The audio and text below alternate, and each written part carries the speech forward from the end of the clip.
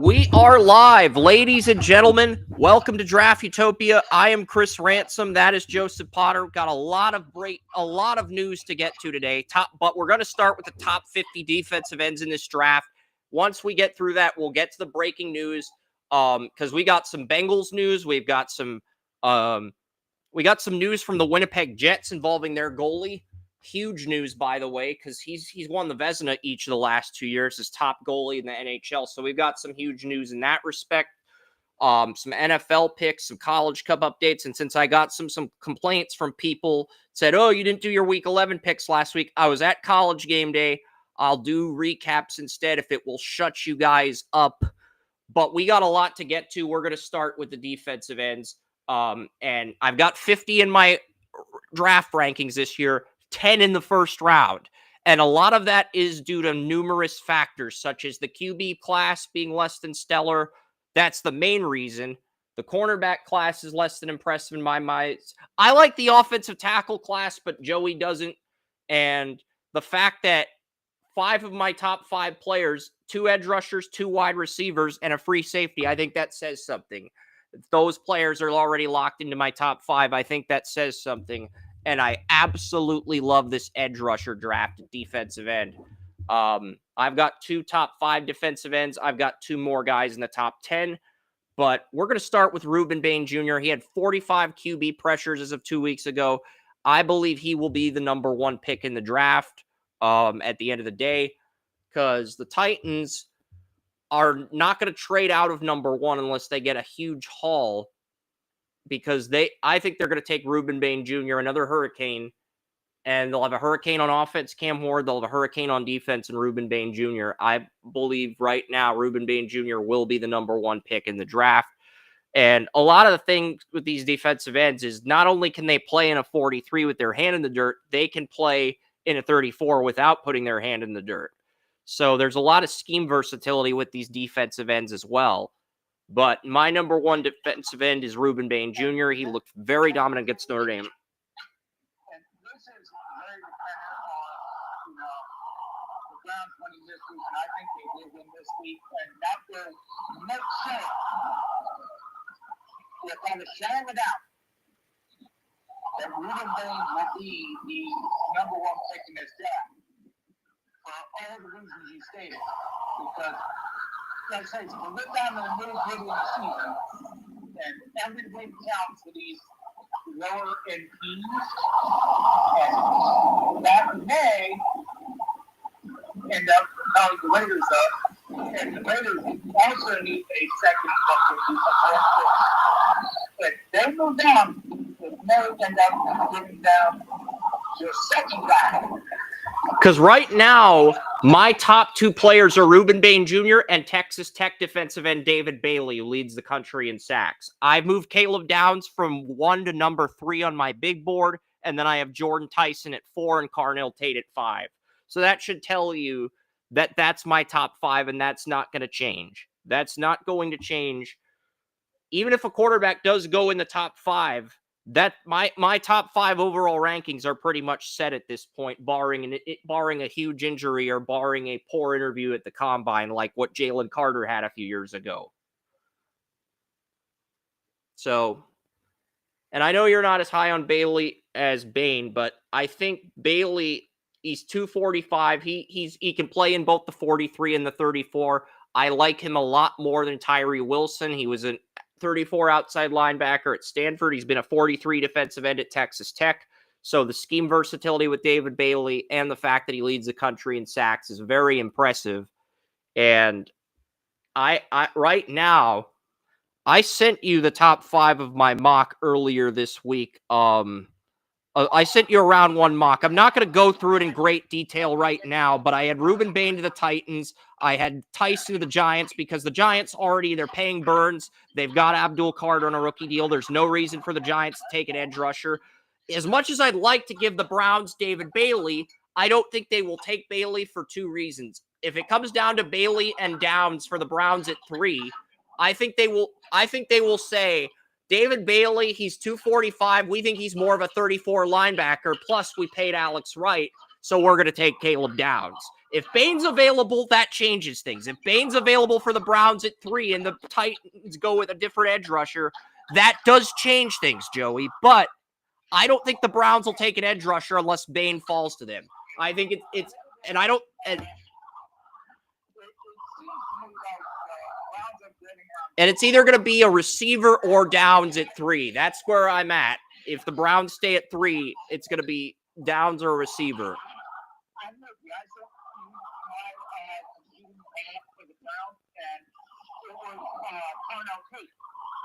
So I'm with you that it's going to be either Downs or Tate. It's going to be an Ohio State guy. I agree. It's going to be an Ohio State guy because I've got the Giants taking Jordan Tyson at 2. There's no incentive for the Giants to take an edge rusher. There's no incentive for the Giants to draft a safety because they have Tyler Nubin and they have Xavier McKinney from Xavier McKinney's on the Packers, but they have another guy. They got Holland from the Dolphins. Sorry, I got Holland and McKinney mixed up for a second. But yeah, they got Holland and they have Tyler Nubin on a rookie deal still. So the Giants are not going to take Caleb Downs at 2. So that really leaves the Giants with, do we want to take the best offensive tackle on the board as a right tackle, or do we want to take a receiver like Jordan Tyson or Carnell Tate to pair with Neighbors to give Dart another weapon? I think they will go with the latter of those two routes and get the weapon for Dart. Because if you get Tyson or Tate as a number 2 to Neighbors and you have Skatibo and you have Dart, you might be able to do something with that offense next year. So that's why I'm thinking the Giants go receiver at 2. And I think they would take Tyson over Tate. So that leaves Downs or Tate for the Browns at 3, which is good for you because you prefer Tate. But yeah, Bailey. Also, if you're going to look at it from a strategic standpoint, they already have a guy that's kind of like Tate. So why are you going to take another one?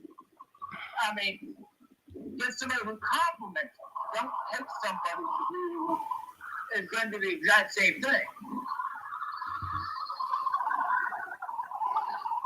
Yeah. And then David Bailey, I have Bailey going to the Saints at 4. David Bailey's the Saints are losing both. The Saints are losing both Chase Young, their 34 right outside linebacker, and Cameron Jordan, their 34 left outside linebacker. Both players are UFAs this spring. And I know there's a temptation to draft a quarterback if Tyler Show and Spencer Rattler are ass, but you still have both guys on rookie deals. And if you don't like this quarterback class, instead of taking a quarterback and setting your franchise back even more if you take the wrong guy, you can just take an edge rusher, reboot on defense, and give Show and Rattler one more year to develop. And if they still suck, then you can get your quarterback in 2027, which makes more feasible sense for the Saints, in my opinion.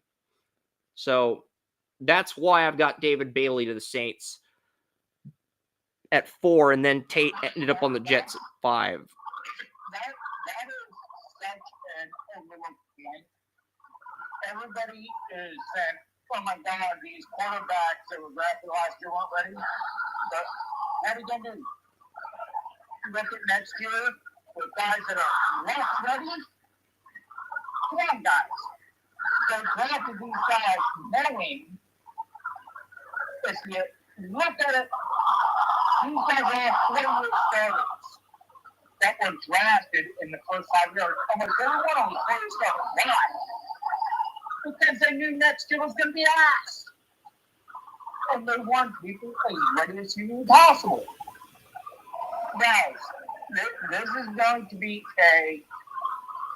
this is not going to be a quarterback class. I've got 2 quarterbacks in the first round at the moment. I've got Carson Beck to the Steelers, and I've got Fernando Mendoza to the Jets with the Colts first round pick at 28. And if Beck throws 4 interceptions against Pitt, Mendoza moves up to Pittsburgh, and then some other guy moves into that round 1 spot. Or the Jets take another position, and Mendoza's the only round 1 guy.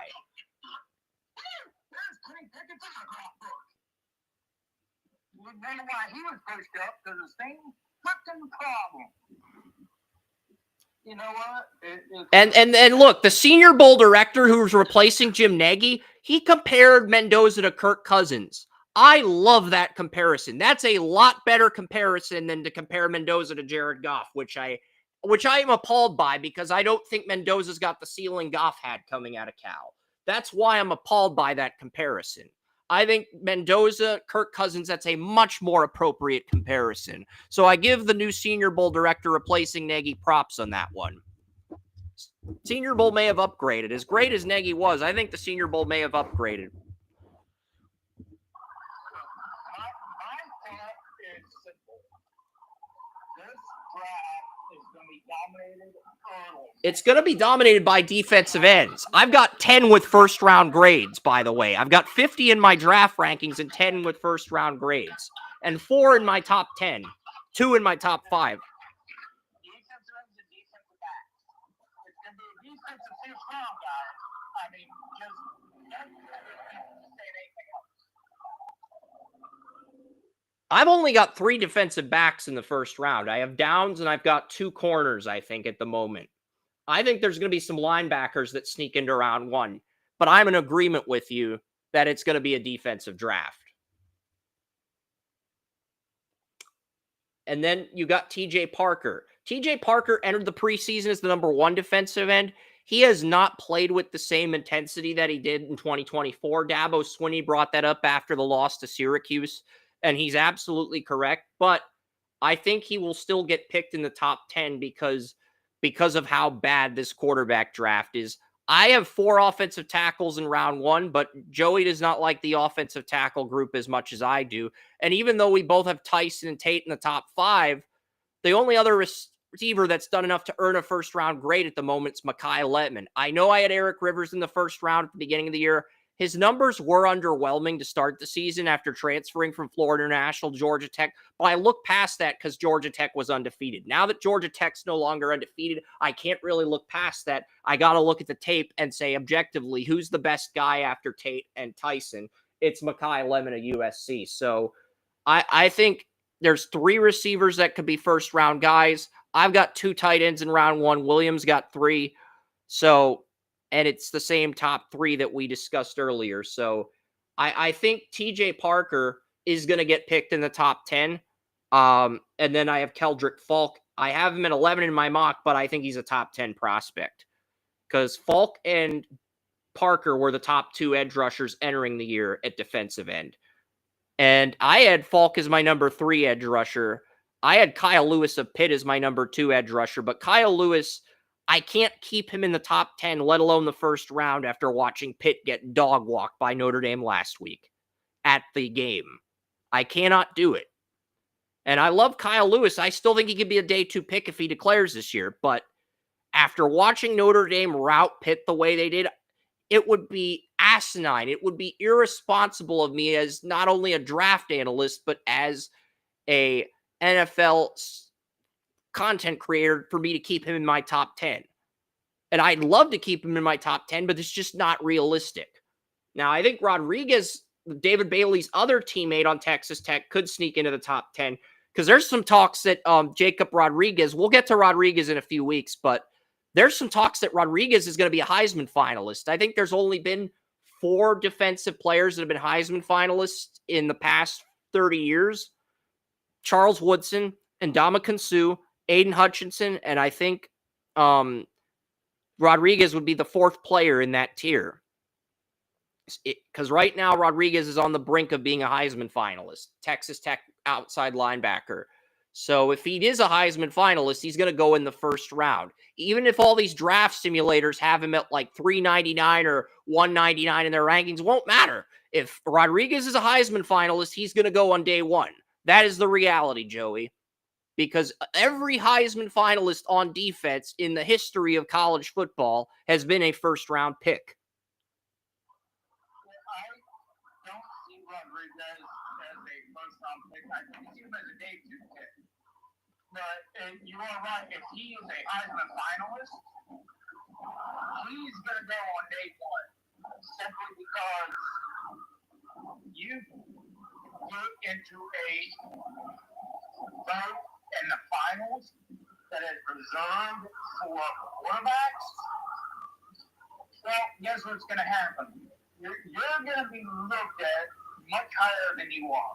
That's why I have the Raiders taking him at 6, because right now their weak side linebackers, Devin White, he's on a 1-year deal, and I I believe he ends up starting for the Raiders next year. That's where I have Rodriguez at the moment, but that could change. But I've got Parker and Falk in the top 10. They're my number 3 and 4 defensive ends. Still like their tape, but they have not been as dominant as Ruben Bain Jr. and David Bailey. And Bailey and Ruben Bain Jr. weren't even in my initial first round mock that I made back in August. So that should tell you everything you need to know about this class. I still like Parker and Falk, but they haven't lived up to the preseason hype. They haven't done poorly enough to drop out of the top 10, but they have done poorly enough to drop out of the top 5. So Parker, I've got Parker and Falk. Parker and Falk are both good, though. Like, I've got Parker to the Bengals at 9, and I've got Falk to the Dolphins at 11. I had Falk to the Dolphins in my first mock back in the summer. So the next defensive end in my rankings is Mikael Kamara, Indiana edge rusher. I mocked Kamara to the Patriots back in the summer because he's fast. He's very explosive off the edge. I think he can play in either a 43 or a 34 scheme, and he is the heartbeat of the Indiana Hoosiers defense. And I saw more explosion. I saw more pop on Kamara's tape than I did on Parker's tape. I know Parker had more sacks, more tackles for a loss in 2024, but I saw more explosion, more burst, more pop from Kamara when watching his 24 tape. And I think that's improved and translated in 2025 as well. So I have Kamara as edge rusher 5. And after Kamara, I think there's a slight drop off to Mateo Ugalele. I still have Ugalele in round 1, but he has no business being drafted before Caleb Tiernan, the Northwestern left tackle. Because when Ugalele went up against Tiernan, Tiernan was 7 for 7. He won 7 reps, and he tied Mateo on 2 reps. And the reason I say he tied is Mateo, he did get past Tiernan on those 2 reps, but Preston Stone got rid of the football before he could get pressure on him. So I'm instead of giving Ugalele a win for that rep, I'm going to give him a tie because he got past the left tackle, but the QB already got rid of the ball before he got past the left tackle, by the time he got past the left tackle. So I'm not going to count that as a loss for Tiernan, but I'm not going to count that as a win for Ugalele either. And as harsh as that sounds, that's a fair assessment. So I do like Ugalele, but at the same token, I would not take him before Caleb Tiernan just based on what I saw in the Northwestern Oregon tape. I already uploaded that game to Rumble. I watched that game live as it happened, and I rewatched the tape afterward, and I did a thread. I took notes on specifically what I saw from Ugalele and Tiernan when they faced off in one-on-ones. So I do like Ugalele, but I think he's a tier below these top 5 guys, whether it's Bain Jr., Bailey, Parker, Falk, or Kamara. I think he's a tier below those guys, but he's my number 6 edge rusher, and I do have a first-round grade on Ugalele. And then coming in at number 7, we've got Cassius Howell, Texas A&M. Cassius Howell has taken over for Shamar Stewart, and he's been very good in that role. Texas A&M's undefeated, and as long as they keep winning, Howell's going to be a day 1 guy. Texas A&M, as long as they keep winning, Howell's going to be a day 1 guy. Because Texas A&M, they lost Nick Scorton, they lost Shamar Stewart.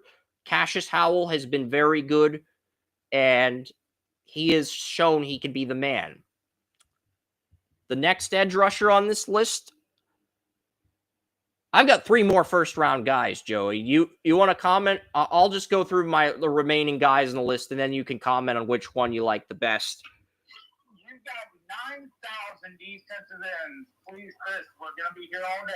I've got 50. I don't have 9,000, but 50 by my standard is 9,000 by your standard. The next guy is Derek Moore out of Michigan. This is a player Wes told me about at the beginning of the year. 6.5 sacks already. I think he's already at 10 quarterback hurries on the year, 25 pressures. I do have Derek Moore in my first round. But if he struggles against Ohio State's tackles next week, he is in jeopardy of moving down to day 2. But I do have Derek Moore in the first at the moment because I really like what I saw from him on tape. Outside of the game against Oklahoma, where he got absolutely dominated by freshman left tackle Michael Fasusi, a 2028 first-round pick, probably the top left tackle in the 28 class at the moment. outside of the game against Fasusi, he has been dominant in every other game for Michigan this year. So I have Derek Moore in round 1. But he's closer to Taco Charlton than Aiden Hutchinson. So buyer beware. Number 9, Trey White, San Diego State. Trey White had 14.5 sacks last year. I had him going to the Lions in my very first mock draft back in July. And San Diego State, they've only lost 1 game in the Mountain West this year. So I have Trey White. I still have Trey White in my first round, as hard as that is to believe, Joey. He's been very good and very consistent on this San Diego State Aztecs team. And wrapping up this list, the guy most likely to fall out of day 1, Donnie Dennis Sutton. He complimented Abdul Carter on Penn State last year. He's been the main guy at edge rusher for Penn State this year. I still have him in round 1, but he could end up falling out of the first round. But yeah, I have those 10 defensive ends in the first round. Outside of Bain and Bailey, what stands out with this edge rusher class? Because it's a very good defensive end group. It's not a lot when you're talking about first-round talent, but they're going to get pushed up because the quarterback talent is so bad. The wide receiver talent is top-heavy, but not, as deep as you would think for regular years. So they're going to get pushed up into round 1, whether you like it or not.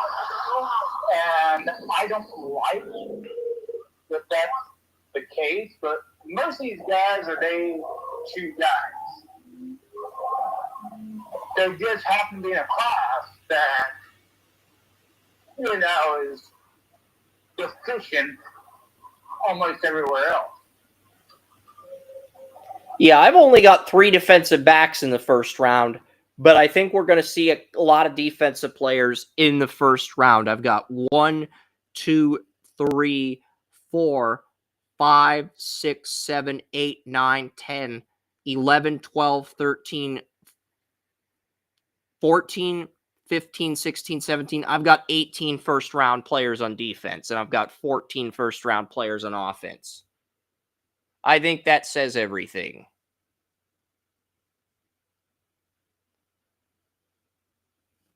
I've got 2 round 2 grades. It's just a top-heavy.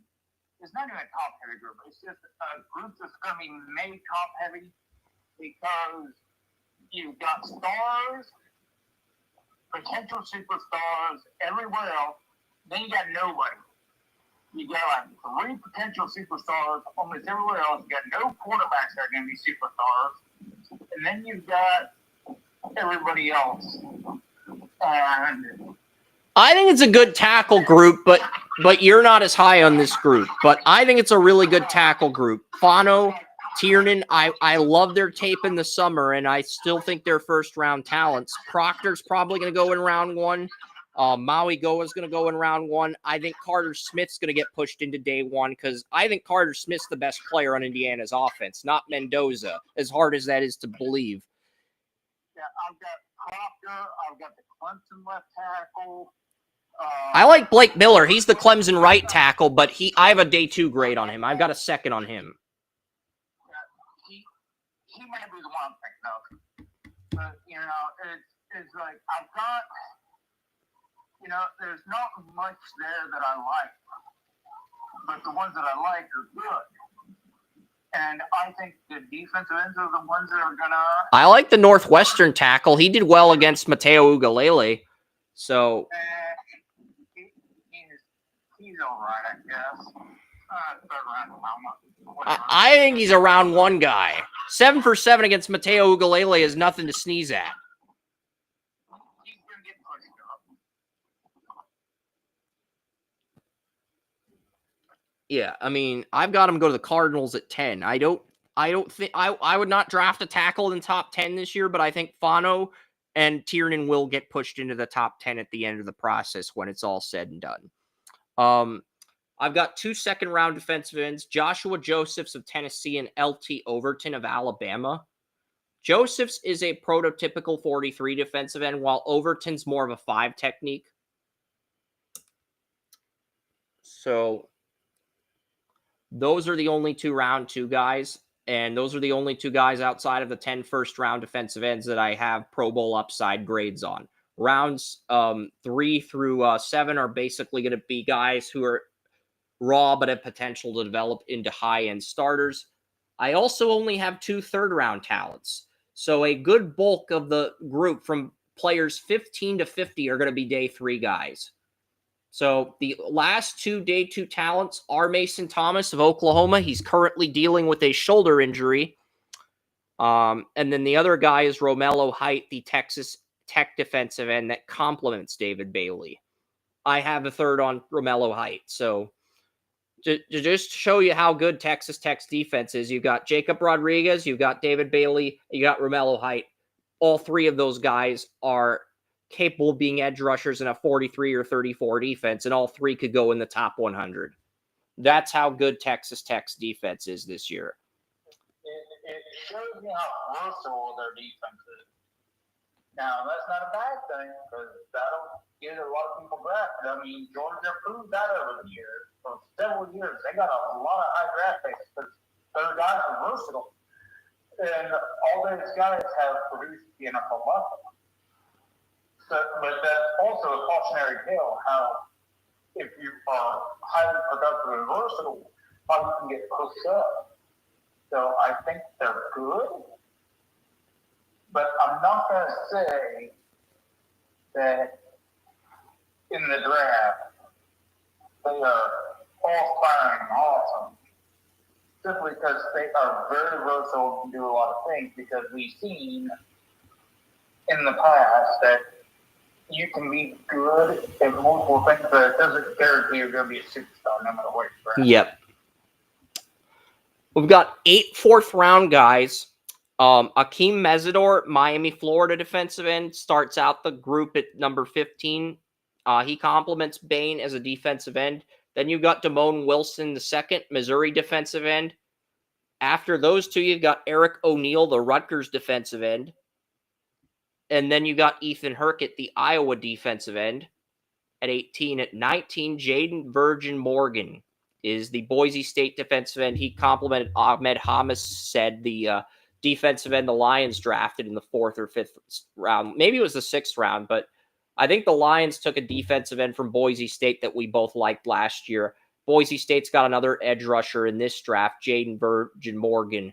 He is a 4th-round grade. And then we got another small school guy, Maurice Westmoreland, the Tulane defensive end, at number 20. And then the last 2 defensive ends, Nigel Kelly out of Central Florida and Tyreek Sapp out of Florida, round out my 4th round. So, and I'm guessing outside of Wilson and Sapp, there really isn't a guy on this list that impresses you that much. But it's a solid group of round 4 guys.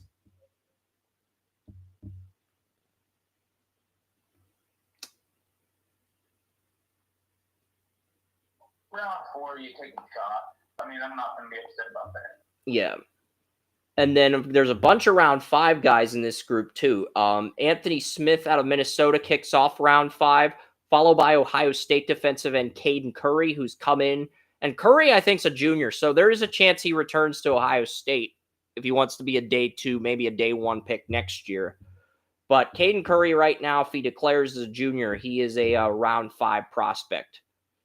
You've also got Clev Lubin of Louisville. Michael Heldman, the other Central Florida defensive end, is a round 5 guy. Patrick Payton, he was a top 100 pick at Florida State last year. Had an underwhelming year. Transferred to LSU, still struggled. Now he's a round 5 guy. He's my 27th defensive end. And then you've got T.J. Bush Jr. out of Cal at 28, and then Zion Young, the Missouri defensive end, at 29. So that's the round 5 group. And outside of Curry and Lubin, I'm guessing this group really, maybe Peyton. This group, there's some okay players, but there's some projects you might be intrigued by at this point, but there's not a player that you feel like you need to take if you've got 4 quality edges.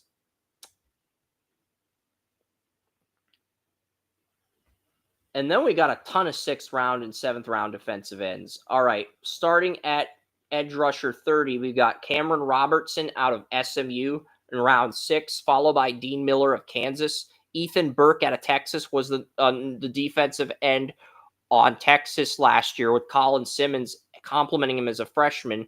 Was the right end at the beginning of the year, but then Simmons took that right end job from him. Now he's the left end. But yeah, Ethan Burke's a good value pick in round 6. You got Jamori Robinson of West Virginia in round 6. Kanata Jackson Jr. out of Ohio State we have in round 6. Trey Smith, Arizona, round 6. Wesley Williams comes in at number 36 out of Duke. And then Vincent Anthony Jr., another Duke defensive end, comes in at 38. 36 and 37 are both Duke players. And then 38 is William Whitlow out of Memphis. So edge rushers 30 through 38 are all 6th round guys. And then we get to round 7. This is I think that you have overestimated with this class. You texted me something that got me thinking this week. It's like when you got the right extension that you found out about and you texted me about, because I hadn't heard about it before. And you said that I don't 11 million was too much. And I'm like, yeah, that would have been too much 4 years ago. No, it's still too much now. I believe he's only worth 6 or 7 million because he's never produced 10 sacks in his career, and I don't want to pay a defensive end past their rookie deal if they don't get 10 sacks at least once. That's the problem, because that means in this day's NFL, you would have about 10% of defensive ends that are veterans. That's the problem. We're looking at this defensive end. Walter agreed with me, but he was more objective than I was. He said he deserves about 9 million versus the 6 or 7 million that I felt right deserved. I can see 9 million. Yeah, 9 million is pretty good. So I can agree with Walter on that, and that says a lot because I don't agree with Walter much these days. And you know that. I can see 9 million. That's fine. He said anything above 9 million is a slight overpay. So he gave the Browns a B grade. I gave the Browns a C minus, but Tony Mario gave the Browns a D plus.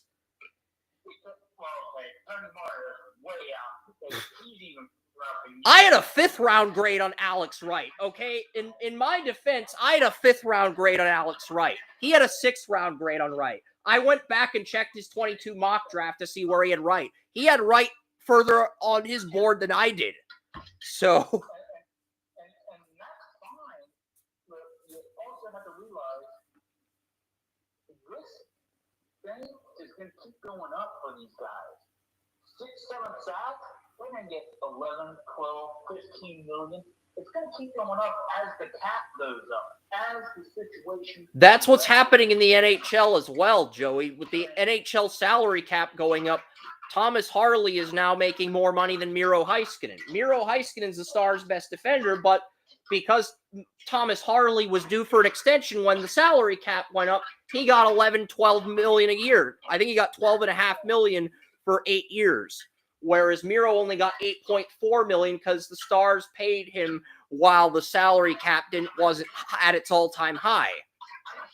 And that's what I'm saying. That's what I'm saying. You can't say that he overpaid based on sacks because you also have to look at somebody who has potential to get 5 to 7 sacks per year would have been paid far less years ago, but they're going to get paid.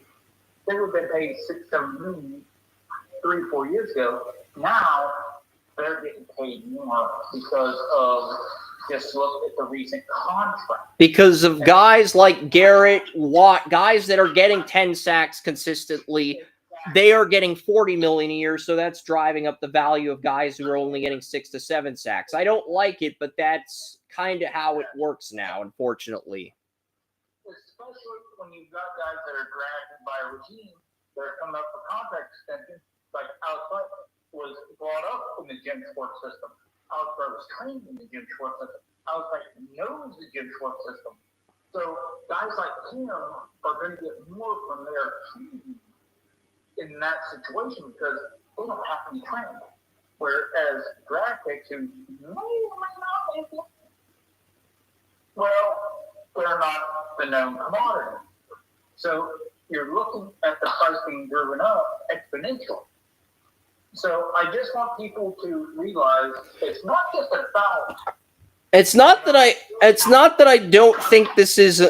It's not that I don't think this won't work out. It's that I like McGuire as a pass rusher more than Wright, and for me, I want my defensive ends to be pass rushers first, run stuffers second, and I want my D tackles and linebackers to stop the run. That's just been my philosophy as a football fan and a football coach. Some teams value left ends as run stuffers. Some teams want their left end to be a run stuffer as well as a pass rusher. So the philosophy varies by team. That's the other part of this, Joey, that a lot of people aren't talking about. The philosophy. And I'm not saying this to devalue you or the draft or anything else. I just wanted to point out that the economics and the thought process of how these guys are looked at has changed, over the last 3 to 5 years. And it's a slow, gradual change. So, you might not recognize it unless you're literally looking for it. And I just happen to be looking for it. And so I just wanted to point it out so that nobody is caught up. And look, as subjective as I was about Alex Wright over text, that's not the worst take I heard this week. Somebody, I think it was scouted.com, like a Twitter handle. They ranked the top 4 number 4 picks in the last 4 NFL drafts. They put Will Campbell at 1, Sauce Gardner at 2. They put Kyle Pitts at 3, and then they put the other guy who went 4th in 2023. No, they put Anthony Richardson, I think. No, they skipped Anthony Richardson. Who was 4th in 2024? Marvin Harrison Jr. They put Marvin Harrison Jr. at 3, and they put Pitts at 4, and they put Will Campbell at 1. I love Will Campbell. I made him player of the game twice this year as a rookie, but I would not rank him ahead of Sauce Gardner. I would not rank him ahead of Sauce Gardner. I think that is a horrible take. That's even worse than my subjectivity on Alex Wright. Yeah, I love Will Campbell. I also love Sauce Gardner. I think there is a bias because Sauce Gardner got traded. But let's face it, let's be honest about it. Sauce Gardner is a star. The Jets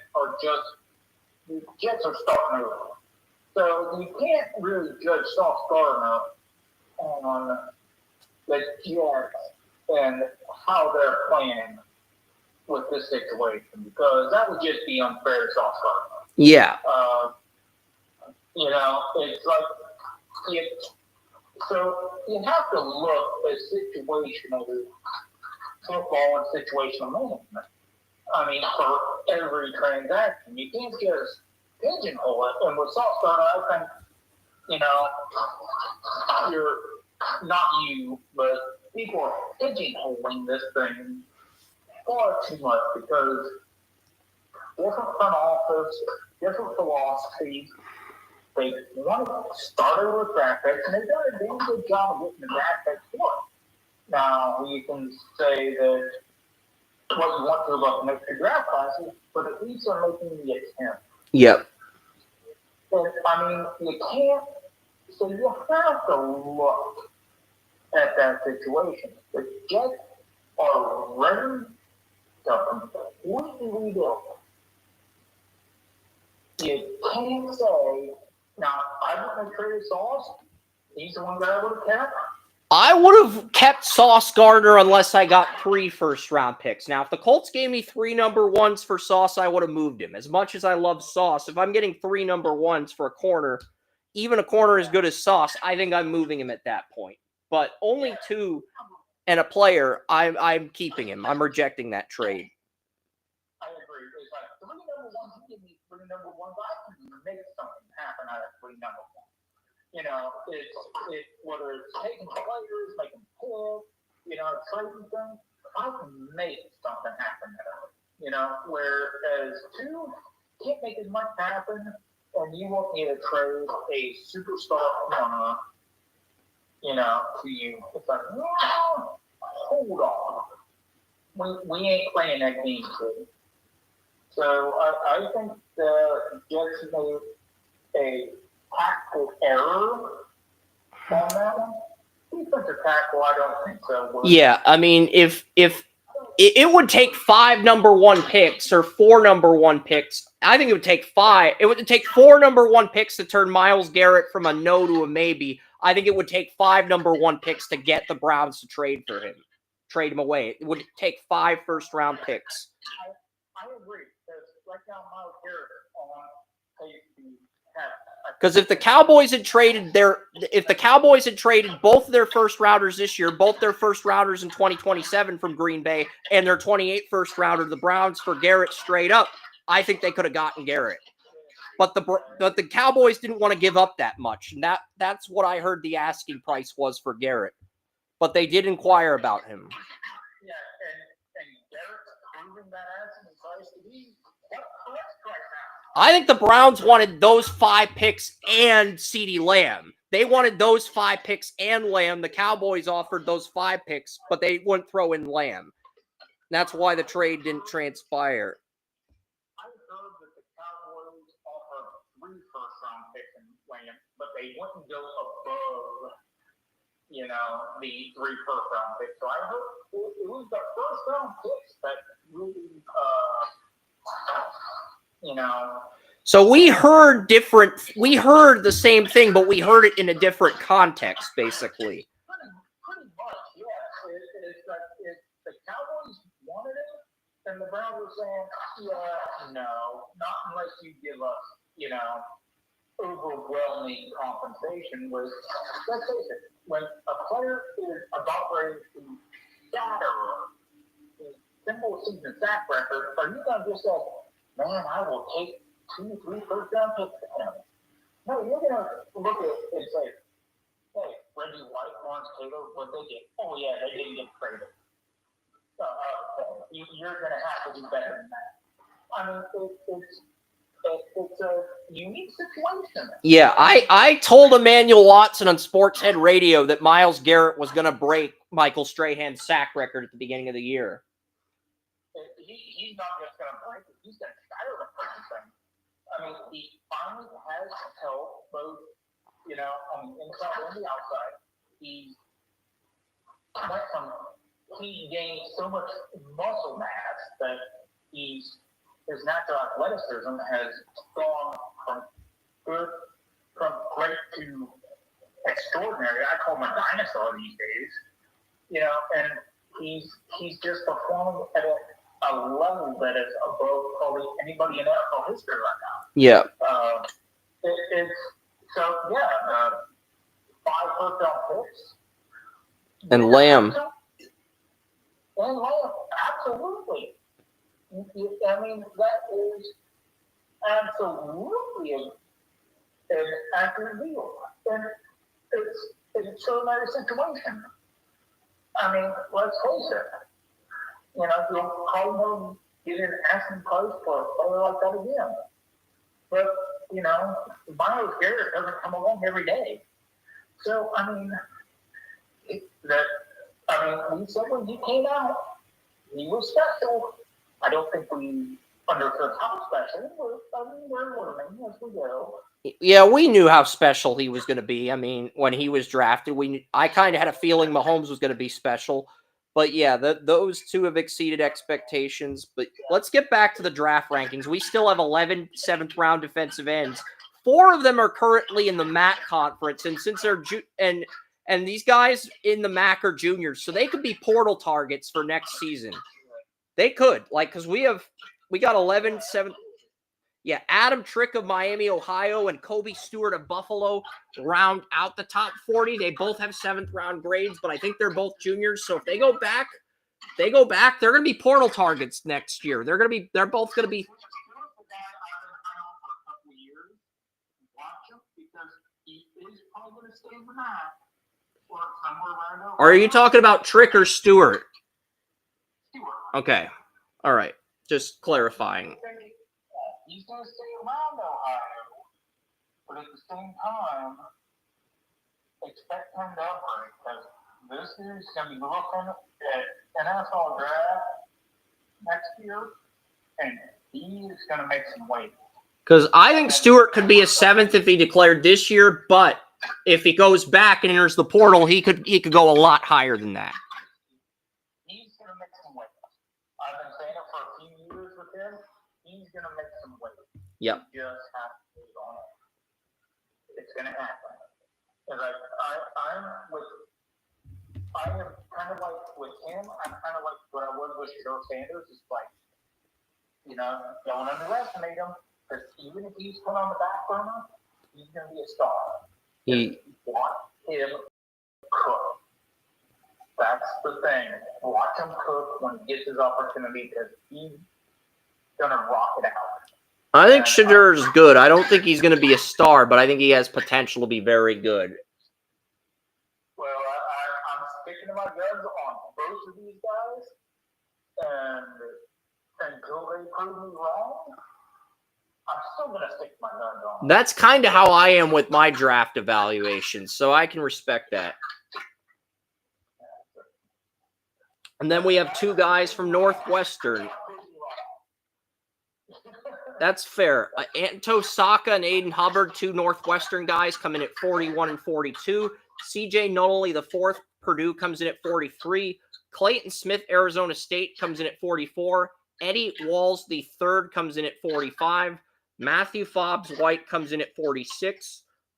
Quincy Rhodes Jr., Arkansas, comes in at 47. TJ Guy comes in at 48. A Michigan defensive end, and then rounding out this group, we have Zurian Fisher, Penn State at 49. And the final guy in my top 50, the only other pass rusher with 10 sacks besides David Bailey, Nathan Voorhees out of Ball State. So he ended up. I'm looking at Guy. He has potential. I like guys, but he's got some work to do. I agree. I'm not counting the big one on him, but I think he's got some stuff to work with there. Yeah, agreed. Raw, but can develop into a borderline starter. Yeah, it's like if I think his, ceiling and floor are kind of in between McGuire and Wright.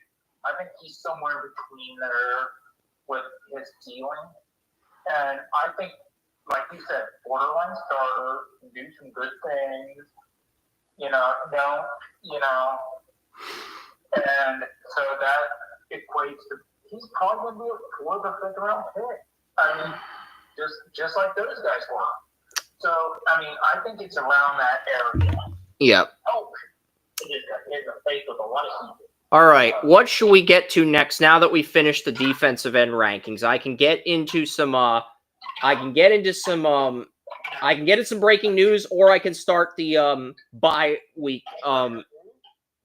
There's breaking news in multiple sports, so I will pull up the breaking news thing on Restream here, and we will break some news because I've got breaking news in multiple sports, NFL and NHL breaking news. So.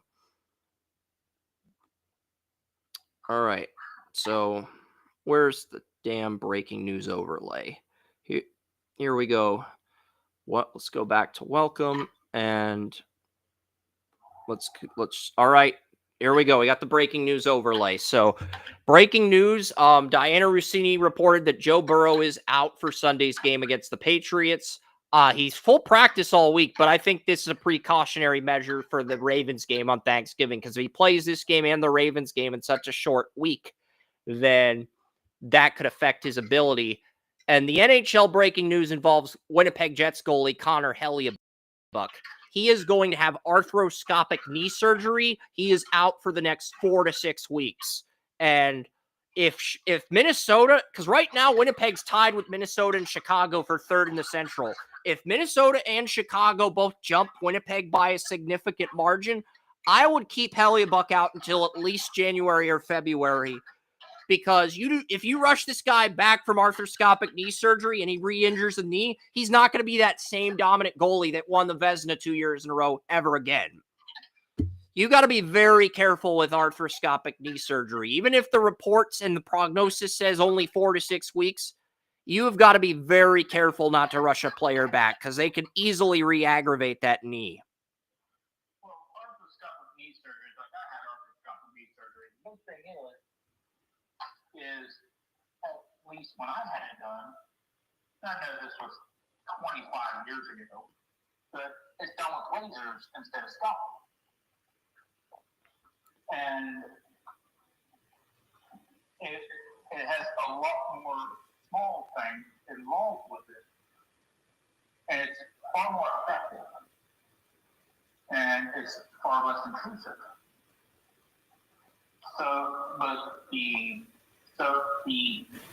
He's going to recover faster than he would with traditional.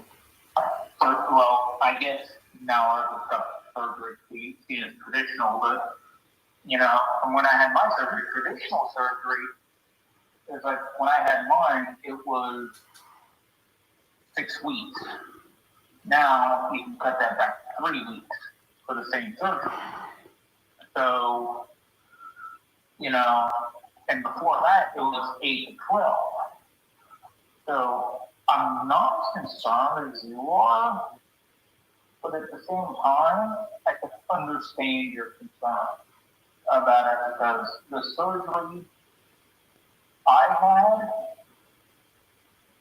took less time. So when you say arthroscopic, I'm saying he might be okay, and my overreaction might be a nothing burger. I'm aware of that, but at the same token, he could also re-aggravate the knee if they're not careful. So there's a fine medium. Well, you can do that with any knee surgery. Yeah, that's true. That's true. So just take it for what it is, and don't worry about it and monitor it weekly, because he is in a sport that is heavy on the knees. Yep. So they may be cautious. The recovery time might be 3 weeks, but they may keep him out 4 to 5, just to be a little bit cautious, because it is the sport that's played heavily dependent on the knees. So they may be a little more cautious based on that, and the fact that he's kind of a big time player. So you don't want to,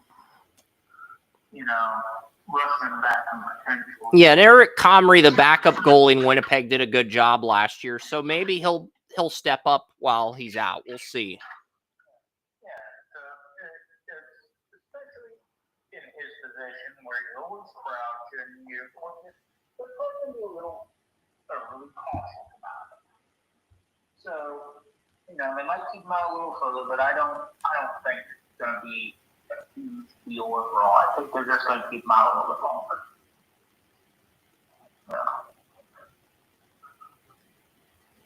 Yeah. So looking at this, for everyone wondering what's happening at noon today and why there's no college football on CBS at noon, the USL Cup is today. Apparently, this is the first time in the history of the United Soccer League that CBS is airing the USL Cup. And they're airing that at noon, and the teams playing in that game, a team I've watched twice in the last 3 years, the Pittsburgh Riverhounds. They are the Eastern Conference champion. They will be battling FC Tulsa, the number 1 seed in the Western Conference. And I think the Riverhounds are going to pull the upset and win today. Well, everybody's picking Tulsa, but I looking at the midfield matchup, the attacking midfielder on Tulsa's Elliot Goldthorpe, a former Hofstra midfielder. The defensive midfielder on the Riverhounds is Jackson Walty. He was the defensive midfielder when Pitt had Valentin Noel and they made those 2 Final Fours back in the day. So I think the Riverhounds are going to pull the upset and win. But everybody in Pittsburgh is going to be at bars watching that game with Oregon USC's at 3:30 on CBS. I think a lot of bars in Pittsburgh are going to be locked into CBS, not just for the soccer game, but for Oregon USC. They're going to take the same approach I am taking with and I know Ohio State plays Rutgers on Fox at noon. That's probably the game Joey's going to watch when he gets to a TV within the nearest hour. But for some reason, my gut is telling me the Riverhounds are going to win. I'm not going to give you my College Cup picks yet. I'll do that later in the show after we get through the bye weeks. But I wanted to comment briefly on the USL game. But on that note, we're going to get straight into the offseason updates for us, the Saints, and five other teams, because the Saints and Colts had their bye weeks last week, but we skipped last week for College Game Day. So we'll make up that, and then we'll go through some of these other teams on bye weeks this week. But we're going to start with the Saints. And give me a second to load the multi-year deals, multi-year contracts, and then screen share this. But yeah, all right. So looking at the Saints here, the Saints have Tyler Show, Rattler, both under contract for next year and for Devin if they don't want to draft quarterback. I think they will 2027 though, but they have the luxury of standing pat if they would rather address defense. Kamara enters the final year of his contract in 2026. I've heard Kamara wasn't traded at the deadline is because Kamara basically came out and said, if you trade me, I'm going to retire. Or they want to move on from him yet, but he does enter a contract year next year, and he's 30, so we'll see. He's had a great run with New Orleans, though. Well, similar I heard about Joe Batonio is that they love the city so much, and they put so much into the city. It's like, I was drafted here, I played here, I succeeded here, I helped this city as much as I can. I love this city. I'm going to retire here. If you trade me, I'm done. I will never play for the other team. And I love that because they're basically saying, you're not going to use me as a pawn or a trade chip or anything else. Once I'm done here, I'm done. That's it. So I do admire Kamara for that step. I'm kind of curious to see what happens with the 22, 23, 20. The Saints will put a fifth-year tender on Chris Olave. 22, 23, 24, 25 is year 4 of the rookie deal. And so Olave and Kamara are 2027 UFAs. They're probably going to extend both next offseason. I'm looking at the cap space the Saints have for 2026. And I'm thinking Kamara's contract extension will be a lot like Miles Garrett, and it will have a no trade clause. Trade thing is true, and the player doesn't want to go anywhere, but he's trying to leverage into a new contract. He's going to add that no trade clause, and he's going to make sure it's there. Just like Miles Garrett did when he went on that tour and leveraged the deal. Kamara's going to do the same thing. Maybe not as public as Garrett did, but he's going to do the same thing. He's going to do that no trade clause to ensure that he is there where. Well, here's the problem, Joey. The Saints currently have negative $13 million, but that's not going to affect them this year. The 2027's when they have to re-sign Kamara and Olave. Right now, the Saints have $145 million for 2027, even though they are over the cap this year. They're over the cap in 2026 by $13 million. The Saints are going to have a mind-boggling $100 million in 2027, even after all their salary. Yeah, $145,983,042. That is what the Saints have for 2027 when Kamara and Olave become UFAs. So they're going to have the money to pay Olave and Kamara. They're going to have the money to keep. So they're going to have the money. They're going to keep any some of the return as well. Agree with that. They're going to have to draft real low to keep those guys and keep a team on them. I agree. And they'll have all their offensive linemen under contract in 2027. Eric McCoy, Cesar Ruiz, Kelvin Banks, and Fuaga. They still need a left guard because they traded Penning to the Chargers at the deadline. He's the left guard. So they will need a left guard. But at the same token, the rest of the offensive line's under contract. That's kind of a relief. Apparently Chase Young's under contract till 2028. I thought the Saints moved on from him. Cameron Jordan's a UFA, but Chase Young is locked up. So is Carl Granderson. But Granderson went from starting regularly to being a bench player or a situational edge rusher once Young came back from his injury. So now you got to, I think you're going to, how much can the Saints save if they buy out Granderson post June 1st? That's going to get you close. That's probably who they'll buy out if they can get Jordan back on a team-friendly deal. If Jordan, or they'll let Jordan walk or retire, and they'll draft an edge rusher on a rookie deal. We'll see. The Saints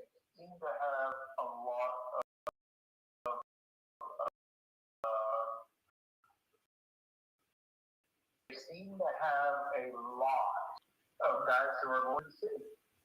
They would rather retire than leave. And you're willing to the city, but the Saints is like, we kind of screwed up our salary cap over the years, and we may have some trouble overall if we don't get our draft 100% correct. So, I mean, it's admirable, but at the same time,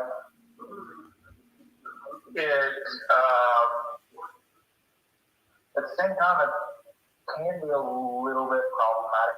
Yeah. And the Saints are going to let Alontae Taylor walk. They let a Debo walk after his rookie deal. They're going to let Taylor walk. They didn't extend him. And they pretty much traded him for more draft capital. So you are going to have to get a Quincy Riley did great when Yiadom was injured. He intercepted Caleb Williams. Quincy Riley has shown he can be a number 2 corner next to McKinstry, even though he was utilized as a nickel while Yiadom was injured. So I think the Saints are going to be okay at corner because they're going to have McKinstry, Yiadom, and Riley. They can move Yiadom back to the nickel. Take over for Demario Davis next year. We all like Danny Stutzman. So Jonas for Justin Reed's under contract until 2028. So I think the Saints are going to be okay in the secondary. Like Group A isn't restricted free agent. So yeah, I think getting another edge rusher is a priority. But overall, most of the defensive players and most of the offensive linemen are locked up. So you just need to get a left guard. You just need to get a tight end next to Juwan Johnson with Taysom Hill and Morrow said to be UFAs. And you just need to reload at receiver. And I also think another running back is a priority because if you're running without Kamara and you're going to have to resign him, you're also going to want a strong backup. They've got Kendre Miller as the current, I think the third string running back. Devin Neal out of Kansas is better. And I think passing Kendre Miller is by next year's training camp. And if that's the case, isn't that right call? I mean, a guy like Jerome Ford or somebody like that, just a veteran to a $1-2 million 1-2-year deal, just to that position in case Kamara Jack's under contract. They've got Kamara. They've got Kendre Miller as the backup. Devin Neal is the third stringer, and former Broncos running back Audric Estime is the fourth string running back. So, yeah, the Broncos cut Estime and the Saints picked him up. Yeah, I'm just thinking the Saints need to hedge their bets on this because Kamara is all world running back. And if you even take a chance with it, you gotta have backup plan. We're going to go after a guy like Nick Chubb and use him as a change of pace back, like the Texans have done this year with Woody Mark. Because Woody Marks is now the number one. Jaquavius Marks, Woody Marks is now the number one back in Houston. So I think the Saints will go after a guy like Nick Chubb and make him the change of pace guy behind Kamara. How much I love Nick Chubb. Man, with two completely concussions of a broken right foot. He's done well this year, but he's a shell of his former self. I agree. I'm not sure how many years he has left.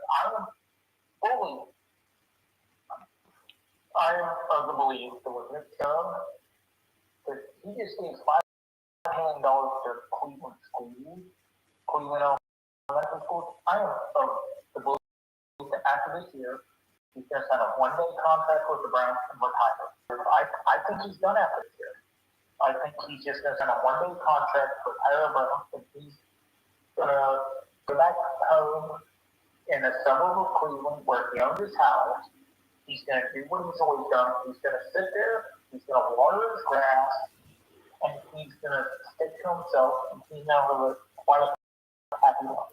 I don't think they're going to get Jerome Ford. That's settling when you got better options. Rashad White's a UFA.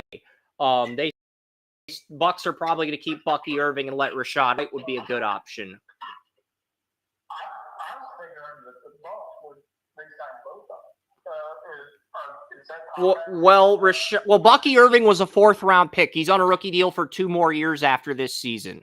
So they could re-sign White, and they've still got Sean Tucker on a rookie deal too. For one more. I was thinking that they were gonna re-sign Irving for a long-term deal.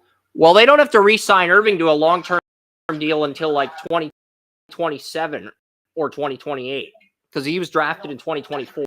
Yeah, they don't have to. Sometimes he will jump the gun if, they feel like you guys. That means the earliest they could do it is after next season. That's the earliest they could extend Bucky Irving. It's after next season.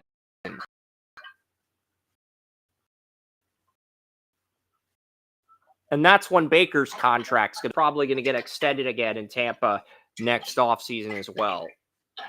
Yeah, I mean, that's... Yeah. Fourth quarter game winning drive this year, something stupid like that. I mean, shit. That's Joe Montana level game winning drive for a year.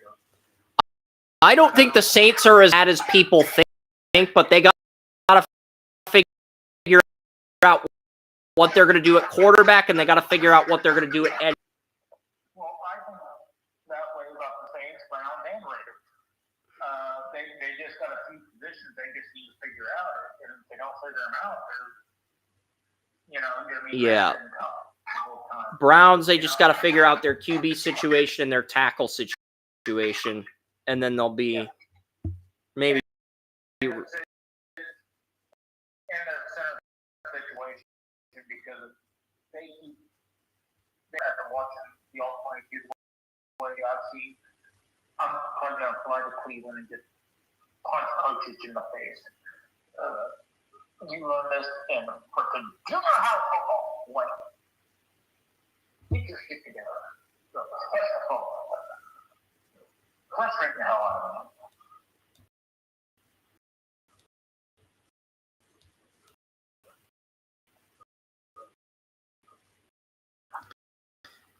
Yeah, I'm seeing who's next on the list of bye weeks. So, yeah, Commanders 3-8, Dolphins 4-7. So it's Commander the mock draft I did.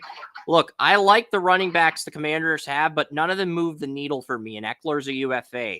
And none of the running backs the Commanders currently have move the needle for me. That's what Emmanuel Watson said on Sports Head Radio. I agree with him. So if Jeremiah Love is available and you miss the playoffs, I think you have to get Love to pair with Jaden Daniels. That's a guy that will elevate your offense. He'll be on a rookie deal. Eckler and McNichols are UFAs. Mariota's a UFA on a team-friendly deal. Well, I disagree with you about the running back. At the same time, I agree with you about Love. Because I'm a big fan of Love. So if you can get Love to pair with Jaden, you do it. Otherwise, you keep Rodriguez, who's an RFA, and you keep Krosky Merritt your 7th round. You roll with those two. But if you get an opportunity to add Love, I think you have to pull the trigger. Yeah, they're good backs. I mean, they're going to get the job done, but at the same time, they're not Love. Yeah. You know, so it's like, well, I agree with you that they don't move the needle because together I think they do move the needle. But they don't move the needle to the extreme that Jeremiah Love does. Jeremiah Love could be Washington's version of Saquon Barkley.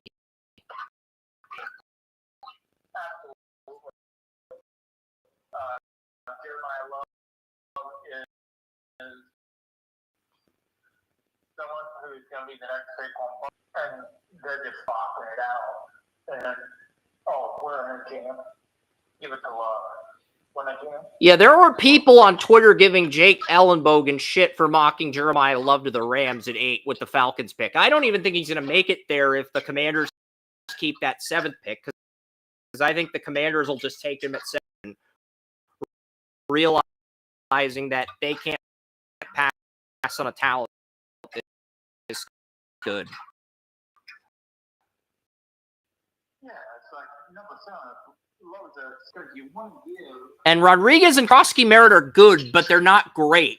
They're not great to the point where they can be truly elite, truly special. Love is a chance to be special, so I think you have to pull the trigger in that scenario.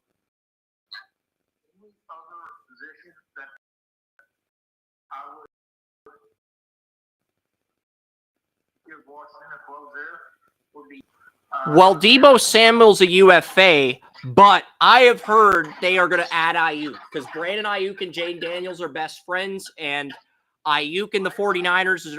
Diana Rossini reported last night that Ayuk and the 49ers are headed for a divorce in the spring. The 49ers with Ayuk's guarantees, and if that's the case,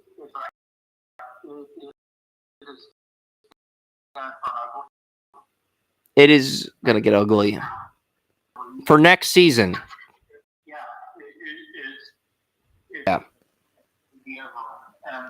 They can't cut him without taking a cap hit, but they can trade him to a team that wants to take on his cap hit. Yeah, and then that team can look and say, look. And the only two teams I see giving up significant capital for Ayuk, Steelers and the Commanders. I don't think anyone else. The Commanders are saying, we're going to give you your guarantee back. And there you go. Everything's pure. Everything's happy. And hey, we might give you an extra year on your contract.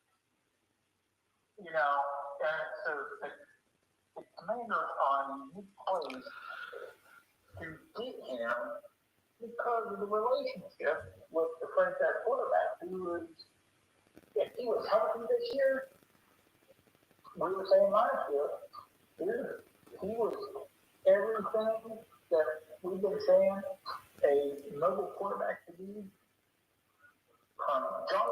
If Super Bowl 63 is in Las Vegas, that is when I'm looking at the Commanders getting it. If they get Love, they will win it. If they get there. If they get Jeremiah Love in the draft, they make Super Bowl 63, they will win it. It's going to be tough for that to make the guarantee. Because that's like 3 years down the road. But at the same time, Love will still be on a rookie deal for 1 or 2 more years. He'll be at the point pay him, and Jaden Daniels will be approaching that second contract as well on the 5th-year tender. Yeah, Love and I that gives them incredible opportunity as long as the offensive line keeps getting those up. Yep. Terry McLaurin's still under contract. Debo's a UFA. Noah Brown's a UFA. Luke McCaffrey's been more of a slot receiver in the wake of Brown and Debo being injured. Well, Debo's not injured. Noah Brown here is the slot. Luke McCaffrey took over as a slot. Now he's injured. Now Jalen Lane, the rookie's been having to play slot a lot earlier than he was supposed to. Zach Ertz is a UFA. I mocked the tight end of the Commanders in round 1. I think that's probably going to happen in round 2 now if they have a chance to grab Jeremiah Love. They're probably going to get their tight end in round 2 because right now they've got John Bates and they've got Ben Sinote, the Kansas State tight end, on a rookie deal. But Sinote's still in year 2 rookie deal. He hasn't jumped big. He hasn't taken the leap people thought he was going to take. And I had a lot of tight ends graded higher than Sinote, but that was the guy the Commanders front office loved. I like Sinote, and I think I thought before he had a lot of potential, but he is, he would need more. Yep. And I think Pierce might have underestimated how much work. But I think 2-3 years in, I think they're going to give him the work he needs. And I think by next year, he's probably going to emerge a little bit. How much, I'm not sure. But I think by next year, he's going to start to emerge. Yes, and we'll see what happens. Cole Kmet didn't emerge until his second year because they had I think they had Mercedes Lewis and they had another guy starting at 26. They currently have $81 million to spend, and they have contracts they can get out of as well. Like the Lattimore contract, they can get out of that and save $18.5 million if they want to get out of that because there's no dead cap on Lattimore's contract. So if the Commanders want to get out of Lattimore's contract, they have the luxury of doing that. I don't think they're going to get out of it at this point because it's not a de facto corner that's better than him. Laramie Tunsil, he was supposed to get a 3 or 4 year deal with the Commanders, but they voided the last 2 years on that deal, so now he's a 2027 UFA instead of a 2029 UFA. Baez also had the last 2 years on his deal voided, so right now, Tunsil at left tackle, Connerly at right tackle. You have Cosme at right guard. You have Allegretti at left guard. You have Baez. Washington's entire offensive line's under. I know you've want to upgrade the offensive line, so I am looking at the buyouts pre-June 1st. Baez has a $2.9 million buyout. Laramie Tunsil has a $10.5 million buyout. So he's set to make $24.95 million next season after making 10.6.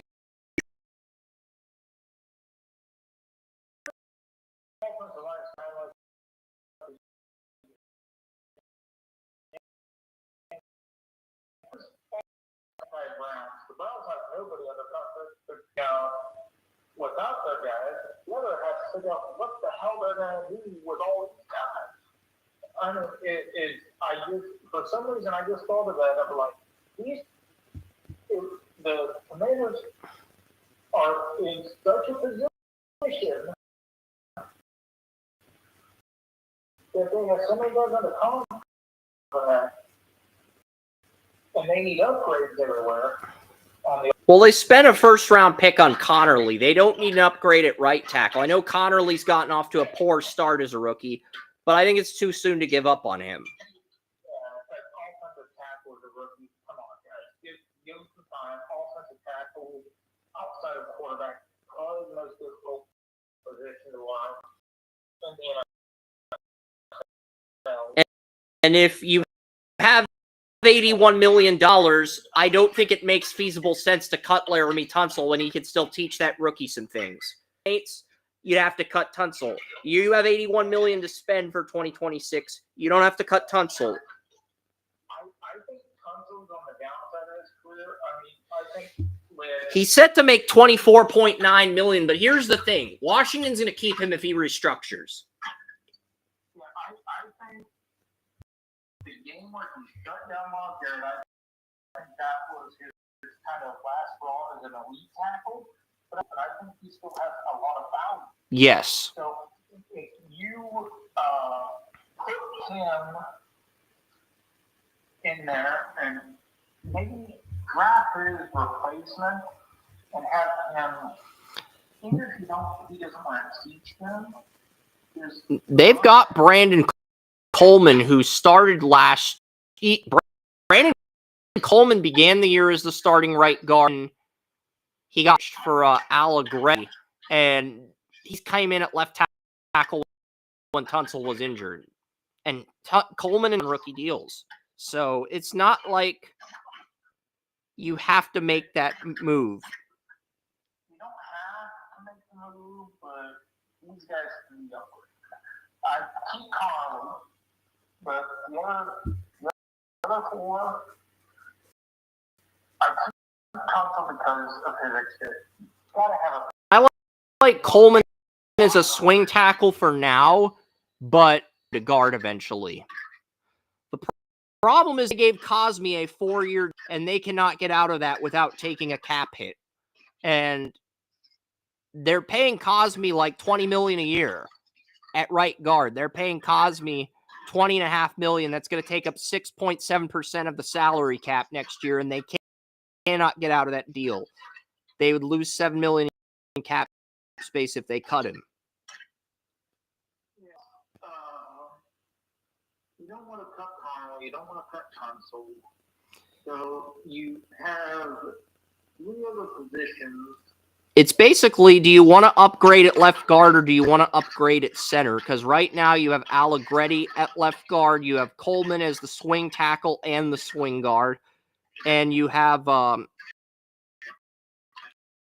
Coleman's already 25 after his rookie year, so it's like. The sad part is Tunsil.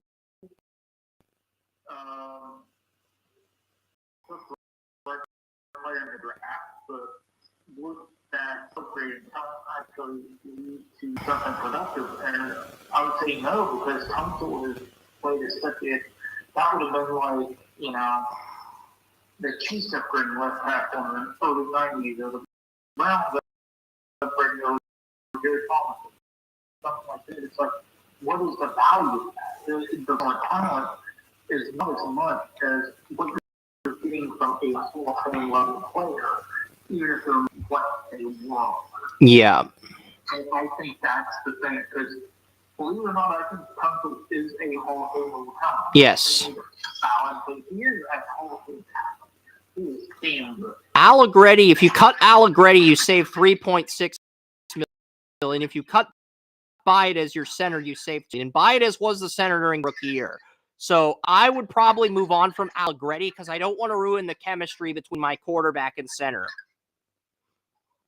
Not when I have $81 million to spend. That's something I've been hearing a lot, is that I've heard several people from a few local teams as well as a few reporters from local teams as well as national saying, these quarterbacks don't need to have chemistry with the line. They don't need to have chemistry with the center and front.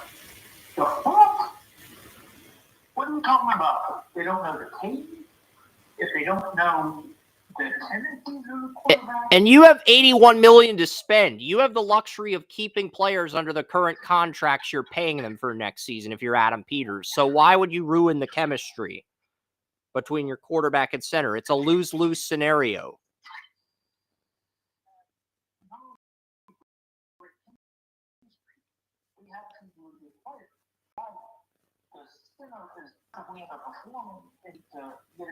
The only player I would probably upgrade right now is left guard, and you could get a left guard in day 2 to compete with Coleman for the left guard job in camp. It's like, I think Vegas to be upgraded, but at the same time, you want to do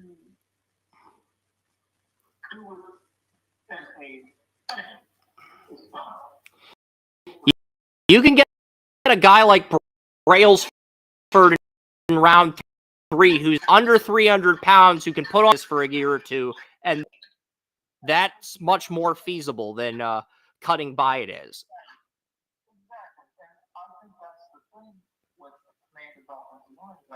You don't have to replace them all immediately. You can draft a replacement and ease them in because they're just satisfactory enough that you upgrade them.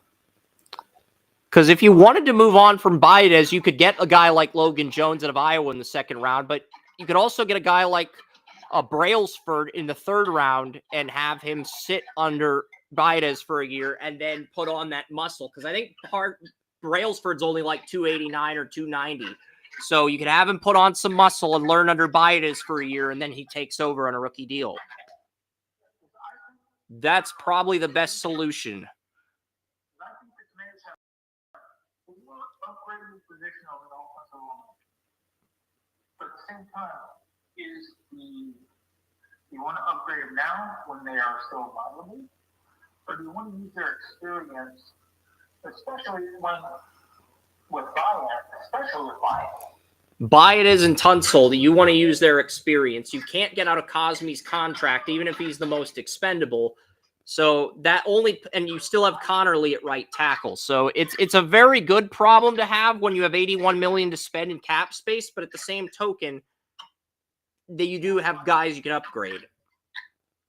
I use Baez because the relationship between center and quarterback, you're a good center, and you know your quarterback as well as those two know each other. You don't just want to blow that up. Yeah. That is because that's something that happens a lot in the NFL. That's why I would say I love Luke Whitworth. Why would I put Luke Whitworth in immediately, even though Coach sucks ass right now? Because the relationship between quarterback and center is so valuable. Exactly. You don't want to screw that up. Wait at the very least till the offseason, get somebody who can gradually work in or take over. Do not screw this up mid-season. And in Washington's case, give it a year.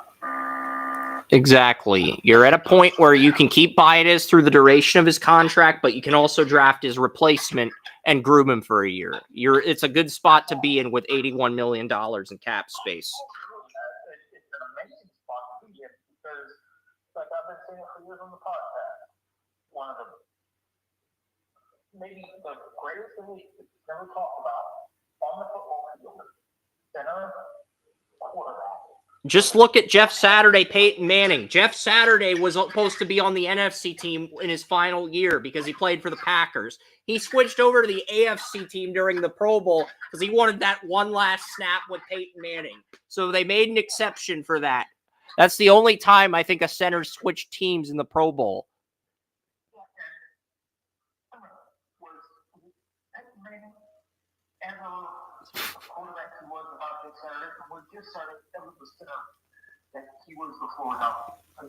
No.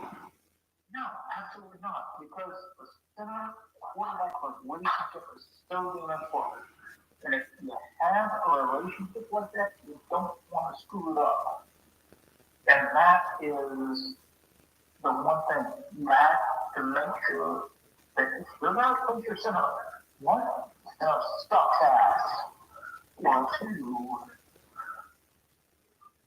they have been there for a year or two, and have been able to gain a little bit of rapport. So when they take it over, it's a rapport that can materialize quickly because if the center's on the same page as the quarterback, well, you're in for a long season. Not very well. Yep. We'll get to the defense now. Dietrich Wise is a UFA. So is Von Miller. So Dorrance Armstrong is the only returning starter at defensive end. You are going to need another defensive end to pair with Armstrong. And That's going to have to be addressed in free agency or the draft. Duran, Payne, Kinlaw, and Zerzan Newton are all under contract next year, so you have 3 defensive tackles under contract. You can get a defensive tackle on a rookie deal in like day 3. Luvu. Washington, the Browns, and Dallas are the 3 best defensive tackle situations in football right now. I put the Patriots up there because the Patriots have Barmore and Milton Williams, and they have Tonga, and they have Joshua Farmer, their 5th-round pick. For me, is the kind of wild card. I'm not as sold on him as you are. So it's like he's kind of a wild card where the other 3 teams I think are solidified. Barmore's great. What are you talking about? Barmore's great. Oh. Oh, I thought you said Barmore. My bad.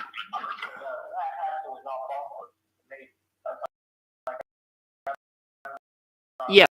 Barmore and Milton Williams are the 2 best 5 techniques in the league, right? A lot of merit, but it has a little bit of merit. I'd argue the Patriots have 2 of the 10 best 5 techniques in the league right now with Barmore and Williams.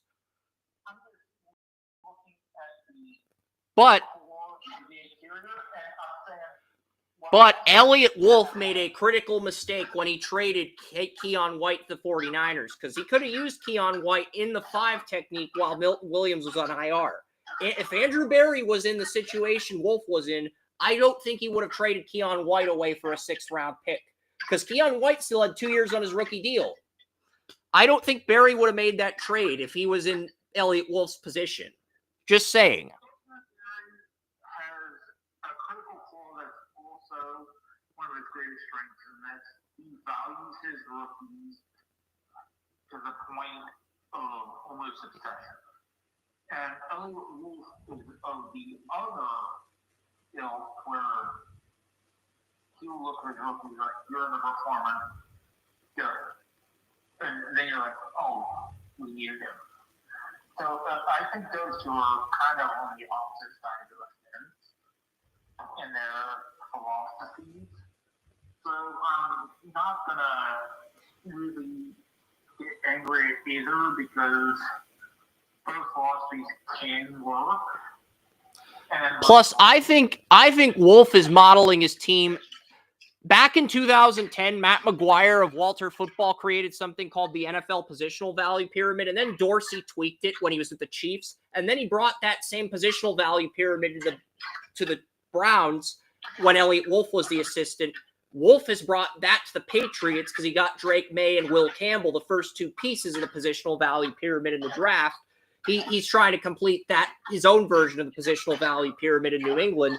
And you could argue the Lions use the positional value pyramid too, since John Dorsey's an assistant to Brad Holmes on the Lions. So you could argue those 4 teams, Chiefs, Browns, Lions, Patriots, are all proponents of the positional value pyramid. The other teams, not as much. I think he is the only thing that keeps Walter Football viable. He's an amazing scout. Well, Matt McGuire no longer works at Walter Football. Matt McGuire got replaced with Charlie Campbell. My bad. Back in like 2013. But Matt was great at the time. Like in the early mid-2000s, Matt was perfect for that role. And then he got his degree and became a teacher, which is cool. That's good for Matt.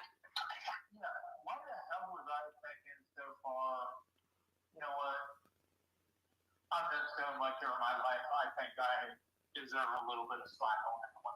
Yeah, I'm not going to give you shit for that, Joey. But I have so much respect there that the value in the value pyramid is good. Some people think the value pyramid's obsolete. Like a lot of the people in the scouting group that Colton Edwards started on Twitter say that positional value pyramid's obsolete. I don't think so. If you don't have an identity, it's a good way to build an identity. Well, and here's the thing. People also say the traded value chart for the draft is also obsolete. You know what you do with it? You tweak it. No, because you look at the top of the positional value pyramid. Tier 1 is quarterback, and then Tier 2, you have left tackle, edge rusher, corner. You have Gonzalez and Will Campbell for Tier 2, and you signed Harold Landry as a stopgap. But I think the Patriots are going to draft another edge rusher this year since there's 10 first-round guys at defensive end. Plus, you have Jacob Rodriguez as well that you could get at outside linebacker, and that would be the edge you bring in to complement that you. And then next year they're going to get their receiver, because next year's receiver draft has like 7 or 8 first-round receivers, and this year you've got like a ton of edge rushers. So I think the Patriots have already decided we're going to get an edge rusher in round 1 this year. We're going to get a receiver in round 1 in 2027. I think Elliott Wolf's already at that point.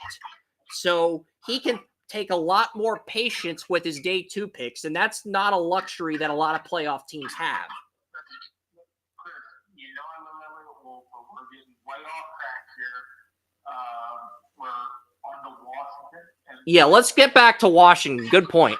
Frankie Louvu's got 1 year left in his contract. Bobby Wagner's a UFA, but I think he'll be back. I would think. As long as he doesn't want to retire, I think he'll be back. Well, my original point was their interior use is going so good. They used to have a great pass rush. They don't anymore. All they need is to get a really good pass rusher to complement that front 7 to rebuild everything defensively the way they used to have it. Yeah, and the Commanders, I feel like they need multiple needs. They're going to need a running back. They're going to need a tight end. As much as I'd like to tweak the offensive line, I think getting an edge rusher, getting a running back, getting a tight end, that's got to take precedent over fixing the offensive line. And that is logical and viable, because even though the offensive line can be upgraded, and they have upgraded at one point, are those upgrades more valuable than can they work with what they have yet? Because I think you go Jeremiah Love round 1, but if you go Love round 1, you got to either take the best edge rusher or the best tight end on your board in round 2. Then you got to address the other position in round 3. So that leaves you with some day 3 picks to get offensive line guys. So, I mean, it'd be more advantageous to get It's more advantageous to fix the defensive line, edge rusher, running back, tight end, and then go into 2027, which you think is a better offensive line class than this one, and then fix the offensive line then. It's more advantageous to take that approach versus... And it would give Larry Tunsil the chance to teach somebody, University of Teacher by example, and if they decided to cut him, it would lower the cap that it gets them. Yeah. So it worked out well. And, I don't know why you would cut Larry Tunsil anyway. I think Tunsil's more likely to get extended than cut. But we'll see. And so do I, because it's like, you got like a top 5 pick and you got an all-world offensive lineman. But, what are you going to do with it all, I think my potential grade on Spencer Fano coming out of Utah is a 94.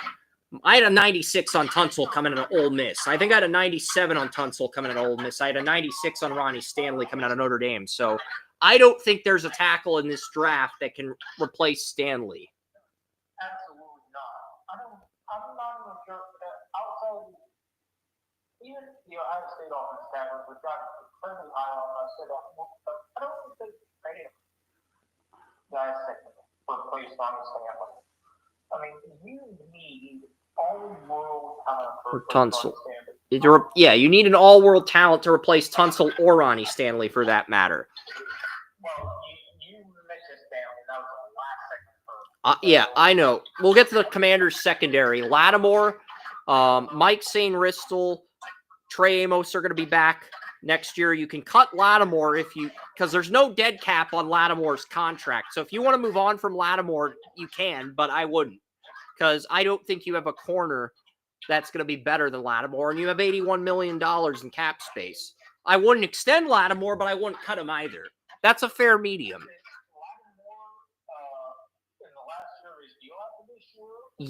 Yes. Lattimore is in the last year of his deal after this season, and he has no dead cap. So the Commanders can cut him and save $18.5 million if they want to. Yeah. Since they have $81 million, they could cut him to save $18.5 million, but with $81.9 million, $81,900,000, I would not cut Lattimore.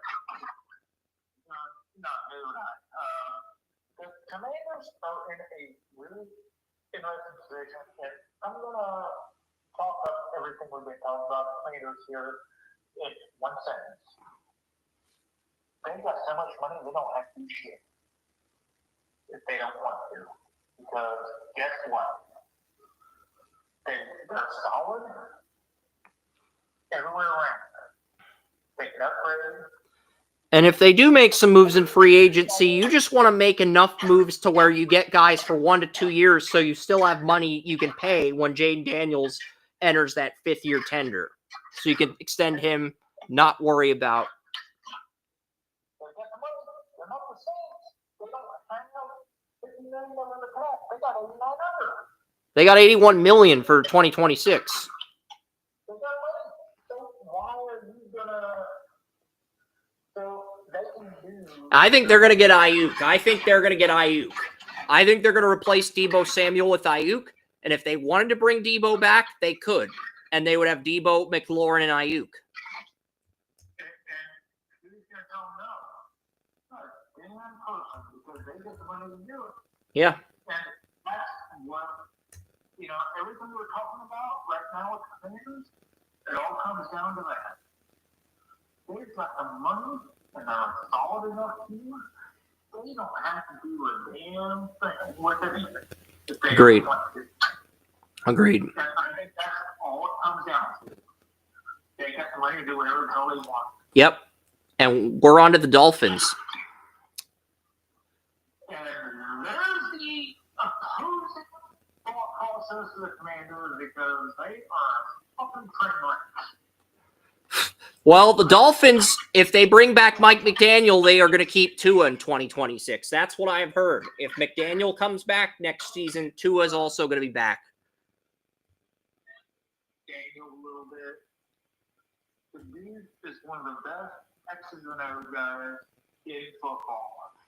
The problem is his offense only works in like 6 cities.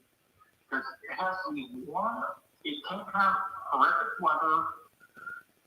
Everything has to. It's not as X's and O's do. If you put him as just an offensive guy working in an offensive system, well, guess what? This dude, he may be one of the most brilliant coaches in the sport. But he may also be somebody who just has more trouble adapting than any other coach in the sport. So it's a really difficult position for Dolphins to be in. It's a difficult position for him to be in. Because if everything's perfect, Tua throws for 4 touchdowns, 400 yards. If anything goes wrong, Tua throws for 4 interceptions and 150 yards. But if the reports about the Dolphins keeping Mike McDaniel in 2026 are true, Tua is going to stay in Miami. He's not going to get moved in the offseason. If his brain is capable of surviving whatever the hell the hell. Because the Dolphins can't cut Tua. They would lose $42.8 million, and the Dolphins currently have negative $11 million for 2026. So they are not in a position to where they can. They're not good, and they don't have positions. Their position is not good. So we're looking. The earliest Miami can get out of Tua's deal if he doesn't retire is 2027.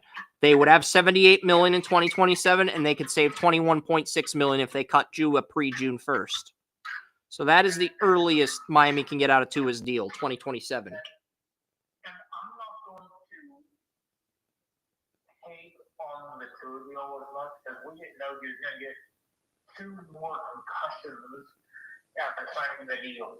I mean, I mean, that was... His contract was originally going to run through 2030 or 2031, but they voided the last 2 years, so his contract's up in 2029. He's scheduled to make $65.8 million in 2028, but I think the Dolphins will move him in 2027. Either cut him or trade him. I think they'll keep him for next year, but he'll probably be moved after that. It's a difficult... Unless he rebounds in 2026 in a massive way. It's a difficult situation for the Dolphins to be in. Yeah. Because their offensive line,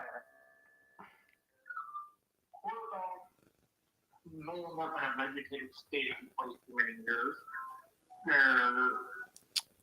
It's somebody who is brilliant but limited.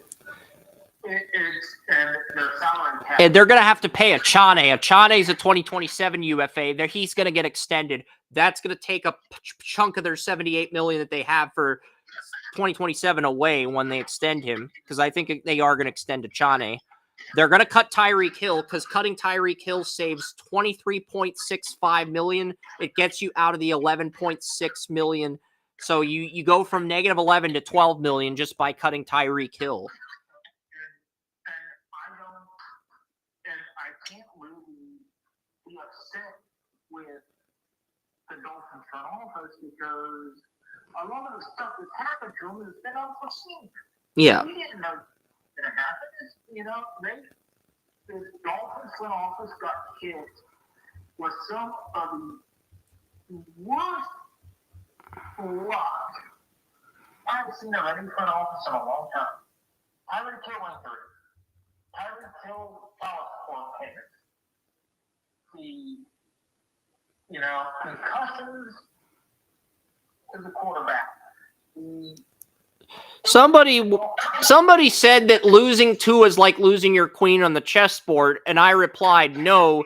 Tua would be, if the Dolphins' offense was a chessboard, Tua would be a rook or a bishop, and Tyreek Hill would be the queen, okay?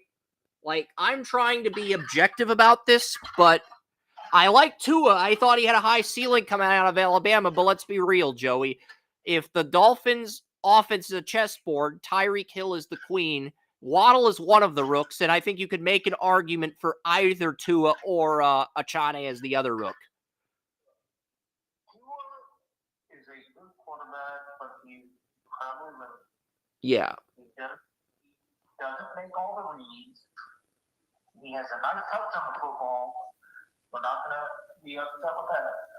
He identifies his receivers very quickly and who to get the ball to because he knows who's going to beat the corners, Yeah, the Patriots were going to take Joe. Yeah, and you look at the Dolphins, they're going to lose their tight end, Darren Waller, so they're going to have to upgrade tight end. They're going to have to draft another receiver to push Malik Washington. I like Malik Washington as a slot receiver. I don't think he's as effective as a number two. And he's a serviceable number two, but I don't think he's ever going to develop into a Pro Bowl receiver like Hill or Waddle. So if you want that second Pro Bowl receiver, you're going to have to draft that guy, and you're going to have to draft a tight end. So there's going to be work that needs to be done in Miami. Tua is the best version of Dylan Gabriel. I'm talking the best version. I'm talking the guy who's going to make the Pro Bowl, the guy that's going to blow it up, and that is basically what it is. When I look at him, I don't see a lot of difference in the play style, except for one, and see this guy here is going to whoop somebody's ass. I'm going to give him the ball. CBS. I'm going to get him the ball. And that's important. I can point to many quarterbacks over the years KDK. that did that exact same thing. This receiver is going to whoop this side. This receiver is going to whoop this side. If you can't identify that, what do you get? You get Dylan Gabriel. If you can get that, if you can identify that, what do you get? You get Tua, who is a much better, much more aware version. So you're looking at opposite sides of the same coin. Well, the other reason, too, his struggle this year is Austin Jackson's missed all of this season. Austin Jackson, Tua throws with his left hand. So that means Miami Dolphins right tackle Austin Jackson's the blind side for Tua. And he's been out all of this season. He enters the final year of his contract. Do you want to cut him and get another blind side? You only save $2 million if you cut him, but he's in the final year of his contract.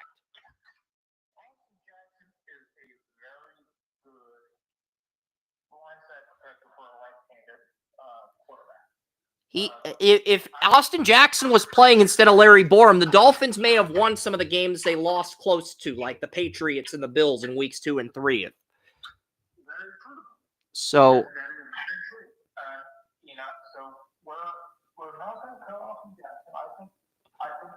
if he had a bigger cap hit than $2 million, I'd be open to it. But cutting Tyreek Hill gets you up to $12 million. And $12 million is all you need if you're not going to make any free agency moves and you're just going to get guys in the draft.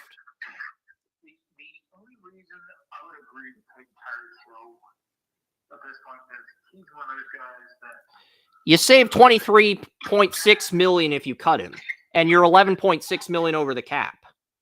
That's not even the reason. There's two complaints and say he's going to whoop ass, and that's worth it. But what really hurts is that Tyreek Hill has not been healthy for a few years. That's the problem. You know, of course he's been out making babies for 2 years, but he hasn't been on the football field for 2 years. And that's a problem. So that is why I would cut it and say that money is not for saving the money, it's that he's not on the field. And it's not just that. They've already hinted that they're going to cut him.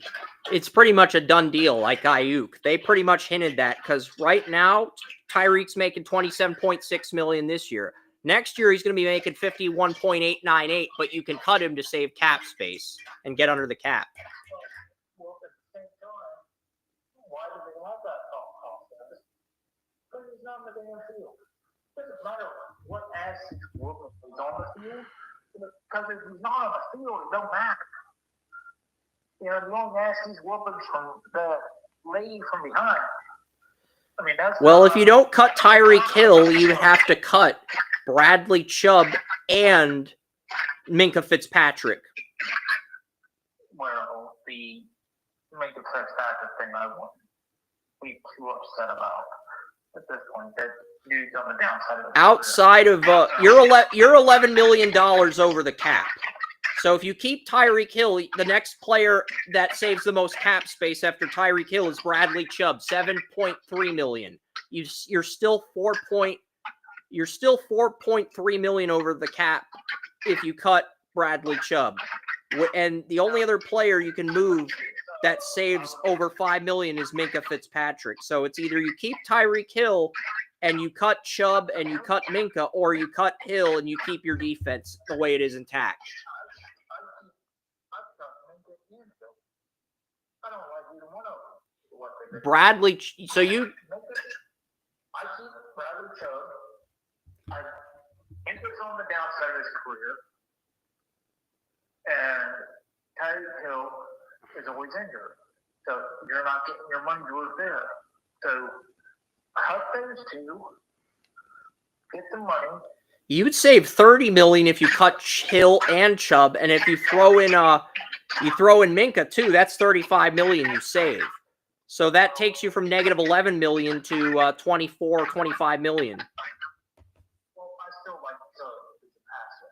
Yeah, I don't want to cut Chubb. I think if you keep one of those three, it's Bradley Chubb easily.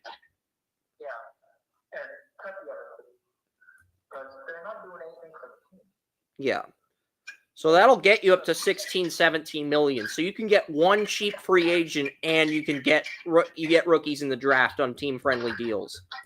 Remember, the Steelers got rid of Minkah Fitzpatrick To get Jalen Ramsey from Miami. and it was a low bar because they didn't want anything to do with it. And Jalen Ramsey still had some gas in him. Well, Fitzpatrick didn't.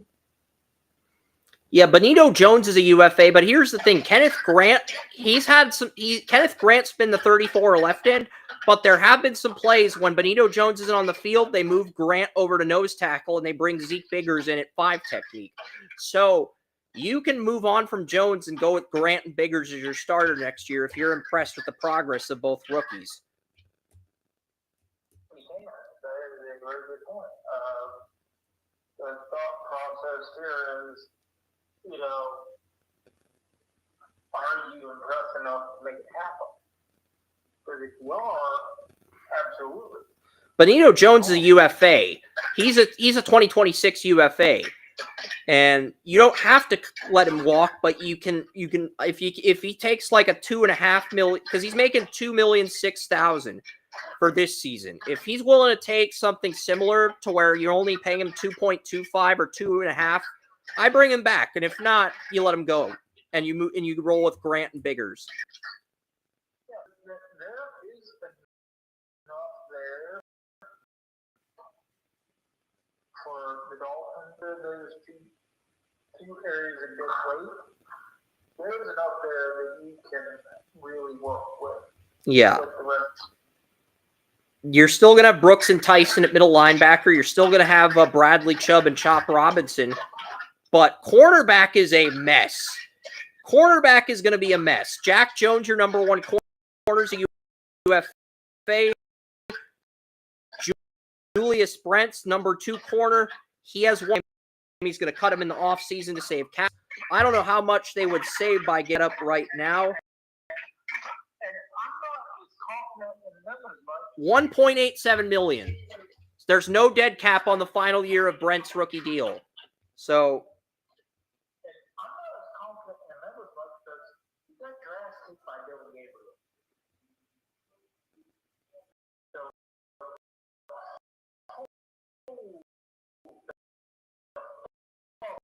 a little bit on the defensive back and their ability.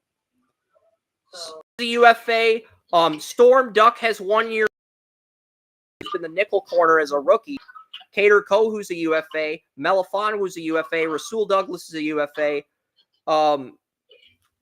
Who's the top free agent in 2026, and can you afford them if you're Miami? That's what I'm looking at. And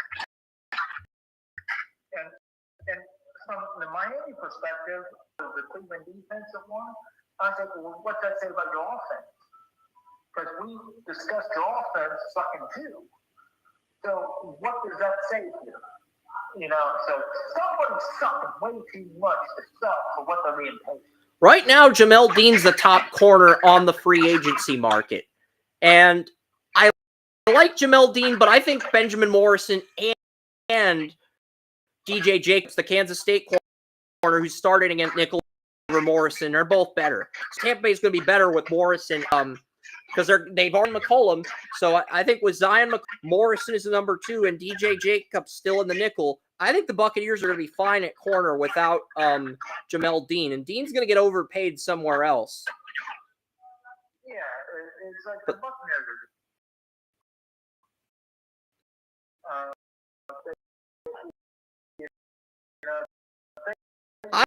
I wouldn't overpay Jamel Dean. You have a Meek Robertson, and you have an aging Darius Slay. Those are the top 3 corner group for. They're not going to Dolphins even if they release those guys we said to release because they're only going to have $16 million even if they release Minka and backup. You could get him. You could get a Meek Robertson. Eric Stokes is only making $3.5 million with the Raiders.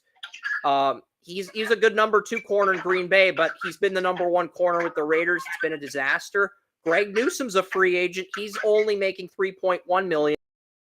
I think Newsom's worth more than that, but right now I'm looking at Greg Newsome as possible the Dolphins if he doesn't stay in Jacksonville. Here's the thing. Greg Newsome may be the best corner on the market this year. That's not saying a lot for the. No, I disagree. I think he's the second best. Alontae Taylor, the Saints' #1 corner, would be my top corner. But Newsome would be a close second. And Tre'Davious White is also a UFA, the Bills' #1 corner this year. Tre'Davious White's only making $3 million with the Bills. So I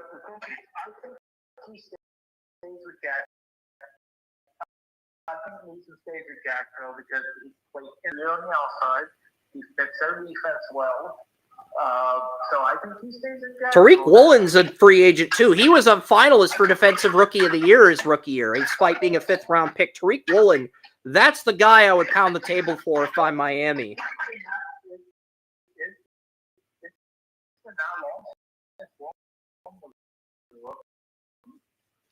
Yeah. On the market, so is Durant, the Rams corner. So is Awuzie is a good veteran if you can get him cheap. The Ravens only paid Awuzie $1.2 million. If you can get Awuzie for like $2 million, $2.5 million, that's a great value. I think Emerson's going to stay with the Browns. Cam Taylor-Britt, if you can get him. Problem is, I don't think he had a season-ending injury this year, and his first 2 years were great, but the last 2 years were not great. I don't think he'll have as much leverage as he thinks he'll have. You can get Jalen Watson, the Chiefs. I just think the Dolphins are so bad at corner right now.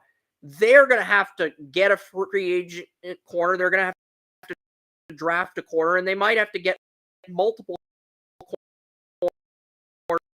corners in free agency and the draft. That's just how dire the Dolphins' cornerback room is right now. You have stormed no dead cap on Brent's contract, and I'm hearing the Dolphins are going to buy out Brent's. So that $1.8 million would take you up to $17 million or $17.8 million. So if you buy out Brent's, Minka, and Hill, that takes you up to like 17 or 18 million. So yeah, and if you buy out Minka, you're not gonna safety room and the cornerback room. Behind Minka, you have Ashton Davis and Elijah Campbell. You don't really have a great number 2 safety, and you have Melifonwu, who's also a UFA. Melifonwu's a strong safety on Miami, but he's listed as a corner on Spot Track. But he's the Miami strong safety, so you're gonna have to revamp safety and corner if you buy out Minka. So the Dolphins are just in a bad place overall. To where even if they buy out the right players to save cap space, they're only being able to get 1 or 2 quality free agents. Position to be in if you're a team rebuilding like Miami is. That's like the worst position you could be in, Joey.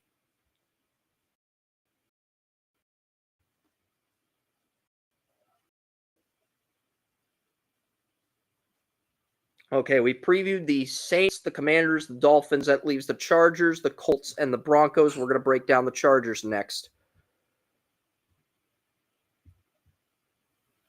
So we go from one quarterback in the 2020 draft to another. We go from the guy who was drafted in the top 5, Tua Tagovailoa, to the guy who was drafted in the top 10 in Justin Herbert. So I'm looking at the Chargers now. Herbert is under contract. Vance is a UFA. I think the Chargers need to get a better backup to Herbert. I would love to see Joe Flacco go to the Chargers as a backup to Herbert. Because he already was coached by John Harbaugh. What is he going to do with Jim Harbaugh? And Flacco beat Jim Harbaugh in the Super Bowl, so it's fitting that if Flacco plays one more year, I think Flacco's going to hang it up after this year, but if Flacco plays one more season, it's fitting for him to go to the Chargers. I said it before the season started. He was comfortable, and he won. Andrew Berry sent him to Cincinnati because Flacco still wanted to finish out his last year, and he wanted to play. So Barry took care of Flacco. And that means, to me, after the season, Flacco's done.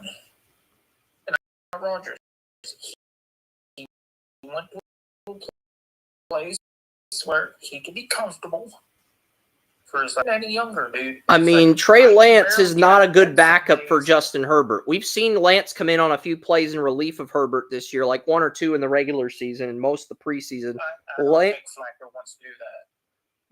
Well, who would you get to replace Trey Lance? Because I think that is an area the Chargers are going to have to upgrade quarterback. They are going to have to upgrade that area.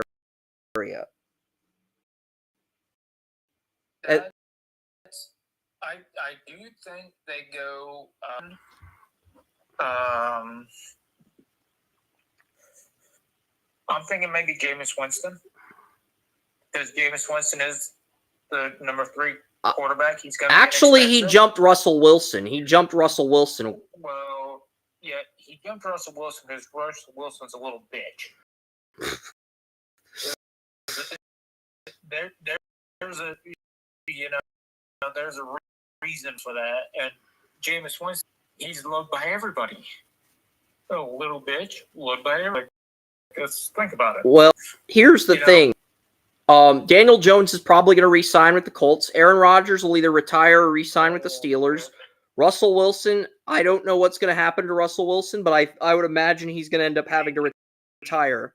He's going to bang his wife, who is really hot, and they're going to have multiple children. He's no longer going to be in the NFL while he's doing it. Yeah, that's because you think of the Wolf of Wall Street scene where Leonardo DiCaprio, he knows he's about to go to jail, but he grief bangs Margot Robbie before they get divorced in the movie. That's kind of where Russell Wilson's at, hopefully without the divorce. That's kind of where Russell Wilson's NFL career is at. He's not going to get divorced. He is very good at being his wife's eye candy. And so he's going to be just fine doing that. All right, cool. As long as they're happy, I'm happy. So good. We don't have to get into any of the drama. Mariota's a UFA. I don't think if Washington can get him on a team-friendly deal, I think he'll be back there. So that leaves you with Tyrod Taylor. I think the Jets might bring back Taylor next year if he does well, because Tyrod Taylor's going to start for Justin Fields now on the Jets. So if Tyrod does well with the Jets, they might bring him back as to mentor the rookie. Flacco's probably going to retire, so that leaves you with Zach Wilson, Kenny Pickett. Trubisky's probably going to stay with the Bills. You could get Case Keenum. He's the 3rd stringer on the Bears, but he's probably going to retire. So basically your QB options, I would say Malik Willis is probably the best QB option because Malik Willis's rookie deal is over. If you can get Malik Willis, that's the guy you should get. But I think the Packers are going to bring him back. I didn't think of him because I thought the Raiders would probably start Pickett at some point during the season. So I was thinking him as a potential starter. But yeah, if the Raiders say draft a quarterback or something, then yeah, Kenny Pickett would definitely be a good replacement there. Yeah, because I think Pickett and Zach Wilson got benched for Quinn Ewers, so Pickett's probably your top option. And then if you don't choose Kenny Pickett, your other options are Trey Lance. You can bring back Trey Lance, or you could settle for Carson Wentz. But at this point, Carson Wentz feels like a downgrade over. I would say Pickett and Willis are your 2 best options for a backup to Herbert. Those are your 2 best options. We don't talk about Zach Wilson. He sucks so bad. We just leave him out faster, pick him out behind the barn, whatever the hell you want. Just don't talk about him. Yeah, it's like if Footloose had Zach Wilson instead of Dustin Hoffman, it wouldn't have been a memorable cult classic. It would have been a 1-star movie.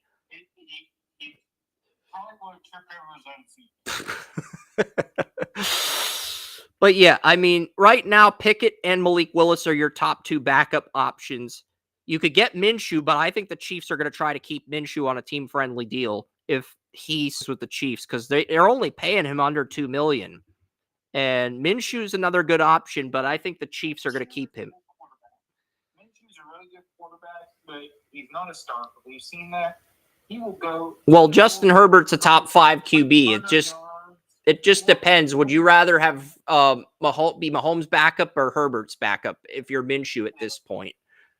I think he's going to stay in Kansas City. He can easily go for 5 games, throw for 2,000 yards, 20 touchdowns, 3 interceptions, and then for the next 5 games, do the exact opposite. He'll throw for 10 interceptions in the next 5 games. And because I feel like the Chargers are willing to pay $2.3 million to get Minshew away from the Chiefs, and the Chiefs are probably only willing to pay him $1.5 million to keep him. Yeah, if you can get him for $2 to $3 million for a couple years, and you only have to play him 2-3 games a year, you're going to get yourself a bargain. So if you have to play him 16 games. You think the Jameis Winston experience is a fun ride? I would argue Pickett and Willis are your top backup options for Justin Herbert in free agency. And then at number 3, I would probably put Gardner Minshew.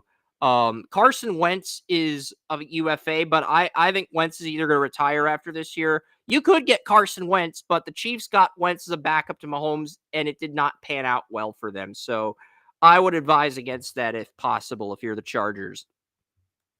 Because at this point, Carson Wentz feels like a downgrade over Trey Lance, given his injury history and his body of work. Or I'll throw out one more option. Tommy DeVito's an RFA. You trade a late-round pick to Elliott Wolf for Tommy DeVito. Because Tommy DeVito's third string behind Dobbs and Drake May. So, and you'd have a friend... So if you want to use a level 1 tender on Tommy DeVito, you could trade. We're not going to trade a 3rd-round pick, but you could trade like a 6th or 7th to New England to get Tommy DeVito, who's an RFA. That would be my 5th best option. But it's a distant 5th because I think after Minshew at 3, I think Bridgewater's going to stay in Tampa and be Baker's backup. So after Minshew at 3, it's basically Carson Wentz at 4 or Trey Lance at 4. It's basically Carson Wentz, trade for Tommy DeVito, or bring back Trey Lance. Those are your options. So after Minshew, there's a big gap between those backups. A very big gap, Joey. Not a small gap. It's a very big gap. I'm not going to dive too much into it because we got other positions on the Chargers to cover. For example, Najee Harris and Hassan Haskins are UFAs.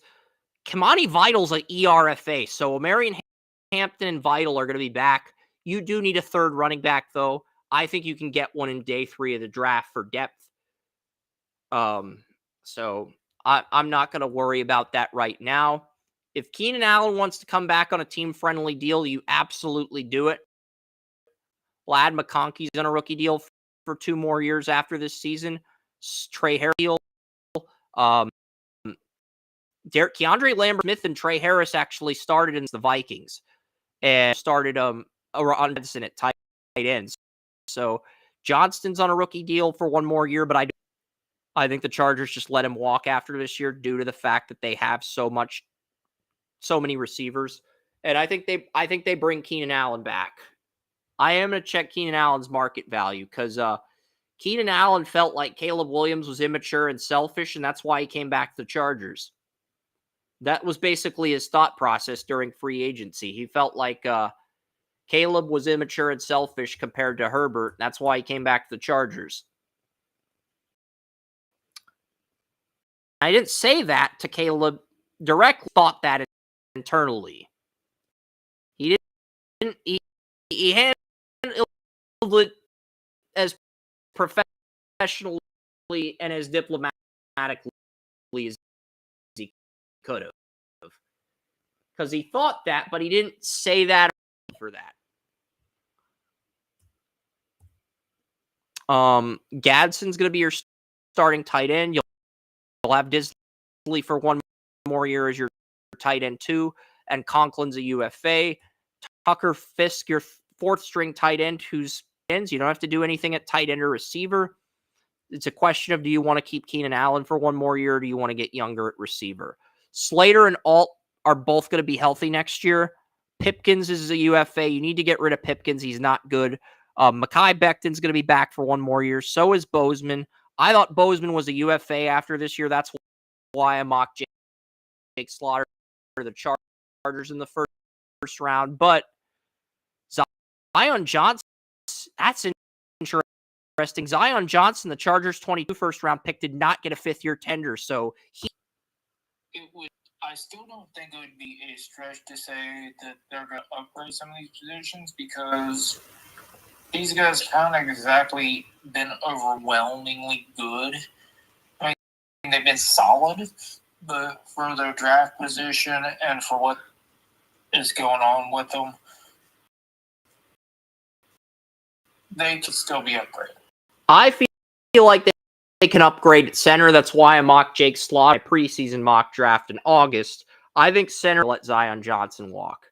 And Jamari Salyer, who's got experience at left tackle and left guard, Salyer's going to be the left tackle and Penning's going to be the right tackle until the end of this year. And former Raiders starting center Andre James is your backup to Bozeman. He's a UFA. So I do think you're going to need to add some depth on the offensive line, especially after the injuries that Slater and Alt have suffered this year.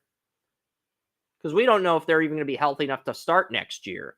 And if they aren't, and you win the division, you're going to have the toughest strength of schedule, and you're going to have a really bad tackle situation. So it's just something to think about. And it's looking like, even though I'd love to see the Chiefs win the division again, it's looking like the winner of the Chargers-Broncos game in Denver in Week 18 is going to be the AFC West winner. Because right now, if the Chargers beat the Broncos in Week 18 and the Chiefs win out, we're looking at a three-way tie at 12-5 where the Chargers get the division. And if the Broncos win that Week 18 game, their projected record would be 13-4, and that would be enough to win the division, even if the Chiefs won out. So, yeah. So it's looking a lot like the winner of that Chargers-Broncos game is going to get the division. So I think offensive line is the big area you upgrade. You can get a running back for depth on day 3. You can get a QB in free agency. But I would say offensive line is going to be the Johnson walk, and you think Jake Slaughter is a first-round center, or you like Logan Jones of Iowa, or you like Parker Brailsford, and you think either guy's an upgrade over Bozeman, you can trade Bozeman post-June 1st and throw the rookie in if you're that confident in the rookie. I wouldn't do that necessarily, but that is an option you can explore.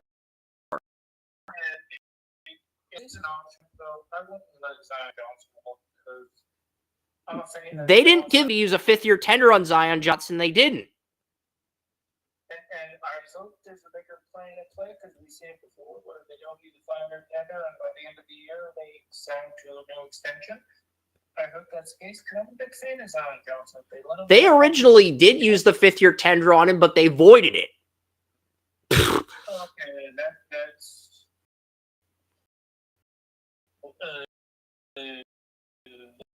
I'm not sure how to think about that.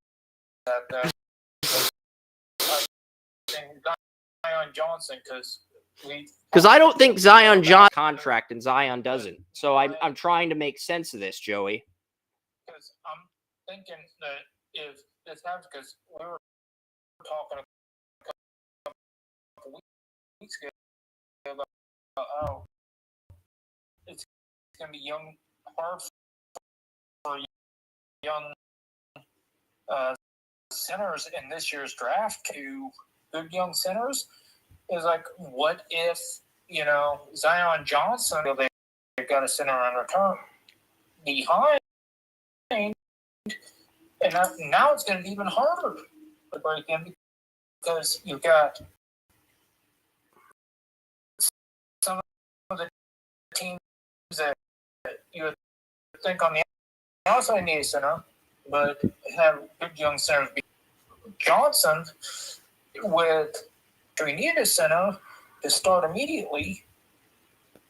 Now you're one fewer, so how does that affect going to affect the draft because the Chargers. And historically speaking, the Chargers have gone offense every year in the first round since drafting Justin Herbert. They got Kenneth Murray with the Patriots first round pick in 2020, but it's the only defensive player they've gotten in the first. Historically speaking, this front office, this regime has gone off and continued to go offense to build Herbert. Yeah. So I don't think they're going to buck that trend, even though they probably should. They're at the point where they probably should buck that trend, but I don't think they're gonna. It's nothing about thing that you get Zion on. I think that's a big hit. I agree. I don't understand why the Chargers chose to let him walk and keep Mekhi. A lot of faith in your backup center. Well, Bradley Bozeman's the starting center, Zion's the starting left guard, and Mekhi's the starting right guard. And the backup left guard, Salyer, he's also a UFA. And Penning's a UFA as well. So they had Zion in both positions. That just makes it worse. Because you had Zion playing guard and center. No, they've only had Zion playing guard. He was capable of playing. In a couple national games, get kicked into center for one reason or another. So yeah, the Senior Bowl, he played center in the Senior Bowl, but the Chargers basically said, you're a left guard, you're going to stay here. We're going to keep you here. Until, there's a reason to move you, and then we're going to move you right back.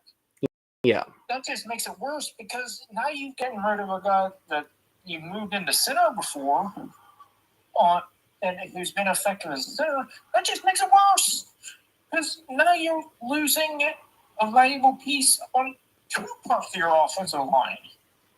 Well, they like Bradley Bozeman at center more than Zion Johnson because of. I think the reason that they moved him inside was because Bozeman ended up injured. Yeah. So I do think that was the reason. He's healthy now, though. Yeah, but the fact that you just casually throw away somebody who can start at both center and guard. Who you spent a first-round pick on. That's not. Yeah, that's definitely another reason. It's just I don't. It's somebody who started as center for you, somebody who is currently your starting guard, somebody who you are. I mean, why? What is your rationale in this situation? Because I don't get it, Chris. I don't get it either. I am trying to figure this out because I'm looking at the Chargers' salaries. Mekhi Becton's making $7.3 million. Zion's only making $4 million final year of his rookie deal, and then Becton's making $12.5 million, and Zion $17 million on his fifth-year tender, but the Chargers apparently chose not to tender him, or they. I don't get it. I don't get it either. I don't understand what the hell the Chargers are doing either. If I knew what the hell they were doing, I would have an explanation. I don't know what the hell they're doing. This is a rare occasion where we both don't know what. Yeah, that's just stupid. Let's move on to the defense because I think we could rant about how stupid this is all day. Of course I could. Yep. Like, I work at Walmart. I know stupid. Tito Ogbonnia and Deshaun Hand are both UFAs at 34 left end. Jamari Caldwell, the rookie out of Oregon that you drafted, took the nose tackle. So that's encouraging. And you also got Justin Egg.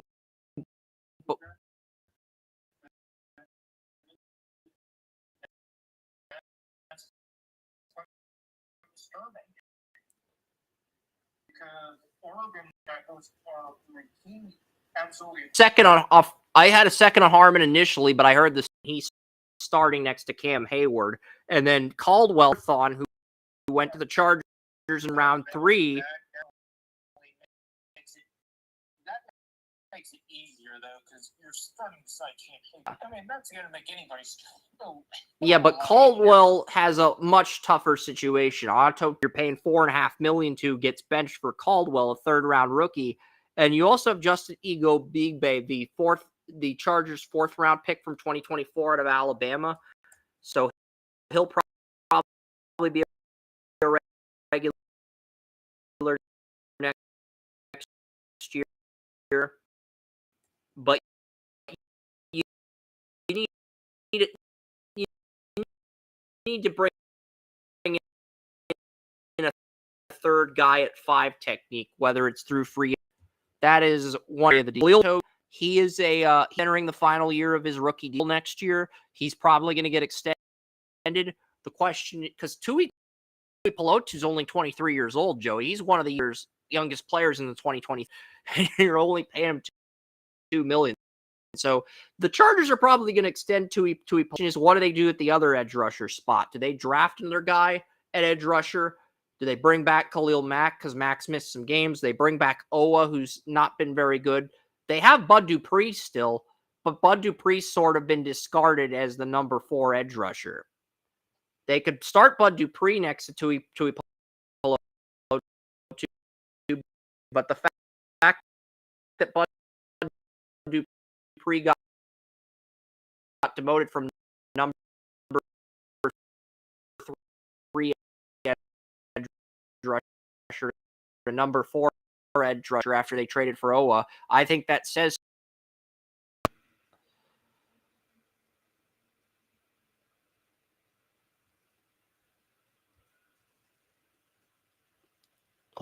holy crap. The Chargers have $101 million for 2026. 101. If they cut Mekhi Becton, they save $10 million, and they have $101 million to spend.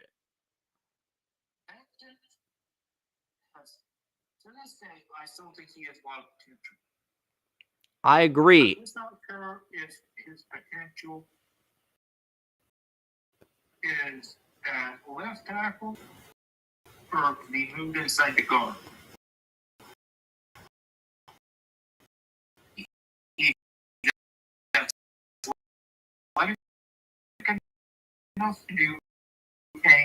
He played right guard with the Eagles when they won the Super Bowl last year.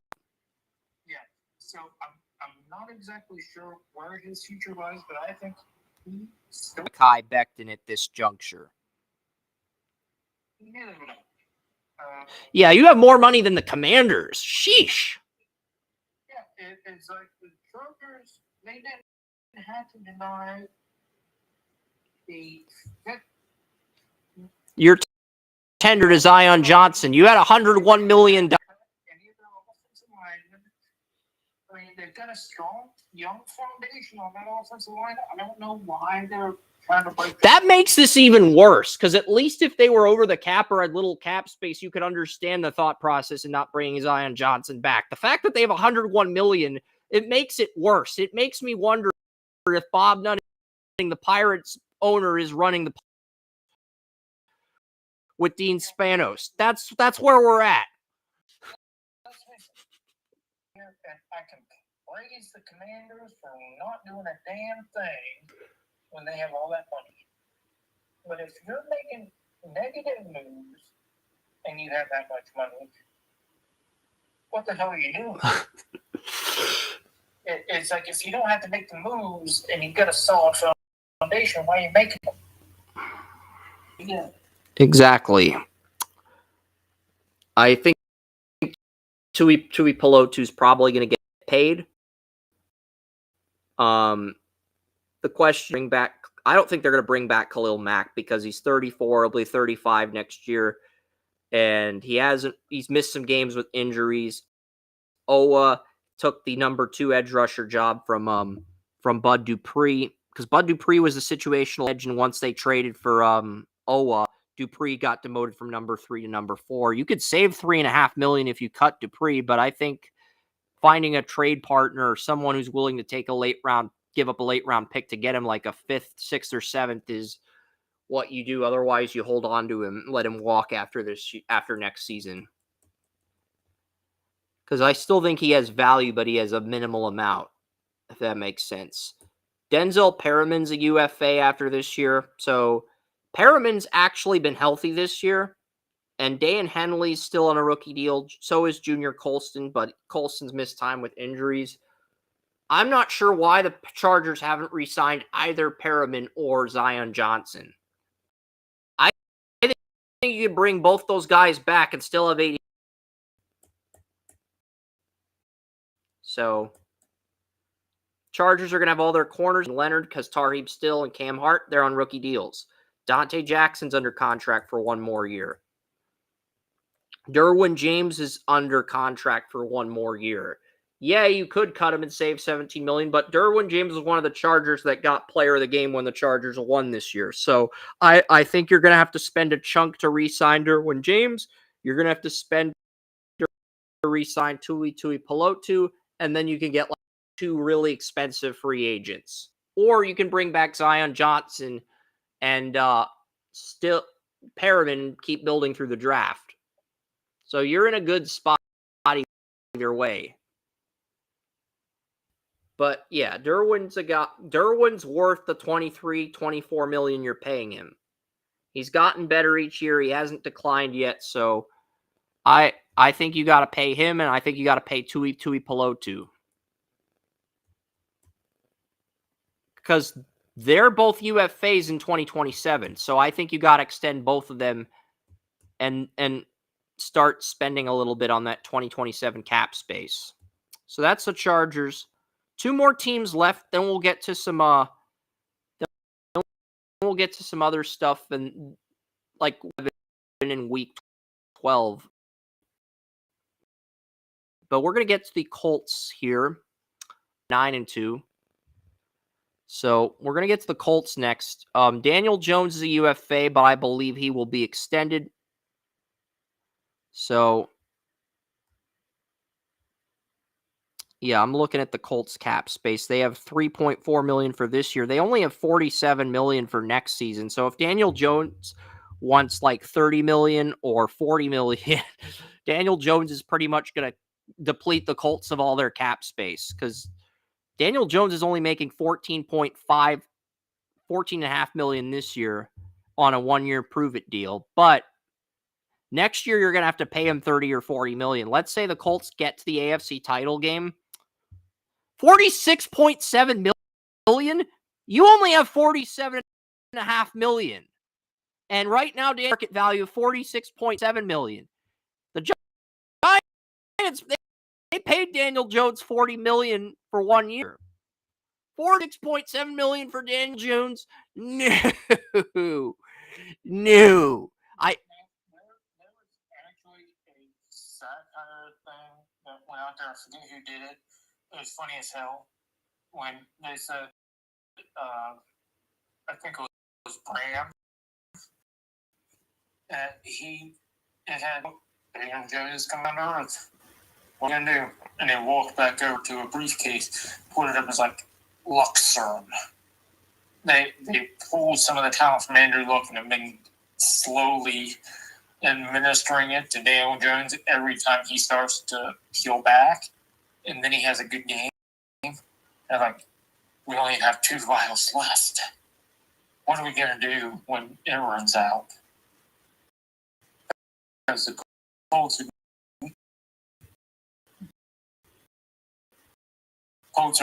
are learning. Daniel Jones. If you're paying him what you're paying him now, $15.4 million, $20 million, I'm not going to have an issue with that. You only have $47.5 million in cap space. There is no fucking way I'm paying Daniel Jones $46.7 million. It's like,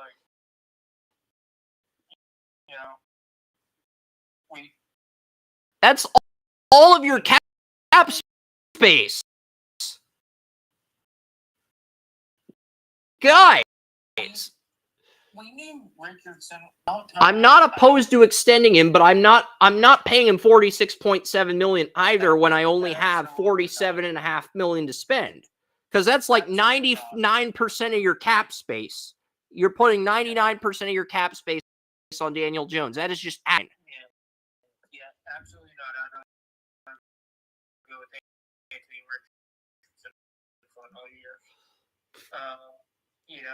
That I think are all right. And he's going to have a problem with. Yeah, I don't think the Colts are. If the Colts pay Daniel Jones, they're going to pay him like 20 or 30 million. And if he says no, I want 46.7, that's what I'm worth. They're going to walk. And some NFL team is going to pay him that. If the Colts are drafting 22, look the Oklahoma quarterback. Well, if Daniel Jones wants 46.7, Geno Smith with Daniel Jones, but that is an option if they do move on from Geno Smith. The Jets have 99.2 million. If the Jets don't want to take QB at 1 and Daniel Jones is hell-bent on 46.7 million, the Jets are an option. And let's face it, Daniel Jones returning to MetLife Stadium, that is a disaster. I'm going to throw out another one for the Raiders. Outside of Geno Smith and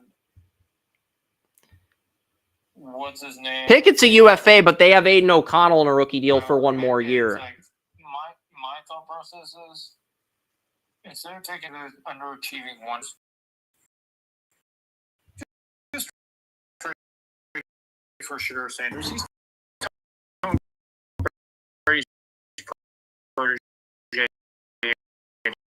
anyway. Yeah, it's got to be better than fucking Daniel Jones. 46.7 million to Daniel Jones. And if either team is stupid enough to pay Jones that much, it's going to be an unmitigated disaster. If they're dumb enough to pay Jones that much, let them wallow in their own filth. But in my opinion, it's like, and guess what? You can get freaking pay 44 million against Jones and probably get better play if you went and got Jones. So, it's like I'm not advocating for anybody trading for Shedeur Sanders, except for in the situation where your option is Daniel Jones.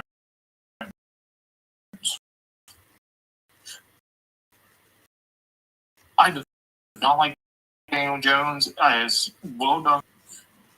I liked him A lot of shit over Daniel Jones. I didn't like Daniel Jones tape in the draft, but the pro day workouts, the individual workouts, that's the only reason I warmed up to him. But yeah, he has not been good. And I'm not paying him 46.7 million. I'm better off trading for Kyler Murray than I am paying 46.7 million to.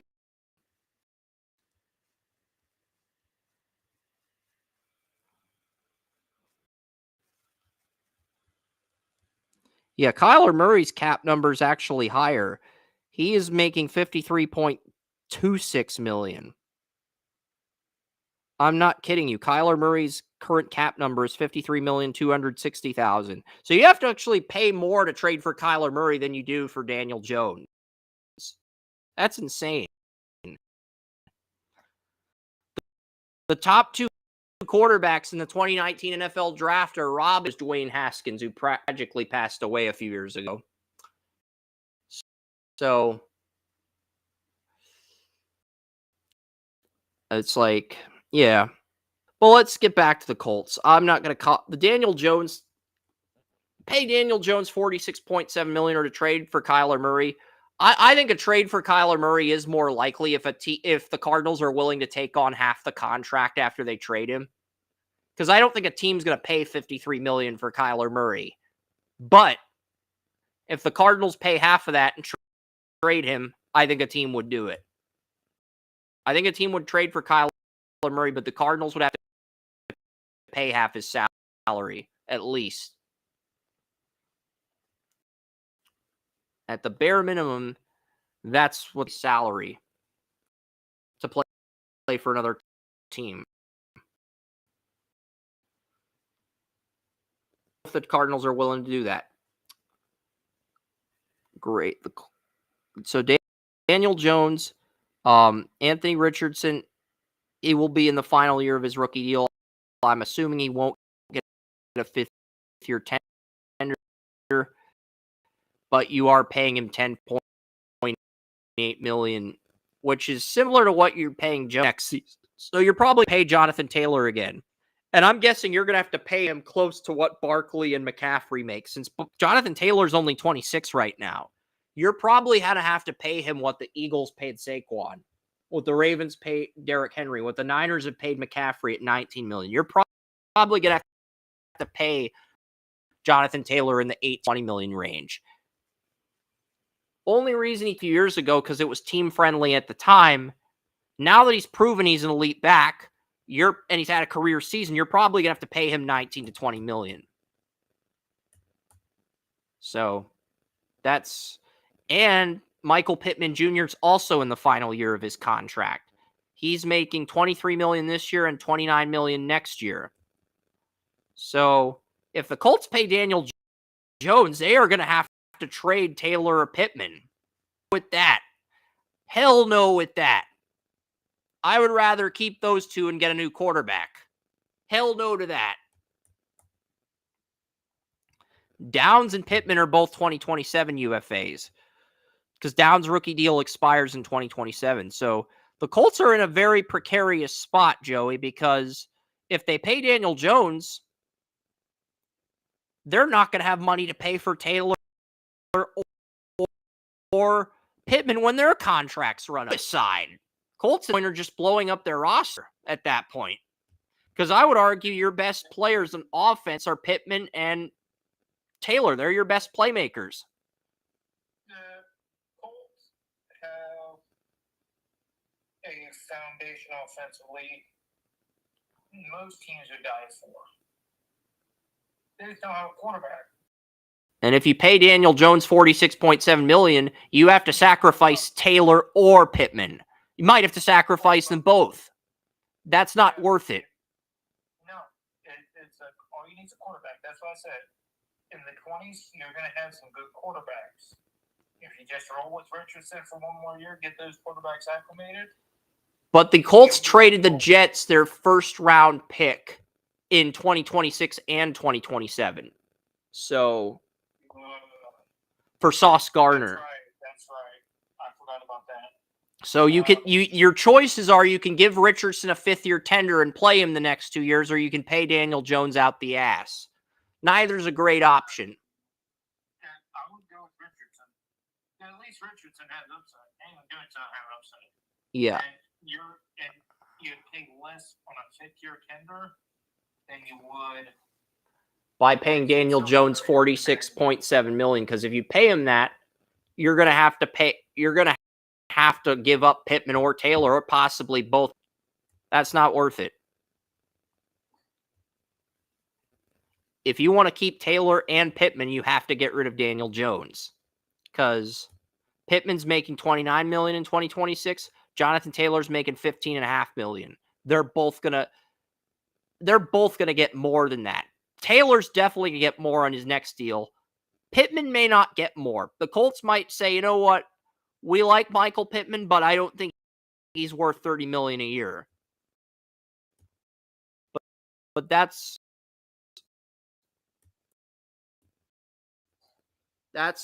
is a very tough spot. I love Michael Pittman. The Bills, the Browns, the Chargers, the Chiefs, the Patriots, everyone would love to have Michael Pittman on their team. How many? At least half teams in the NFL love Michael Pittman. You really want to let him go? And you really want to play teams in the AFC that could really love him? 2 years? I don't think so. Yeah, if you pay Daniel Jones $46.7 million, you're not going to be able to pay Pittman or Taylor. You might be able to pay one of them, but you're not going to be able. You're going to have to sacrifice the other, and it's just going to damage your team's infrastructure. Okay, Tyler Warren is on a rookie deal, but Mo Alley Cox and Ogletree are UFAs. Quentin Nelson's in the final year of his deal as well. So you've got to pay Nelson, you've got to pay Pittman, and you've got to pay Taylor. I usually don't look, but with the Colts, I kind of feel like we have to look at their 2026 cap space because they have $47 million for this year. They have $167 million for 2027. So they've got the money to pay Taylor, Nelson, and Pittman. But if they pay all those guys and you pay Daniel Jones $46.7 million, then you're going to have under $100 million to pay those three players, which is just, that's going to cripple your cap space. Even if you can figure out a way to pay Daniel Jones $46.7 million, you're going to have less than $100 million to pay Pittman, Jonathan Taylor, and Quentin Nelson. And those three are all more valuable than Daniel Jones. Those three are your offense, basically. Best left guard in the league, best top 10 receiver in the league, and a top 5 running back who's been the best running back in the league this year. That's your offense. You do not want to pay that much. You know, it's like, so, and I don't think you can get rid of either player, and you're going to have to get rid of one of those two of those three if you pay Daniel Jones. Because I'm guessing Nelson's probably going to cost 25, 27 million. 30 million, you're going to have 55 million, and then your 75 million of your 143 million is going to be Taylor, Pittman, and Quentin Nelson in 2027. Because right now the Colts have 167 million for 2027, but 75 million of that's going to be 75 million is going to be tied to those three. Because those are all untouchables, in my opinion. Yeah, that's a good foundation for me. It's like, I don't know why you'd be upset. It's like, Taylor's break multiple NFL records in rushing. I mean, you really want to get rid of that? Yeah. So the Colts do not lose any of those three until 2027. And looking at the fact that they have 167 million, they're probably going to keep all those guys because they've got enough money to do it. They're probably going to keep Ward and Sauce Gardner as well. Kenny Moore is a UFA in 2027. If you can keep Kenny Moore at nickel, do it. If you can't, there's other guys you can get. You can get nickel corners on Kenny Moore. He's making $13.2 million in 2026, and you're paying Bynum that much. Nick Cross is a UFA in 2026. I think Nick Cross is the one guy from the Colts 22 draft that I would give a second contract to. So Kwity Paye is a UFA after this year. I think you are going to have to reload it rusher unless JT Tuimoloau, the Ohio round pickup on, unless he steps up, you probably are going to have to reload it edge rusher. But you don't have a first round pick. Can you get pay? If you pay Daniel Jones, you can't bring back Kwity Paye because Kwity Paye is a 2026 UFA. So is Daniel Jones. So if you pay Daniel Jones, you lose Kwity Paye. And I don't think Kwity Paye's done enough to earn a second contract, but at the same token, if you let pay Ekubam, Yatu Latu, and you have Blowout, who sort of been redshirting this year, second round pick out of Ohio State, and you don't have any depth behind those two. So edge rusher's an area you're going to have to address. You're probably going to have to get a guy in free agency, and you're probably going to have to get a guy in the draft. I'm at the point where if the Browns say, look, we'll give you Isaiah McGuire, but we want a fourth or third round pick back. I think if you're the Colts, you have to do that at this point with the amount of talent you're losing. Losing Kwity Paye, you're losing Ekman, you're losing Tyquan Lewis. And if you pay Daniel Jones, you won't be able to bring any of those guys back. But if Andrew Berry calls me and says, we'll give you Isaiah McGuire, but we want either a fourth or a third round pick for this edge rusher we took in round 7, I think at that point you have to do it.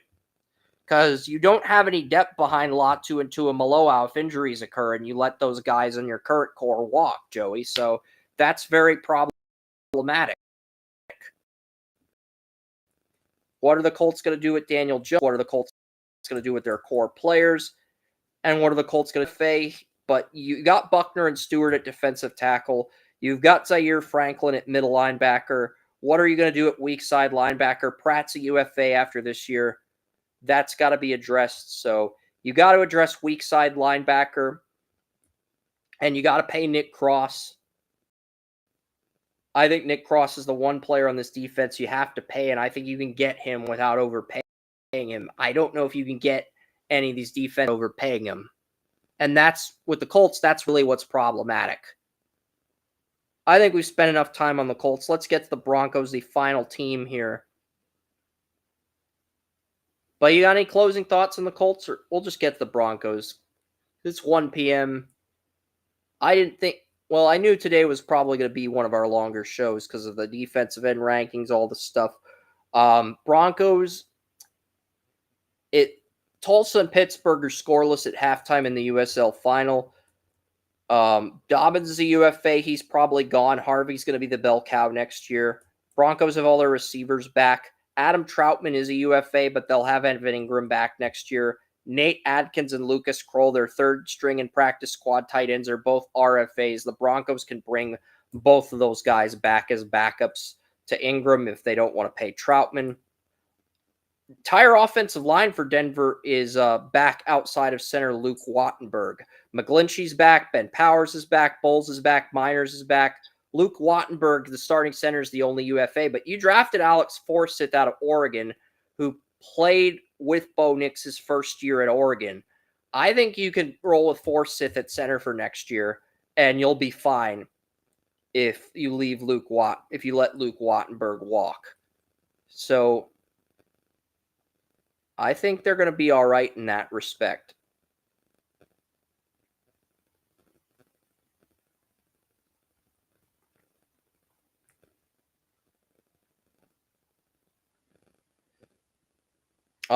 Jonathan Cooper, Nick Bonito, Jonah Ellis are all going to be back for the Broncos at edge rusher. They're going to be fine. They have 3 edge rushers under contract for the next 3 years. Zach Allen's back at 34 left end. John Franklin Myers is a UFA. Malcolm Roach took the starting nose tackle job from DJ Jones. He's a UFA. So, and you paid DJ Jones $6 million for this year and $14.6 million for next year, and he lost the nose tackle job to Malcolm Roach. Maybe the age is starting to catch up with him, but you can't get out of that contract with DJ Jones. I love DJ Jones, and I felt like he did well enough to 2024 to where you had to pay him. But at the same token, you pay him, he loses the starting nose tackle job to Malcolm Roach. Now you're in a pretty problematic situation with Franklin Myers and Roach set to be UFAs. And you can't get out of the Jones contract till 2027. So that's the one thing I see with the defense. Singleton's a UFA after this year. Dre Greenlaw, I do think Singleton has value. I want to see what his market value is because I think Singleton's one of the better middle linebackers. He did win player of the game a few times on Draft Utopia this year. So I'm just checking. No market value for Singleton. So the Broncos are probably going to have to roll with Drew Sanders, the linebacker, William Light coming to Arkansas, and Dre Greenlaw for next year if they let Singleton walk. And then you're looking at the Broncos being able to keep all their corners. Jaquan McMillan back next season. The Broncos are going to have no turnover at corner, and Brandon Jones and Hufanga are both back at safety. Skinner is also back as JL Skinner is also back as a backup safety. So, the Broncos are in a great spot, and they extended Will Lutz for 3 years, but the exact numbers of extension are not known yet. So the Broncos are actually in a very good spot. The interior defensive line, but that's like the only position they need to reload at is the interior defensive line. They have everyone else under contract, and they're in a very good spot as far as where their depth chart currently is. How much cap space are they going to have for 2026? They only had $3.6 million for this year. $49.4 million. Okay. $49 million is enough to pay a few of these guys. You're not going to pay Dobbins, obviously, but if you want to pay Troutman or if you want to pay Wattenberg for 1 year, or if you want to pay Franklin Myers and Roach, $49 million is enough to keep this core around for one more year if you think you can get a Super Bowl during Bo Nix's rookie deal. I don't think the Broncos can, but $49 million per year, if you want to try to take one more crack at getting Nix to an AL during his rookie deal before you have to pay him, because I think Nix is probably getting a fifth-year tender. I got to see Nix beat Herbert or win a playoff game before I say he's the guy we're paying him after next year. I think Drake May, Caleb Williams, Jane Daniels are all in that tier to where as long as they continue to improve, they're going to get paid after year 3. I got to see a little bit more from Bo Nix before he enters that category. Tender, Joey. He's going to get a fifth-year tender. I just don't, and I think he will get a second contract with Denver. I just don't know if it'll be for how much, and I don't know how well or how poorly it's going to age. But that's the question. How poorly is it going to age? Or is it going to exceed expectations? That's the fun part. 26, you can pay all your core guys that are UFAs without going over the cap and take one more crack at maybe getting a Super Bowl with Nix on a rookie deal if you want to. Or you can go out and try to upgrade those positions. Yeah, and that's the interesting part. You gotta, if a re-signing of that magnitude works out, you may get there anyway. Yeah. You're 9-2, and you're in a very good spot overall. So, yeah. I mean, let's face it, you're good. Yes. All right, so the Week 11 game recaps. The only reason I'm not going to read through the game recaps. I will just show you guys the visuals of what happened. And the only reason I'm doing game recaps, I try to avoid doing game recaps because everything we do on this show is time-consuming, but because people got pissed off that we didn't do predictions last week because I was at College Game Day, I will do the game recaps for Week 11 just this once. And that is Patriots-Jets. Jets made this game interesting early, but the Patriots pulled away in the second half. But the Jets did make us earn every point we got in the first half. And, the Jets did a really good job in the first quarter of this game. But as the game progressed, the Patriots adapted. They adjusted. I mean, Drake May began the game 11 for 11, 121 yards, passing, 4 rushing. And you look at his incompletions in the first 3 quarters, they weren't his fault. I mean, Kyle Williams was not getting open on routes and Diggs was dropping passes, so you have to look at that. I think you could have made an argument for Jared Wilson as player of the game, but I went with co-players of the game, Will Campbell and Trevian Henderson. So I think only 4 rookies have won player of the game twice this year. Emeka Egbuka, Ariante Ursary, the Texans left tackle, Henderson, and Will Campbell. That's it. Those are the only 4 that have won player of the game twice. And player of the game for me goes the best player on the winning team. So you could argue that's why offensive rookie of the year is sort of wide open and defensive rookie of the year is sort of wide open too, because you can make the argument that Schwesinger's been the most consistent defensive rookie, but you could also argue that Maxwell Hairston in his limited action with the Bills has been consistent. Nick Eamon-Warry's been very good with Seattle. Malachi Starks with the Ravens has been outstanding as well. I think Egbuka is going to win Offensive Rookie of the Year because they're not going to give it to a lineman. And as much as I'd like to see Henderson win it, he didn't get that big workload early in the season to warrant it. So I'm pretty certain Egbuka is going to win Offensive Rookie of the Year, even though you could make an argument for Will Campbell.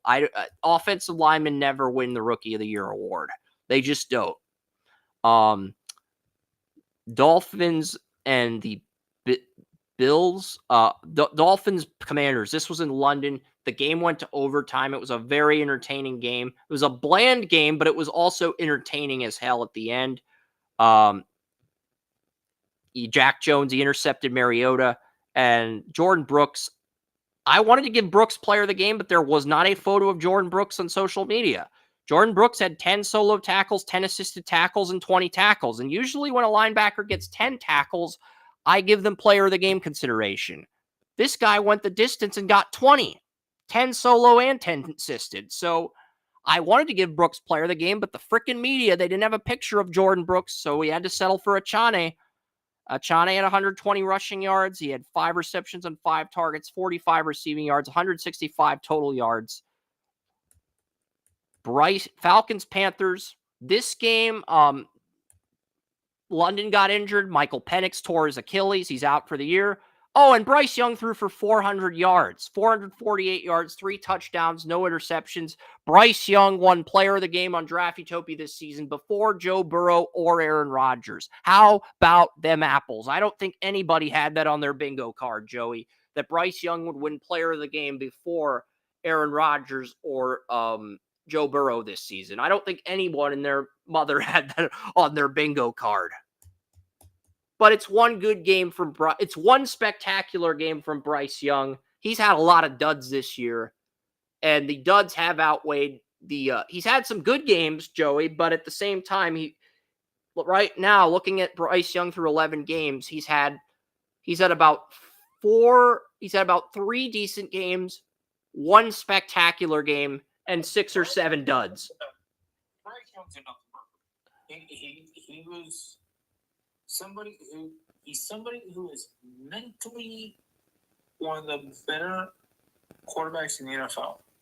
Somebody who's physically, he's a freaking, what did Kevin Nash call him? Vanilla midget. He's a vanilla midget. So Kevin Nash called him. He's a vanilla midget. He can't do 99% of what quarterbacks need to do. He can process everything, which is great. If you can't throw the ball to the point, and you can't see over the line, and you can't do this or they can't do that. Bryce Young's going to get a 5th-year tender simply because it's his best season and his QB class sucks. He will get a 5th-year tender on that alone, but I don't think he'll get extended. I agree. I mean, he has improved, but his physical limitations are the same thing as Kyler Murray and Dylan Gabriel and so many other young, small quarterbacks that are not Drew Brees. Bryce Young's had 2 games all season where he threw for over 300 yards. He threw for over 300 yards in the loss to the Cardinals in week 2, and he threw for 448 yards against the Falcons. And every other game this season, he's had under yards. Every other game this season, he's had under 200 yards. Why?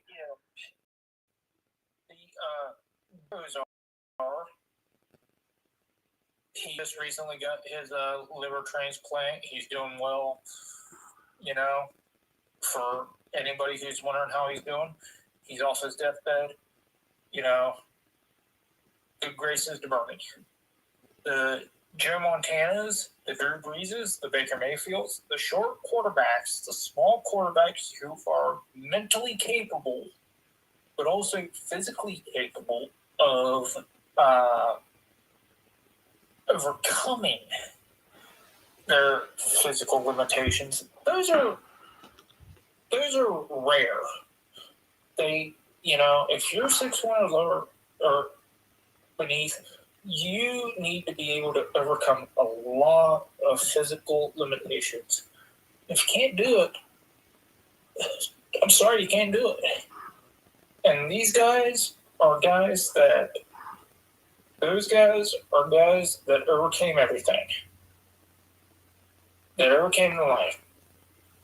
For guys like Vernon Kosar and Joe Montana, they wrote scripts and created plays out their ass a lot of times. They called their own plays. They created plays that are still being played today. And the Falcons had a lot of injuries at corner. I mean, yes, A.J. Terrell's finally healthy, but their number 2 corner, Mike Hughes, was injured.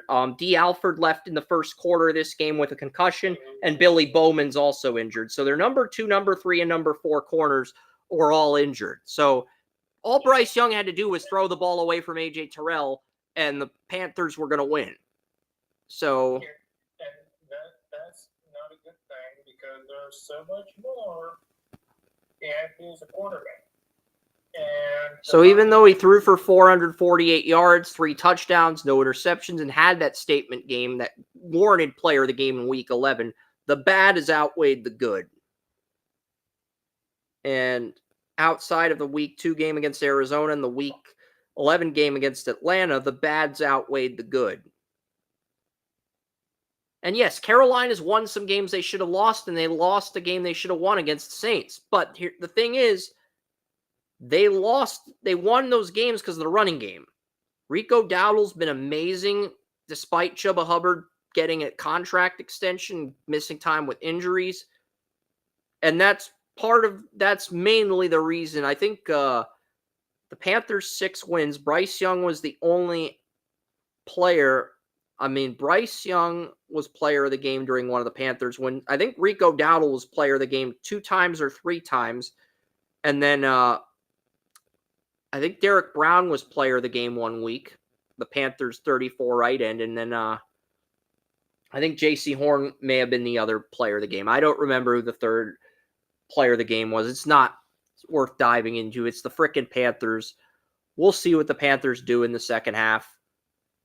The Niners have a ton of injuries. I could see them beating the Niners, but I'm not bold enough to pick them to beat the Niners. Bills, Buccaneers, I probably should have went with Josh Allen as player of the game, but I went with Deion Dawkins because the Buccaneers recorded 0 sacks against the Bills. And my problem is I'm a perfectionist. Even if Josh Allen throws 3 touchdowns and runs for 3, I can't overlook the fact that he had a turnover in the game. I am that much of a dick that I cannot overlook that. And there's only 4 players in NFL history that have thrown for 3 touchdowns and ran for 3 touchdowns in the same game, and Allen's the only player that's done it twice among those 3 quarterbacks in 4 games to have 3 touchdowns running, 3 passing. Allen's the only guy to do it twice in that 4-game span. So Allen is the obvious choice, and I get he won AFC Player of the Week, but Buccaneers couldn't get any sacks on Josh Allen, so I went with whatever offensive lineman I could get a picture of. And Deion Dawkins, we got the picture of him spiking the touchdown where Allen scrambled it in. So, I went with Deion Dawkins as player of the game for the Bills-Buccaneers game. Now, he was awful against the Texans, but he was great against the Buccaneers. And we have another offensive lineman for player of the game in the Jags-Chargers game. We went with Walker Little. He didn't give up any sacks. Cairo Santos for the Bears-Vikings game had the game-winning kick, 4 for 5 on field goals. This was a sloppy game. The Bears let the Vikings back at it, but they managed to do enough to win. I went with Rasheed Walker for the Packers-Giants game. Rasheed Walker kept Abdul Carter in check, but, it's crazy that he won player of the game at left tackle for the Packers. And then Broderick Jones. So right now, I think 10 left tackles have won player of the game on Draft Utopia this year, which is a record. Ronnie Stanley, the Ravens, Broderick Jones, the Steelers, Ursare, the Texans, Walker Little, the Jags, Deion Dawkins of the Bills, Will Campbell, the Patriots, Taylor Decker, the Lions, Darrisaw, the Vikings, Andrew Thomas, the Giants, and now Rasheed Walker, so the Packers. So those are the 10.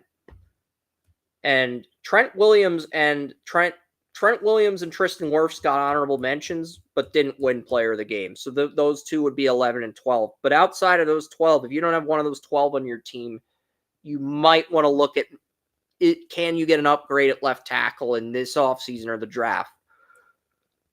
That's the thing. Bengals, Steelers, I went with Broderick Jones. I know there's a picture of Mason Rudolph.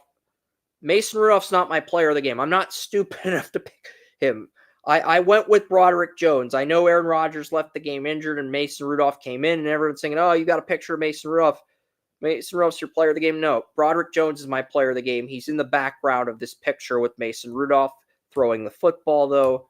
So we just have to deal with Mason Rudolph in the picture the same way we have to deal with an NFL referee in the picture of one of my other previous game recaps. You just have, it's one of those what the fuck things, and you just have to deal with it. Cam Taylor-Britt suffered a season-ending injury in the Steelers-Bengals game, so Hendrickson's injured. Cam Taylor-Britt's out for the year. Chase is suspended. Burrow's still out for another week, but and it just makes sense to bring Burrow back against the Ravens when Chase is back from his suspension. It just makes more logistical sense. Nico Collins, player of the game for the Texans in a very bland 16-13 game, but Nico Collins, 9 receptions on 10 targets, 92 receiving yards, 1 touchdown. So, Cardinals, 49ers, this was a very mundane game. 49ers, they won this game very convincingly.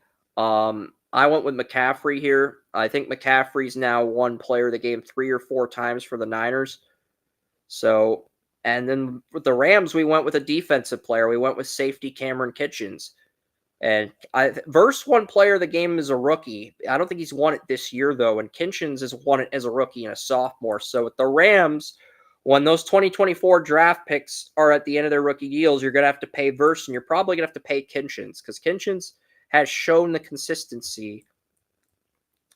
Ravens-Browns, if I could pick a player on the losing team to be player of the game, it should be Myles Garrett because he had 4 sacks. The problem is the Browns didn't win, so I have to pick the best player on the Ravens as player of the game. But I'm admitting that Myles Garrett was so dominant, he should get player of the game even in a loss. But that's not how it works at Draft Utopia. I have to pick the best player on the winning team, so I went with Kyle Hamilton. I could have went with Derrick Henry, but that would have been lazy. I went with Kyle Hamilton because Kyle Hamilton had 9 tackles, 3 tackles for a loss, 2 deflections, 1 sack, 1 quarterback hurry, and 1 forced fumble. So I went with Kyle Hamilton. But if the Browns had won, Myles Garrett would have been player of the game. And I even acknowledge that Garrett gets an honorable mention, even the loss. So I'm going to say this because I'm going to bring this play up again later. But for now, I'm going to bring it up in favor of Kyle Hamilton. On that sack, he had one hell of a stinger. Okay, yeah. The running back throwing forward completely ran past him. He didn't break down, he just ran past him. But he very easily, if Kyle Hamilton hadn't done that spin move, very easily could have been chipped as thrown for, made his beeline for the defensive end. I could have gone with Derrick Henry, 18 carries, 103 rushing yards, 2 receptions on 2 targets, 19 receiving yards, 20 touches, 122 yards, 1 touchdown. But it's so easy to take Roquan Smith or Derrick Henry as player of the game for the Ravens. It's such a cop-out, like you said in the past. Henry didn't do shit, right? He had the stats, but he didn't do shit. I went with Hamilton. As unconventional as that sounds, Joey, I went with Hamilton, which you can get behind if I don't pick Garrett. You don't like it, but you can at least get behind the thought process.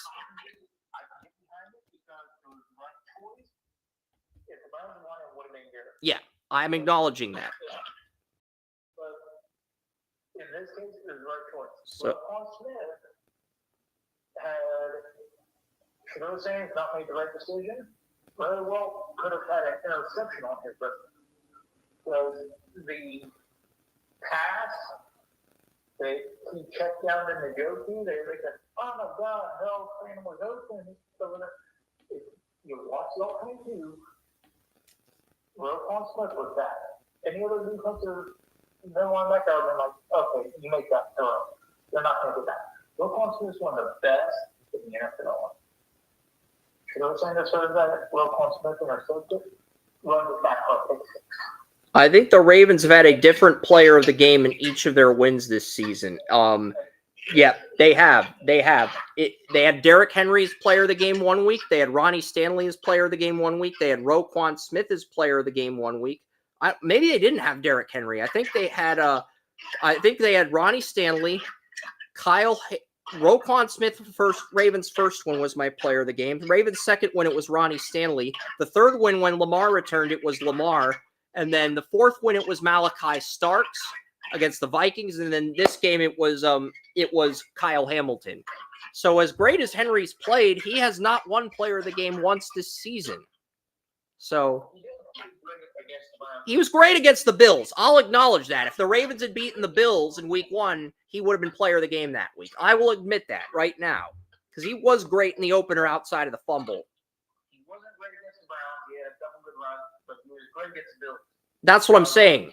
If the Ravens had beaten the Bills, he probably would have been my player of the game for week 1. As bad as the Ravens defense played in the first few weeks, in the last month, they have been one of the best defenses in the NFL. And if they continue to play like this, they are going to win the Super Bowl this year. Yeah, that's the thing that gets me about streaking teams. You know, not necessarily streaking teams, because streaking teams are good. But when a team defense starts off slow, then picks up, you know, at midway through the season, or a little before that, that means they're probably going to slow down toward the end of the season into the playoffs. But now, that's how I say it. And I'll get into this later. The Shaquille Sanders thing, you can't look into it because the Ravens defense is playing as well as any defense in the NFL. If you look at a rookie quarterback's thought process and their success level against a team that is notorious for whooping the ass to rookie quarterbacks and playing at the top of the game like the Ravens are, that is a detriment on your scout. I have the Raiders beating the Browns this week, but I do have the Browns winning in week 13 when the Browns host the 49ers. Also, if they start Shadur Sanders in week 13, I think they score 42 on the 49ers. The Niners don't have Bosa. They don't have Mikael Williams. They don't have Fred Warner. A good bulk of that defense is out for the year. So I think Shadur is going to feast against that defense in a few weeks when they come to Cleveland. Here's the problem with as much as I love your analysis, here's the problem. If the Browns don't win this game and Shadur doesn't play well in this game, Shadur's not going to get another start. I heard Shadur's good there. I've already heard they're going to go back to Gabriel once he's healthy. That's what I've heard on social media. Because Thomas Stefanski loves Gabriel. Andrew Berry and Jimmy Haslam love Shadur. There's a clear divide. And I listened to some stuff this morning from a few players. There's a clear divide when it comes to Stefanski. That means, and there is a clear divide between Stefanski and the front office right now. So unless Stefanski is overruled, Shadur Sanders, unless he balls out, will not get another start this year. So yeah. You need to have your thought process come true. Shadur Sanders is going to have the ball this week and beat the Raiders. What if he loses a very close game to the Raiders and he throws multiple touchdowns? Then we're going to have to relook at reevaluate it, because I think that I don't think that's going to happen, because you're going to have to win. Because if Shadur balls out in that way, the Brown defense is not going to give up. The over-under is 36.5. I've got the Raiders winning, but I've got the Browns covering the spread. And most people are betting the over. The over-under is 36.5. Most people are betting the over. I always do the opposite of what the public does when it comes to these over-unders. And the second one of the fans said there's going to be the starter before Thomas Stefanski was even off the podium. The game was flexed to 4 o'clock from 1 o'clock. No, this was always a 4 p.m. game, Joey. Even dating back to the schedule in May, this was always a 4 p.m. game. I thought it was. No, the Raiders play on the West Coast. This was always a 4:25 game. No, this is a 4:05. 4:05 game. It's always been in the 4:05 time slot. They did do a flex this week, but they moved the Bengals-Bills game from 4:25 to 1 p.m., and they moved the Bears-Packers game in Week 14 from 1 p.m. to 4:25. That was the flex that happened this week. There was a flex, but it's... That actually makes even more sense because one thing the NFL is good at is ratings. By moving games around. Because the NFL loves to put the Bears and Packers in prime time. But the Bears have sucked the last few years, so they refrained from doing that. Now that the Bears are good again, Packers and Bears are going to play on Sunday Night Football next year, or Monday Night Football. They're going to play on one of them next season. Not only that, but they want to clear the way so people will see Shador. Because they know Shador brings ratings. Doesn't matter how good Shador is, he's going to bring ratings. And if you bring ratings, that means you bring advertising dollars. I was talking about Caleb, but the point's applicable to both of them, really. It really is. Because because we were going to put Caleb Williams on the cover of this week's predictions, but Brad Noble had the deciding vote. He went for Kyron Williams. It came down to Kyron Williams and Caleb Williams. I voted for Kyron. Tracy Porter voted for Caleb Williams. Brad voted for Kyron. So I said, look, Tracy, we were going to put Caleb Williams on the cover this week or in Week 15. And the Bears play the Browns in Week 15, so it works out. So the Browns will be in the game of the week 2 weeks in a row in Week 14 and Week 15. So I'm sure you're happy about that, Joey. Here's my question to you. Who this week draws the biggest rating? Williams or Sanders? That is the big question that the NFL is asking. Because Caleb Williams is playing the Steelers at 1, so I would say Caleb. Even though that shares at the 4 or 5 game? Yeah, because most people watch the 1 p.m. game versus the 4:25 game unless it's two really good heavyweight teams. Or if you're walking in retail. Yeah. But the Broncos, Jaquan McMillan was my player game for the Broncos Chiefs. I'm not trying to get off topic, but yeah, the Chiefs-Broncos game was very competitive. Jalen Phillips for Eagles-Lions. Jalen Phillips was player of the game last week against the Packers too. So that's been the best trade deadline move. But another really good trade deadline move was Quinnen Williams. I could have went with Pickens, but I looked at Quinnen Williams, what he did against the Raiders. He had four total tackles, 5 quarterback hits, 1.5 sack, and 1 tackle for a loss. He had 5 quarterback hits, and you usually do not see that from a defensive tackle. Also, Williams is the first defensive tackle to win player of the game on Draftutopia this season. So every other position outside of center, fullback, and punter has had a player of the game on Draftutopia this season. So center, last year we had Zach Frazier, the Steelers center. He did win player of the game as a rookie, but that was like the only center to win player of the game last year. We haven't had a center. We've had a guard. We've had a few guards like Ratledge of the Lions, and we've had a few other guards besides Ratledge. Quinn Miners of Denver, I think, but that's it. Those are the only 2 guards. Maybe Lidstrom. I don't remember exactly who, but I think it's basically as far as the guards go, I think it's only been Miners and Ratledge this year. And I will say this. Mason Graham has had an excellent rookie season for defense tackle, but if I would have been able to trade him and a second or third round pick for Quinnen Williams, I would have done it in a freaking heartbeat. Quinnen Williams is a damn beast.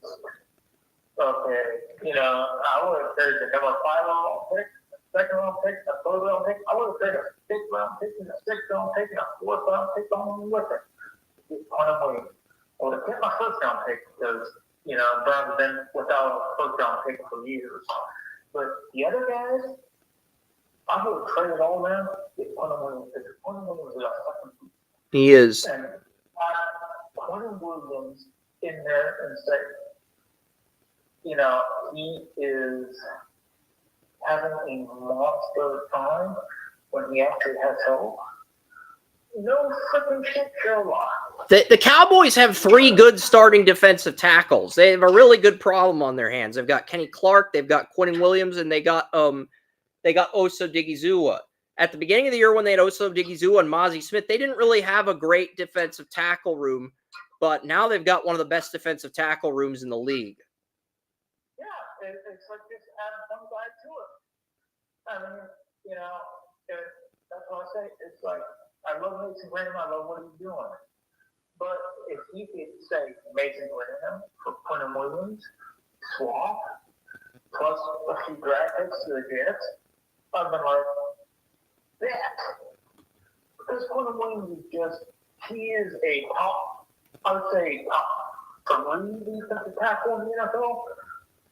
Dare I say the best defensive tackle in the NFL? Like, you know, he's up there in that. So, you know, as much as I hate to do it, I'd say, hey, Jerry Jones. I'm beginning to think Jerry Jones took a master class from Jim Nill, the Stars GM, who won GM of the Year 3 years in a row. He took a master class or a TED Talk from Jim Nill and instantly became good at making trades. That's my theory. I think it's a lot more simple than that. I think he's suffering from dementia. Nope, that's what happened. I am convinced. No, because remember, he put out a thing saying, I'm going to search for oil. Not only did he go do that, he brought the Stars in for when they announced the NHL Stadium Series was going to be at AT&T Stadium against the Cardinals. He brought the Dallas Stars in and Gary Bettman to make that announcement public because he's a showman in that sense. I love what Nill's done with the Stars, but he's not a showman like Jerry Jones when it comes to promoting all these headline events like what Vince McMahon does with the WWE. What he did with the WWE, Vince McMahon out of the picture now. But the thought process is Jerry Jones said, I'm going to do being for oil. Then Jerry Jones starts thinking crazy like it's the late 80s. Yeah, I think Jerry Jones stuff on from venture. You know, he thinks it's the 80s again. And it's not a bad thing because the Cowboys in the late 80s created the empire from the 90s. Yep. So, yeah, I think Jerry Jones thinks it's the 80s again. And guess what? If it works out for the Cowboys, well, I don't know if it's going to work out for the Cowboys, but they at least have a window of opportunity next year if they don't mess this up. they do. If they get the right edge rusher in the draft, they could very easily be a wild card team next year. So we'll see. Yeah, remember, they still got that Prescott. They've still got Prescott. They've got Lamb. I'm not ready to give them the benefit of the doubt yet, but they are, like I am with the Stars, but they are taking a step in the right direction. And I will acknowledge that and say they're taking a step in the right direction. I will acknowledge that. Geez, still scoreless in the 71st minute. Well, the thing with Tulsa and the Riverhounds is neither team gave up a goal the entire playoffs. Neither team's given up a goal the entire playoffs. This is the first time in the history of the USL that's happened where 2 teams in the finals, they haven't given up a goal the entire playoffs. So, and Tulsa's hosting this thing, but there's just as many Riverhounds fans in Oklahoma as there are Tulsa fans. It feels like a Steeler-Charger game where there's more Steeler fans than Charger fans. And this is the championship of the United Soccer League. This is the freaking championship for this season. And it feels like there's more Pittsburgh fans than there are Oklahoma fans. And the game's in Tulsa, Oklahoma. And I don't think Tulsa, Oklahoma's had a winner in any sport ever. They might own the Dodgers minor league team. Let me see. Let me look up Tulsa real quick. Tulsa Drillers. I thought Tulsa won when they were in the Division 2 Maybe. I'm wrong. The Tulsa Drillers are the Dodgers Dodgers AA affiliate. So the Tulsa Drillers are the Dodgers AA affiliate now. So Tulsa has the Dodgers AA team. So it's not like Tulsa has nothing. No, Tulsa has some good sports teams. They're just not teams that are, universally known. It's like, University of Tulsa is a pretty good sports team. Pretty good sports school. They had 3 consensus All-Americans. They were 11-12 all-time in bowl games. They actually did go undefeated after World War I under Francis Schmidt, but they have not. Well, I have all the respect for Francis Schmidt because he's a legendary coach. And he beat Oklahoma Baptist 152-0. He beat St. Gregory 121-0, and he beat New England, Oklahoma 151-0. Well, I don't think any of those teams are still around. No, they're not. At the same time, That is exceptionally impressive for that era of football. I'll say that much. he is a legendary coach. I mean, anybody who looks him up will say the same thing. He's a legendary coach in a lot of ways. He was somebody who inspired the likes of Jim Brown. Yeah, because Francis Schmidt only coached at Tulsa for 2 years. I'm guessing he went to a bigger program after that. If I look up his history, yeah. He went to Arkansas after that, and then he went to TCU, then he went to Ohio State, and then he went to Idaho for football.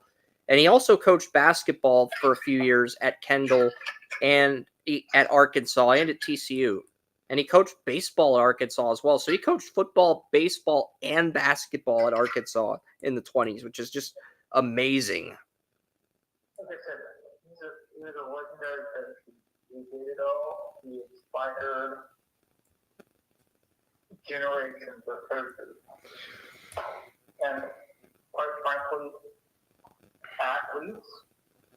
And, and it's a wonder that so many young people have forgotten about it. But man, he's a gem. His legacy should be celebrated a lot more than it is. Damn, Tulsa and Pitt are still tied in the 76th minute. Ooh. Yeah, because Pittsburgh will get a championship in 2025 if Tulsa does not win today. And Tulsa's the home team. They were a bottom 5 team in the league last year, and they ended up getting the number 1 seed in the Western Conference.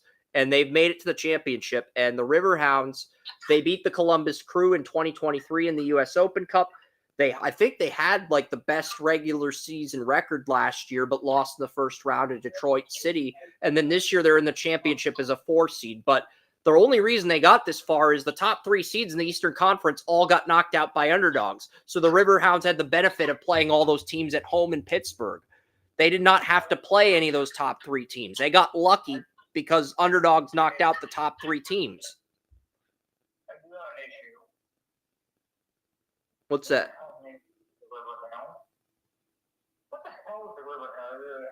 It's like a hound, but I don't know why they call them the Riverhounds. Does he have gills? They used to have a dog on the mascot. There used to be a dog on the Riverhounds logo, but they replaced the dog with like a black and gold shield to make it look more professional. Was the dog frowning? Nope. Gills? Nope. They still put the paws on the shield, but they got rid of the original dog logo. It's like, can you see my issue with this situation? Yes, I can. It is not. I don't know what they're doing, but you had to be high. Lay off the coaching next time you create a name for your team. That's all I ask. Yes, because Riverhounds, the original Riverhounds logo, like some water drops in the background, and then they made the dog's ears red, and then they made the logo redder, and then they made the dog's ears blue, and then they made the dog white, and then they replaced the dog with a black and gold shield and put a dog paw and a soccer ball on the shield. Because they wanted to modernize the logo to make it represent the city of Pittsburgh. Because that's what a lot of soccer teams in the Premier League and the MLS do. They modernize their logos and they get rid of the personality of the logos. I've never liked that personally.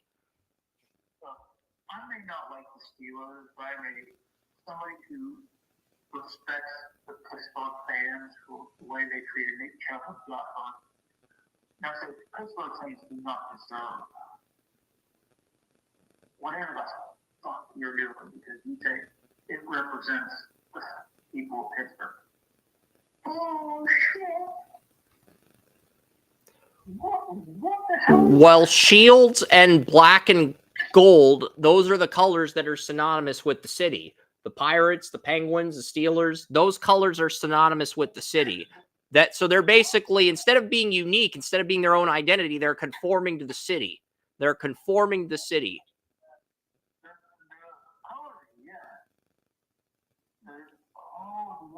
Because the original Riverhounds colors were like red and blue. And they got rid of that because they wanted to be like the city. They didn't want to be unique. They wanted to be like the city.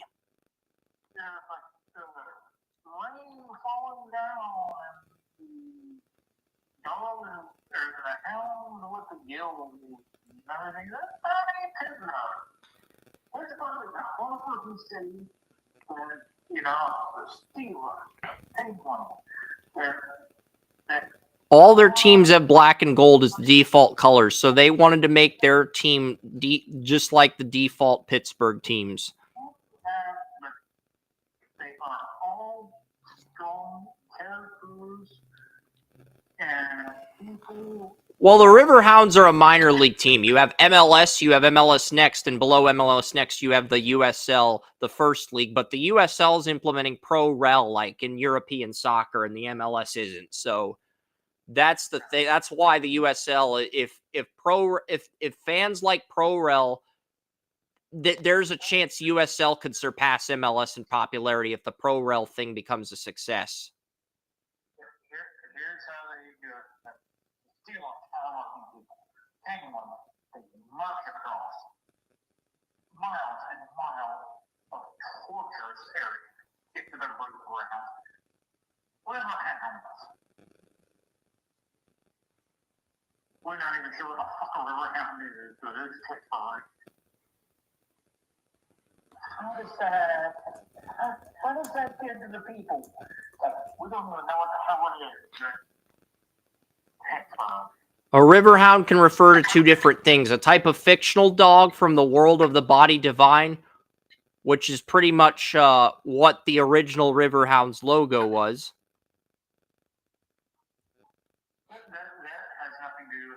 And they were originally called the Pittsburgh River Dogs, but they changed the name to Riverhounds.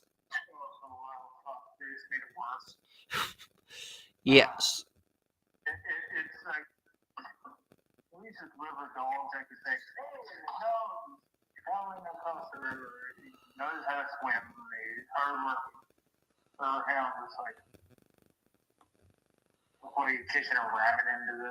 Yeah, Danny Griffin was a top 5 pick in the 2018 MLS draft, but he never worked out with Toronto FC, and now he's the captain of the Riverhounds, and now the Riverhounds are in the... You gotta defend the city of Pittsburgh against this bullshit. Like, this is what you wanted? Look, the only positive thing I will say about the Pittsburgh Riverhounds before I get into the College Cup and the NFL predictions for this week with my phone at 10%, the only positive thing I will say is the best burger I ever had was at a Pittsburgh Riverhounds game.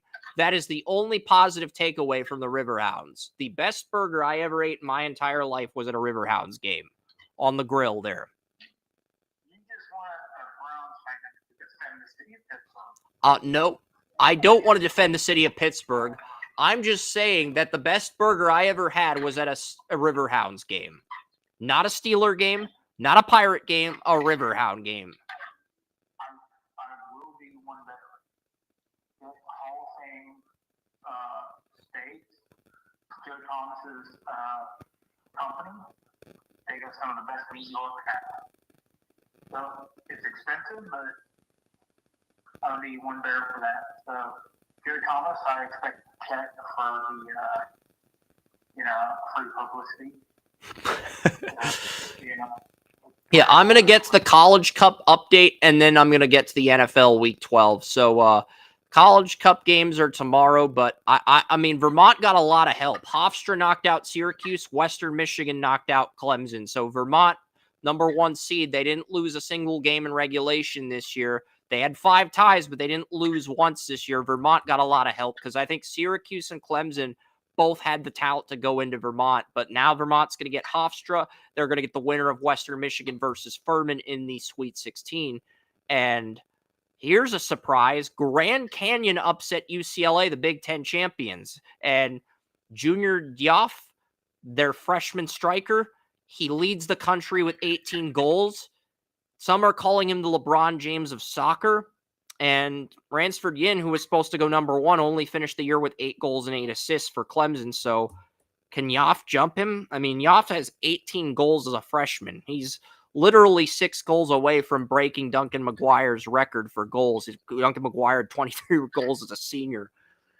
He's literally 5 goals away from tying him. And I think Grand Canyon can beat San Diego, but the winner of Denver versus Portland is going to be problematic for Grand Canyon in the Sweet 16. But Denver's lost too much talent, I think, to get back to the Final Four, beat a team like Vermont. But the revenge factor, since they lost the Final Four to Vermont last year, the revenge factor's in play if they meet them again.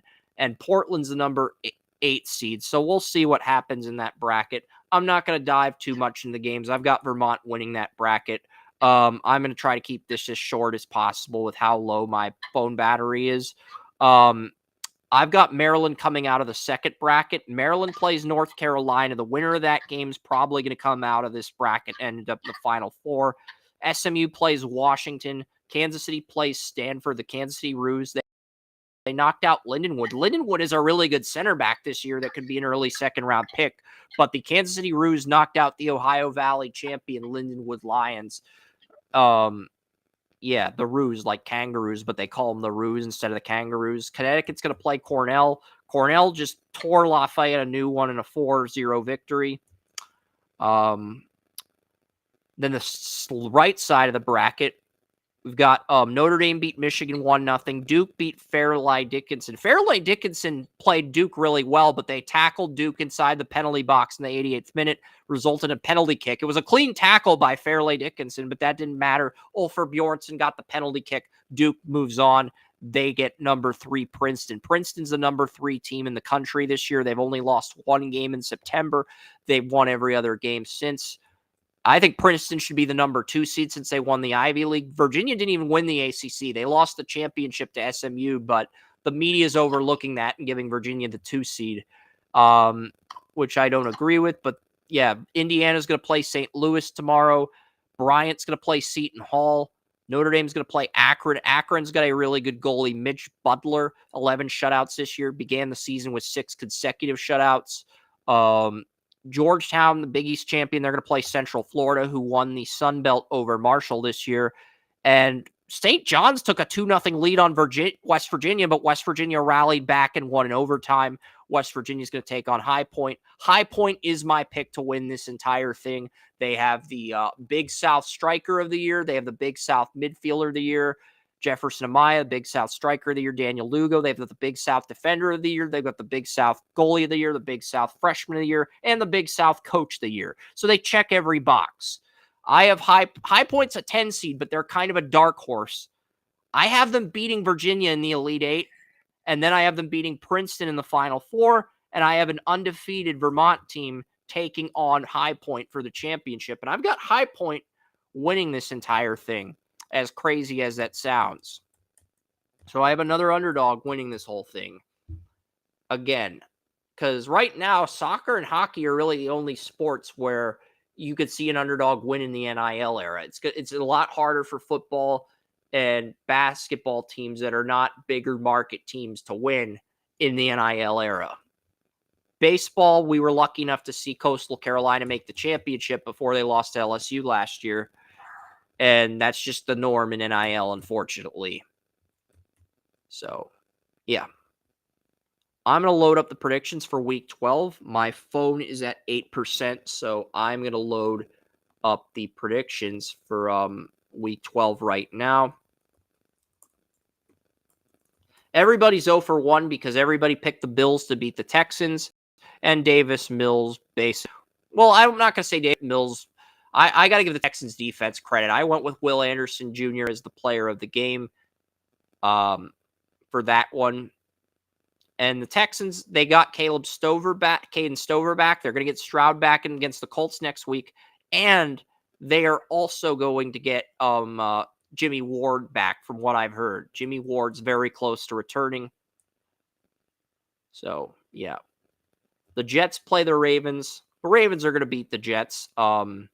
Right now, there's only 3 people in the country with 114 games or more correct. You have Eric Edholm of NFL Network, Eric Edholm and Colleen Wolfe are the 2 leaders in the NFL Network pick'em standings, but we found out Edholm has 116 games correct, which makes him the new pick'em leader on the year nationally. Reagan Holgate. She jumped Pete Prisco. She's a news reporter for Cincinnati. She jumped Pete Prisco. And Wes is now at 114 games. So Wes is 1 game behind Reagan Holgate and 2 games behind Eric Edholm for the national lead. And Wes now leads Kern by 6 games. He leads Tony Mario by 8 games. And he leads Ord and I by 9 games. Ord and I are both 105 and 59 on the year. So, but we're both in the top 20 nationally. Tony Mario's 14th and Kerm is 9th. And Wes is 3rd. So we've still been in the top 3 this decade, and we're not. Last year, I think Kerm finished behind Matt Bowen of ESPN and Emmy Bannell, who was the runner-up to Lisa 2 years ago. So Emmy and Matt Bowen were tied for the lead at 203 on the year, and Kerm finished with 202. And Matt picked the Eagles to win the Super Bowl. Emmy took the Chiefs, and Kerm took the Eagles. So in Kerm's credit, he was only 1 game off from tying for number 1 in the country, to Kerm's credit. And Wes is only a few games out too. But Jets, Ravens, phone's at 7% now. We really got to pick up the pace here. 31-13 Ravens. Everybody's taking the Ravens. Steelers, Bears. I took the Bears. Joey took the Steelers. This is a game we disagreed on. But the Bears could get Jalen Jones back at corner. So this could be the healthiest the Bears are at corner. They're going to get Jalen Johnson, and Kyler Gordon back this week. And Jalen Jones. So the Bears are the healthiest at corner they've been all year. Their secondary is finally at full health for the first time all season. But the bad news is, because Jalen Johnson was supposed to be out for the year, but he's going to come back and play in Week 12. And the Steelers, they don't have to deal with Edmonds or TJ Edwards or Noah Sewell, but Bears do have some good backup linebackers. They've got a rookie 4th-round pick out of Maryland at right outside linebacker, that in Ruben Hippolyte II. They have DeMarco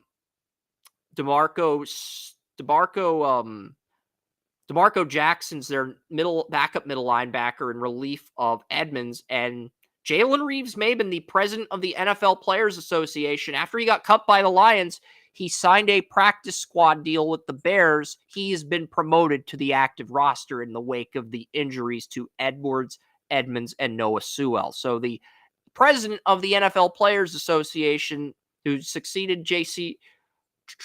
Tretter in Jalen Reeves-Maben, is on the Bears now, and he's going to be starting for the Bears at Sam linebacker this week against the Steelers. So if the Steelers can run the ball, they will win, but this is the healthiest the Bears secondary's been since Week 1. So I think both Rodgers and Williams have to limit the turnovers if they're going to win. On the JC Tretter thing, because that was a bunch of bullshit. That Tretter wanted to make reforms that better the players, and they blackballed him, you know, from the league. You know, it was stupid, it was hateful, and in the end, he just ended up bowing out, which is the current situation they got now. But, you know, that kind of pissed me off a little bit. Anybody who gives the NFL pushback can be forced out, even if you're head of the Players Association. It is just a disgrace. Don't get me started on that fucking situation. Well, Reeves Maben's in charge of the NFL Players Association, but it feels like he's more of a yes man. It feels like he's more of a yes man. That's why they got rid of Trevor, because he's a yes. They replaced Trevor with a yes man, because Trevor was pushing back. They screwed him over from playing in the league. And then 2 years later, he's out there. He's blackballed, all because he dared to try to make things better for the players. For heaven forbid, make things better for your brother. Because it's nothing more.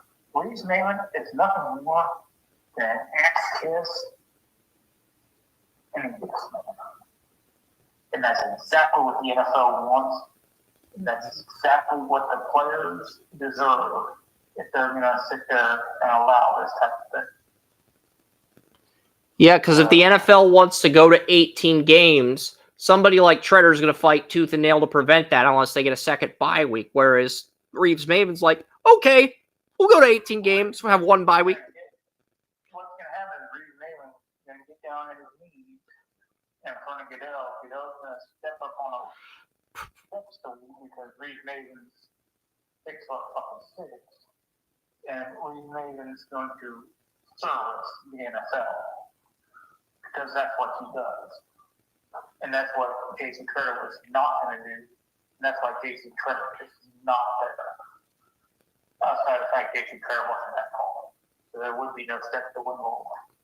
I know you picked the Steelers, I picked the Bears, but really with the Bears getting Jalen Johnson back and Kyler Gordon back and Jalen Jones back, I believe the Bears are going to force some turnovers in this game. And really, I think it's going to be a tough game. It's going to be a tough game. It's going to be a close game. I'm not going to sit there and say because blow things out. If the Bears were depleted at corner and depleted at linebacker, I could get behind the Steelers blowing them out. I don't think that's going to be the case with the Bears having healthy bodies at secondary. Getting all those guys back is going to make this game closer. I went 27-19 Bears, but with the injuries at linebacker, I would not be surprised if this is closer to like 27-24. Yeah, it's going to be close. It's not going to be a big time. Yeah, the over-under is 45. I think the over is easily going to hit in this game. The question is it going to be... Yeah, I'll change the score to 27-24 because as long as the Bears win by 3, they cover the spread. It's just that simple. I think it could be 20-24. Over-under is 45, and most people are betting on the under. So I'm going to bet the over here. I'm not literally going to bet the over, but I'm going to say the over occurs. That's usually how I approach these things. Yeah, but the under is very possible. It is, but it's like 47-53 as far as the over-under. 47% is taking the over, 53% is taking the under. So it's very close. I don't think either offense is very good either, but the Bears have had, I think Caleb Williams has had 2 games where he's had over 300 yards total. I don't think Rodgers has had a single game where he's had over 300 yards total this year.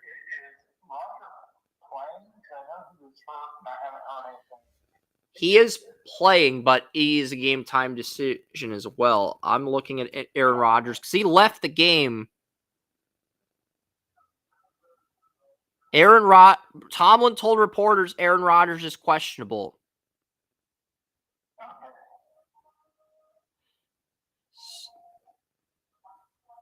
Yeah, and the Riverhounds Tulsa game's now in overtime, and we still don't know whether Aaron Rodgers is going to play.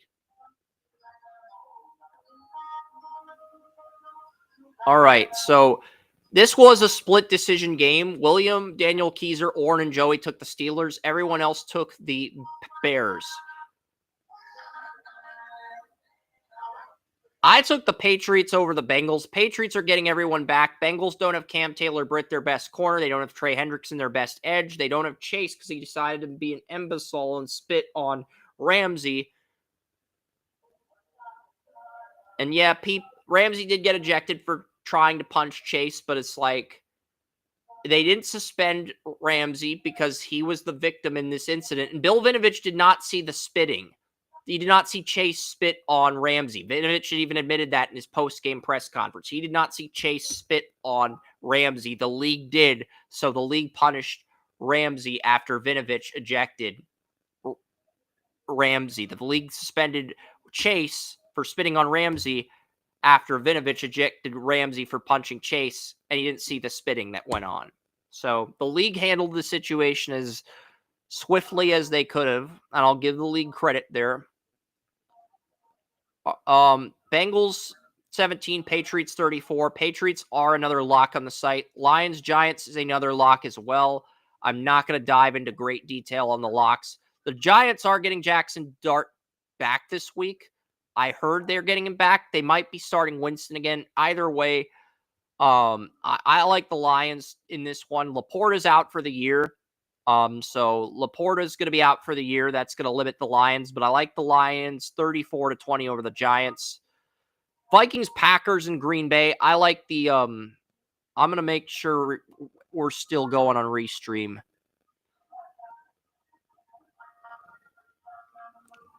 We're still live on Restream, but it says, the audio stopped working, and I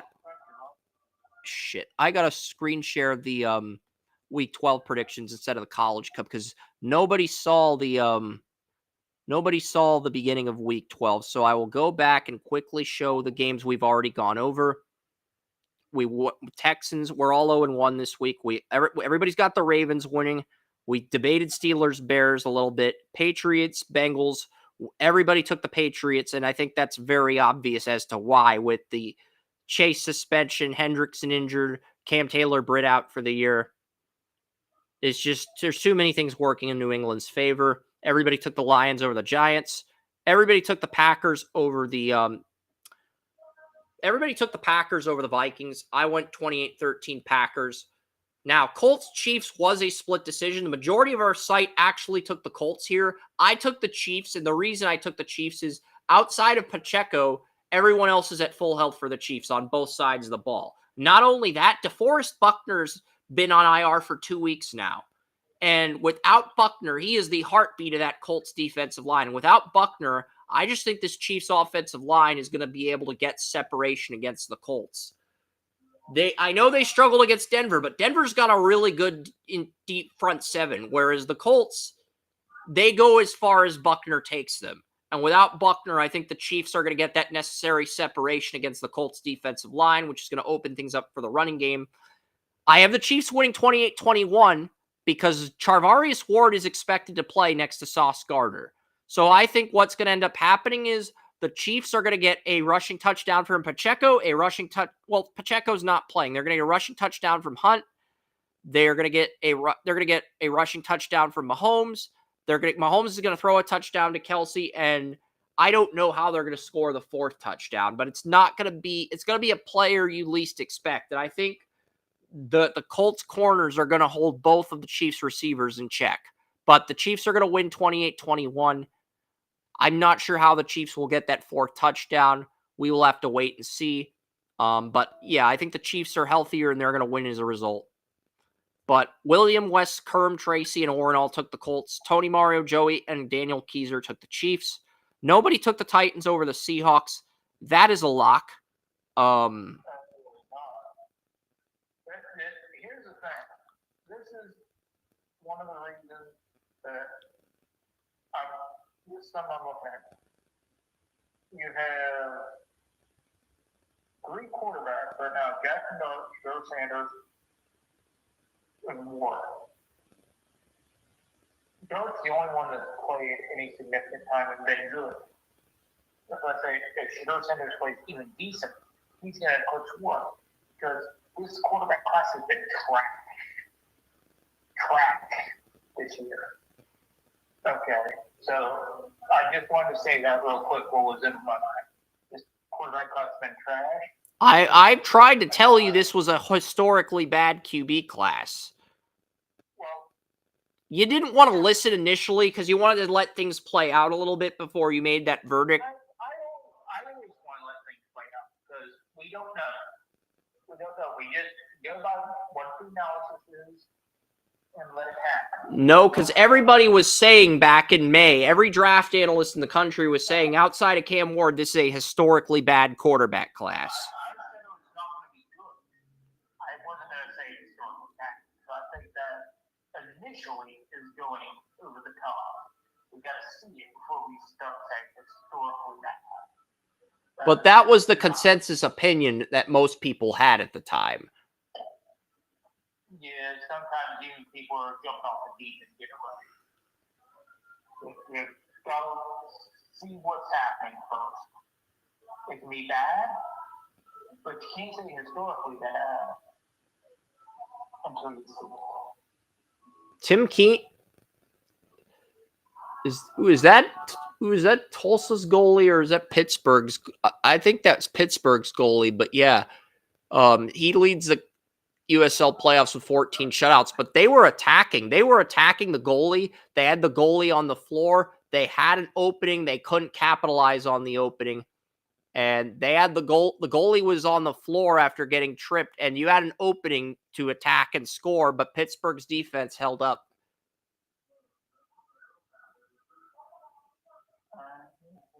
All right, but yes, I've got the Titans covering the spread in this one.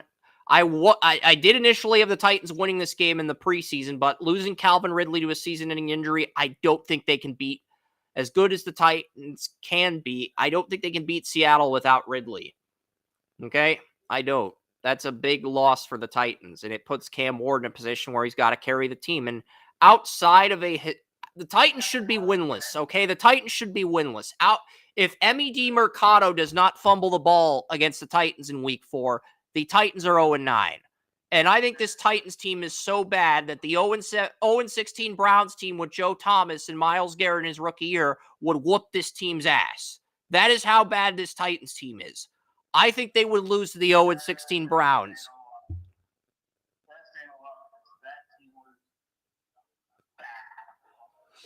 That says a lot about this team. And so you're basically saying the Titans are going to have the number one overall pick with them. I have the Titans winning one more game. I think the Titans play the Jets later in the year. They play somebody. I'll check real quick on the. I'll check really quick. And this Browns team is better than 2016, 2017 Browns team that you're talking about. So you're saying, kind of saying that the Titans are worse than that. So I've got the Titans winning one game against the Saints in Week 17. The Titans host the Saints in Week 17.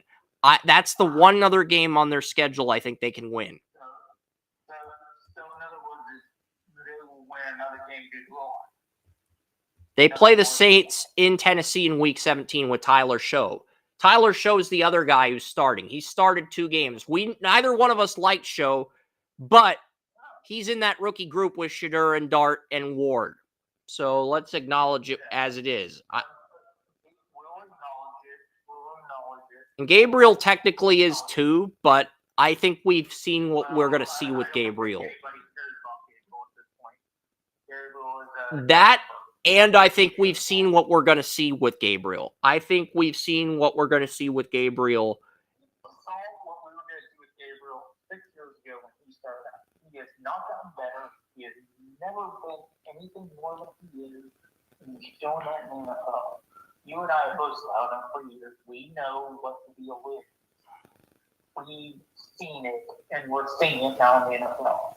So we don't need to rehash 6 years of what we've been saying about them. I liked Gabriel after his Oklahoma upset win over Texas when he was at Oklahoma, but I thought it was one game. And then he had the historically bad showing against Ohio State in the playoff, and everything unraveled after that.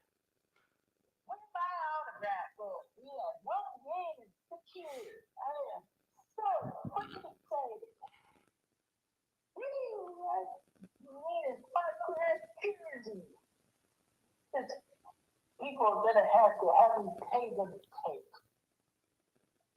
Shit. Still scoreless in the 100th minute, so this game's probably going to go to penalty kicks. He is a very nice man. Yeah. I will about Bill Gabriel. He's a very nice man. And Yep. very grounded. So I'm not going to say anything bad about him. Cardinals, Jaguars.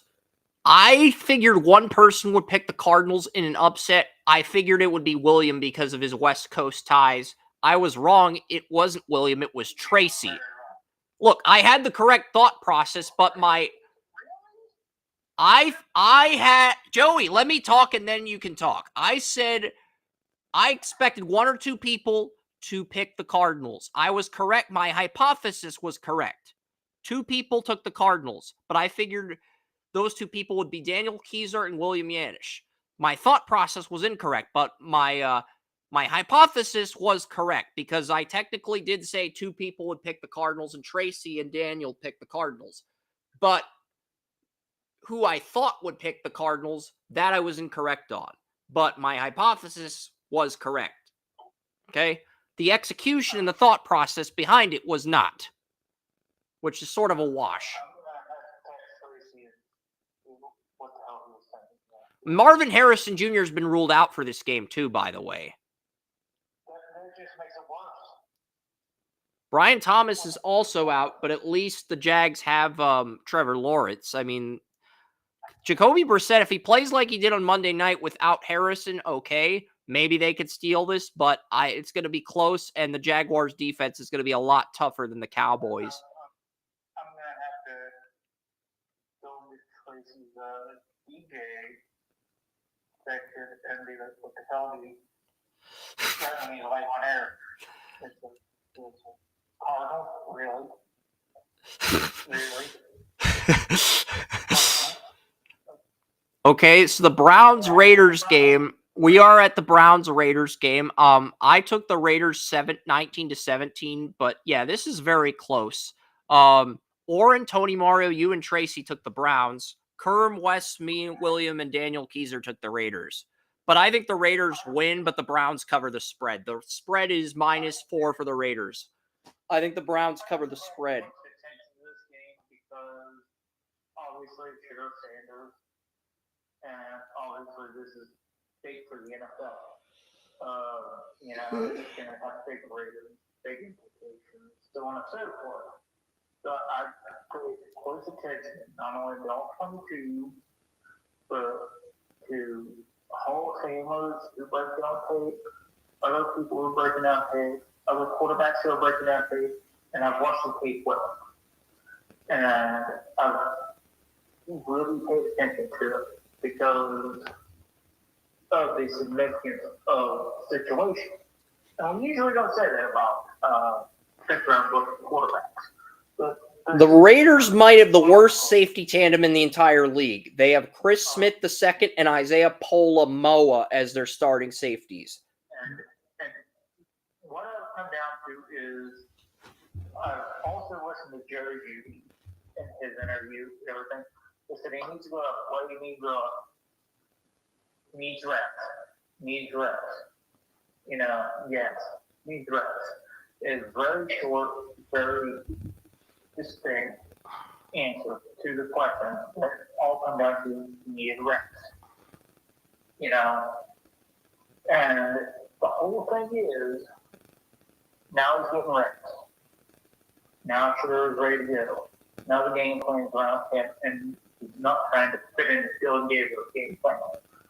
Okay, everything here is ready for him, and he has, and what I told you earlier, he has to play well, and the Browns have to win for him to get another week.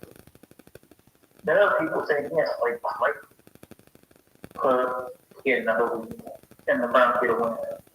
For your prediction to come true, and him getting another week or two.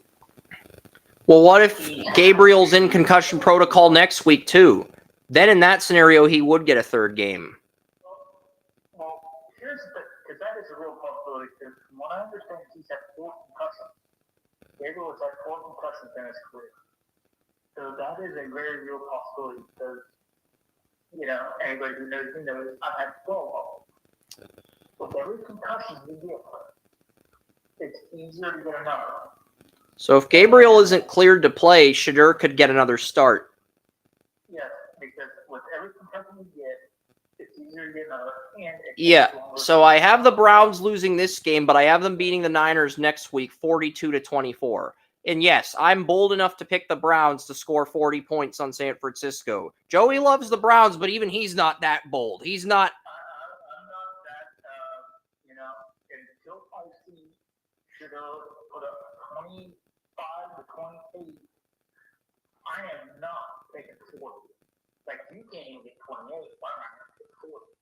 I mean, if he gets 28, then I say, okay. Then 40 is a real possible.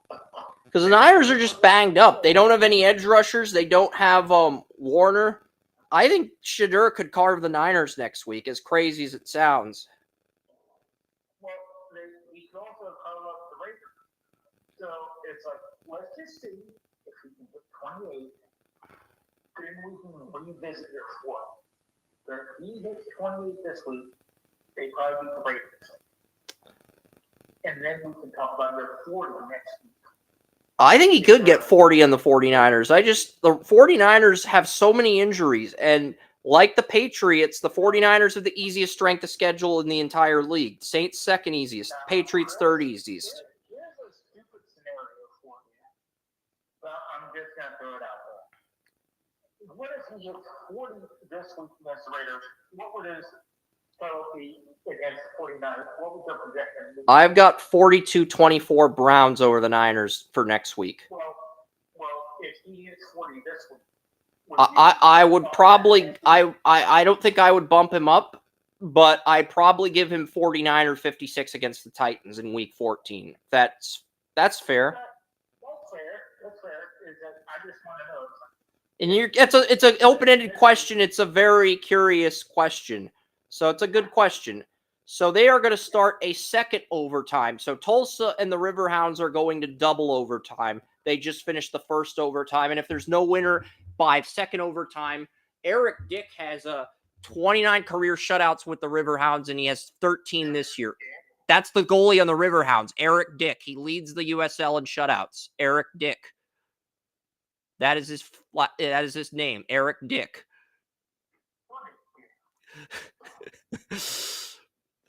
13 shutouts. Eric Dick fell on the ground, and the Tulsa still couldn't score on him.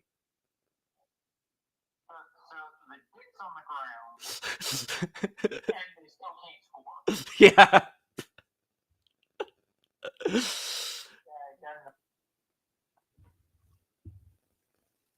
I'm still here, Joey. I don't know. My phone's at 5%, but I'm going to grab it. I'm going to try to... Do you really want me to put more big jokes out there? We're in the 105th minute. It's interesting. Devin Kerr, who calls the college soccer games on ESPNU and the MLS playoff games on Fox, is calling this game on CBS. So we're going to go from Devin Kerr to Brent Musburger and Gary Danielson as soon as this game is over. Interesting. Another Pitt player that played with Valentin Noel. First-round pick Burton Jackson is being subbed in here in the 105th minute. And we're seeing these players get very physical, trying to tackle each other because both teams are trying to get that. Jackson. There's a Q in his name. It's Burton Jackson. There's a Q in his name. Burton Jackson. There's a Q in his name. Oh, so they're doing it. They're not doing it phonetically. They're having the Jack go. With the dick, and, not phonetic. So, yeah. I get it. It's like, Chris, you are setting me up for this. I know you are. This is...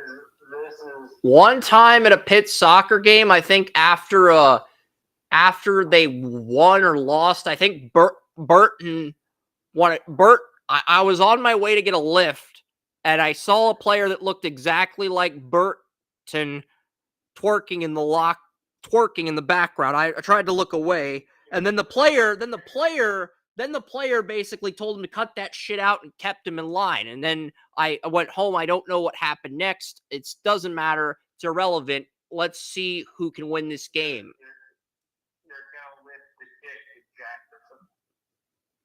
I'm going to let you have fun with this, and then I'm going to get to the next game. You just made it too easy. You made it too easy. It's like, these coaches both look nervous. Both these coaches look nervous. The one coach on Tulsa looks like Robert Saleh. all things considered, with what you told me here, and the wordplay that goes along with it, they have a right to be nervous. Both these coaches are nervous. One coach looks like the Riverhounds coach looks like Sean McVay, and the Tulsa coach looks like Robert Saleh. So, Well, with the Dick Listen to Jefferson, I mean, it's like, there's really, Tulsa's promoting canned cocktails on their Videotron.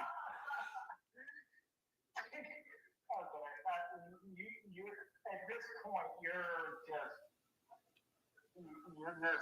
just trying to get me so deep in. I'll never get myself out. Let's just move on, because at this point, you're just like, Yeah. let's have some cost to this. Let's see what happens. Canned cocktails. I said canned cocktails, like, a cocktail that you drink at a bar, except in a can, like tuna. I don't. That's what they're promoting on the Videotron at Tulsa. That's what they're promoting on the Videotron. Like, I'm not sure if we should roast the Riverhounds for having a goalie named Dick, or if we should roast Tulsa for promoting canned cocktails as the home team. Take your pick. I guess it really is a take your pick situation. Take your pick. Find them if you want. I'm at the point like, Yins better fill your buggy. The Riverhounds are promoting ads on the Videotrons at Tulsa as well, and in double overtime. It's like, okay, all right. I took the Raiders and the Browns. We've got 3 games left. Eagles, Cowboys. Everybody took the Cowboys. Everybody took the Cowboys. I think the Cowboys everybody took the Eagles. I took the Eagles to win, but I think the Cowboys actually cover the spread. The crazy thing is Kerm actually agrees with me. I'm going 24-23 Eagles, but I think the Cowboys cover the spread. Eagles are -4 on the spread. I think the Cowboys cover the spread, but they lose the game. I want to switch to the Cowboys. You The Cowboys right now are playing incredibly well, and the longer it goes on, the better they play. I think they're hit their stride. And I think the Eagles are winning, but it's a tough win. So, wait, you still want to stick with your Eagles prediction to win, but you have the Cowboys covering the spread like me and Kerm? No, I want to do the Cowboys win that. Okay. I'm just double checking before I update it. So, because I'm going to reload the screen and it's going to show you picking the Cowboys. So I'm going to do that. And then we will get to these. We're not at the Sunday night game. We got Saints Falcons. Great. This might be worse than Tulsa trying to score on Eric Dick. This game might actually be worse. Congratulations. a big one. I mean, there's 111 minutes left. If there's not a goal by the 120th minute, this thing's going to be decided in penalty kicks. So that's saying something. So they're going to be kicking in the day. Yeah, pretty much. Atlanta and New Orleans. It's in New Orleans. I took the Falcons. I just do not trust Tyler Show. I know Drake London's out. I know Penix is out for the year. I have more confidence in Kirk Cousins than I do in Tyler Show. But you, William, and Tony Mario did pick the Saints to win. Everyone else took the Falcons.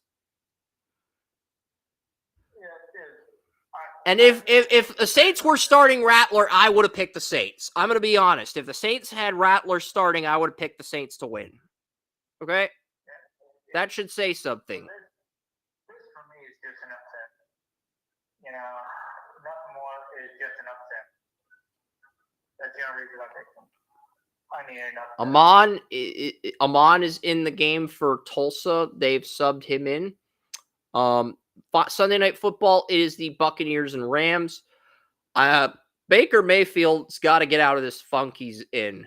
And I think the Rams are going to win, but the Buccaneers, they should still do enough to win the division, even if they lose this game. And I think the Rams are going to win because Kyron Williams, the Buccaneers just haven't been able to.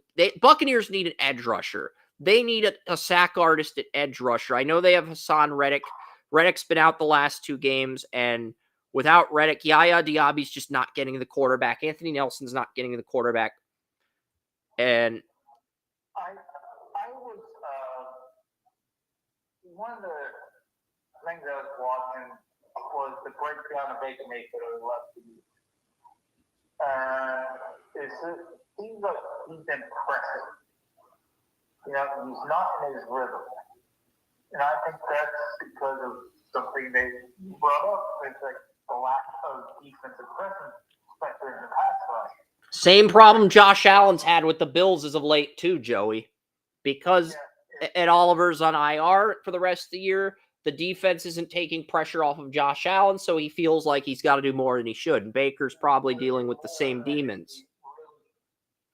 Actually, needs to, because Josh Allen's reigning MVP, Baker Mayfield, and MVP candidate, they're pressing to the point they're taking themselves out of that conversation, and it's hurting their teams because they're pressing way too much. So that is a thing that we have to look at. Is let's let these guys settle down a little bit, you know, and emphasize that. You don't have to emphasize any changes to the offense, just get them to settle down. Because they're pressing way too much. They're still able to play at a high level, and at times they're still playing at a high level. Because they're ultra talented, but they're trying to make throws they don't need to try to make. Settle your ass down and make your plays. You don't have to make up for what the defense is not doing. You just have to make your plays so you can. And that's it. So that's for Baker Mayfield and Josh Allen. These guys are pressing. They're streaky players. They're pressing. They're getting out of their zone. Just settle down, get back on your street,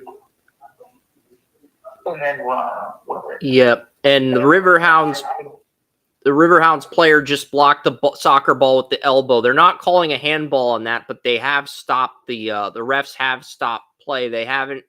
I don't know what the hell they're doing. I mean, the clock's not stopping, but they're signaling something. I don't know what the hell's going on here. But as far as the Rams Buccaneers game goes, as long as the Rams have 3 of their corners at full health, they'll be okay. But they've had Darius Williams, they've had Akello Weatherspoon, he's been injured for a few weeks. Quentin Lake's going on IR, and you have Jacoby Durant, and you have Emmanuel Forbes. Forbes has stepped up as of late, so has Durant. As long as the Rams have 3 of those 5 corners, they will be okay. I mean, they intercepted Darnold 4 times last week, and this defense is really good when they put everything together. So, and right now, I think Drake May is the only QB that won player of the game 4 times. Baker and Mahomes won it 3 times. I think Stafford won it at least twice. I just don't remember after week 4 how many times did he win it. That's what I'm double checking right now, because a lot of people do have Stafford in that MVP conversation. We had Jared Verse player of the game in week 6 when he beat the Ravens. So Verse was player of the game as a rookie and sophomore, just like Cameron Kinchins. I'm looking. The Rams are the bye week in week 7, I think. Looking to see, or did they have a bye week in week 8? Let me see something here. They played the Jaguars in week 7 in London. That's right. Stafford. So Stafford was Stafford was player of the game. Kyron Williams, week 9. I think week 10 was the bye week. And then week 11, last week, they played Seattle. So, yeah, Stafford's been player of the game twice this year. But after Mahomes, Baker, and Drake May, he's been the 4th most consistent QB. Herbert's also been player of the game twice, I think. But he hasn't been as consistent as Stafford. In and out. Yeah, he has. He's had great games, but he's also had some underwhelming games. So, Yeah. Herbert's been in and out. Allen only won player of the game once, and that was in week 1 against the Ravens. I think Allen and Mayfield are the 2 leaders for the MVP, but at the same time, they're also the 2 most underperforming. No, Allen's only had one signature game. I know he's last year's MVP, but I feel like James Cook has done more for the Bills this season than Allen has. Well, Chris, that's the problem. Because they've been spectacular, but they're not consistent. And they've been overshadowed by other people because of the consistency issues. And I think Yeah, and I think May's been the most consistent this year. He hasn't thrown for 300 passing yards, but he's had 4 really quality games where he's player of the game, and then he's had 2 games and losses where he threw for where he had 300 total yards. So it's just the team dynamics that are holding him back. yeah, So I think that is the big issue that we have with these guys yeah, right now is the team dynamic. yeah. Agreed. And I took the Rams 28-20, but I think the Bucks are getting Godwin back. They are not getting Bucky Irving back this week, but they might get Godwin back. He's a game time decision.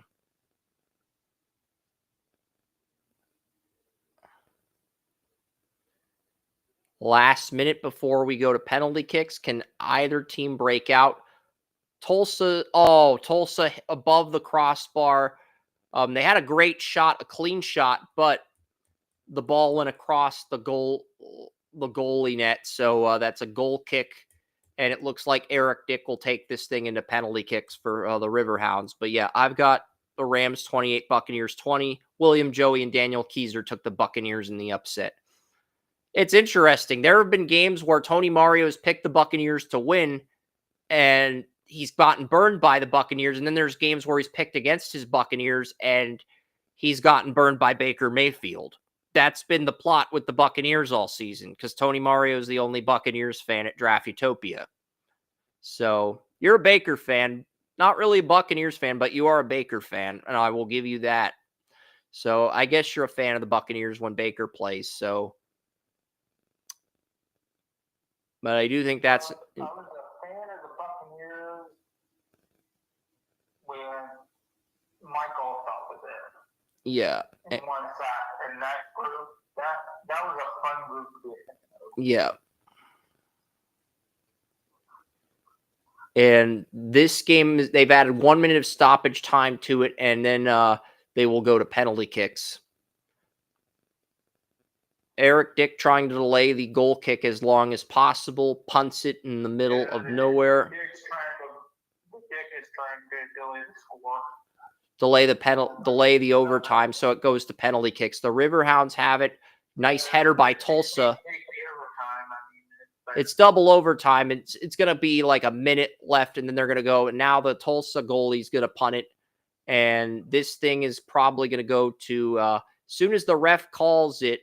They're over a minute of stoppage time. As soon as the ref blows the whistle, they're going to go to penalty kicks. And there it goes. The ref blew the whistle. So this thing is going to penalty kicks. So we'll stick around for the end of that, and then we are going to sign off. The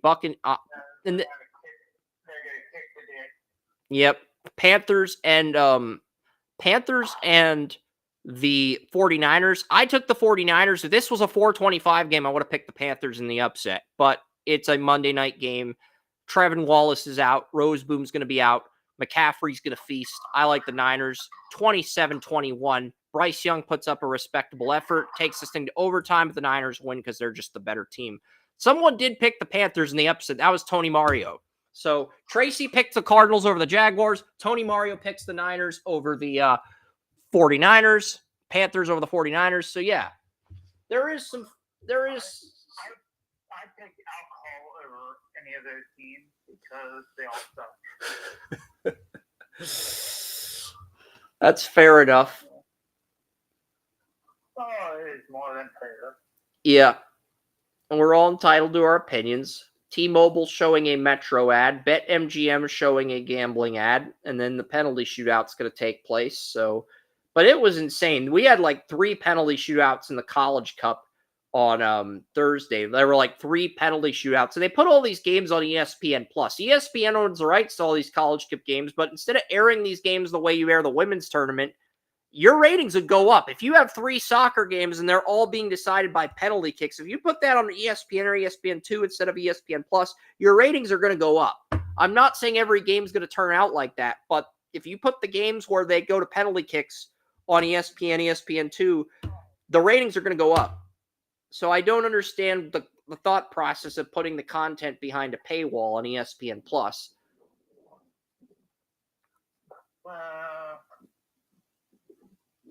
I mean, they put regular season games on ACC Network. You make more money off the paywall than you want ratings. Because the TV ratings don't work the way they used to. Yeah. And you get a less percentage when it comes to ratings now than you do through your app. So an app subscription would actually be more than the 1% for the rating.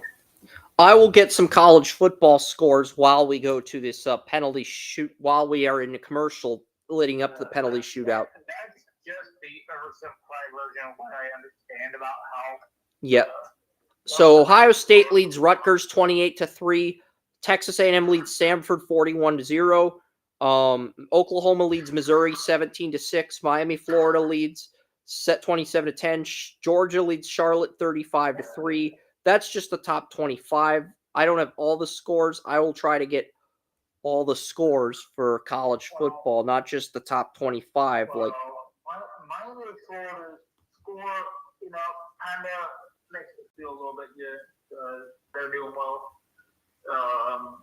What was the score for Florida? So Miami, Florida leads 27-10. SMU leads Louisville 31-6. Minnesota leads Northwestern leads 28-35. So that's Northwestern Minnesota looks like the closest game so far. I was talking about the University of Florida. I'm looking right now. Baylor leads Arizona 17-14. Auburn are tied. If Mercer can beat Auburn, Mercer. Yeah, I know Mercer's a powerhouse in soccer, but they're not a powerhouse in football. They're tied with Auburn. They are 9-1 in the FCS this year, but if Mercer goes into Auburn, where Alabama's going to play in the Iron Bowl next week and beats Auburn, I think we should just let Mercer play Alabama at this point.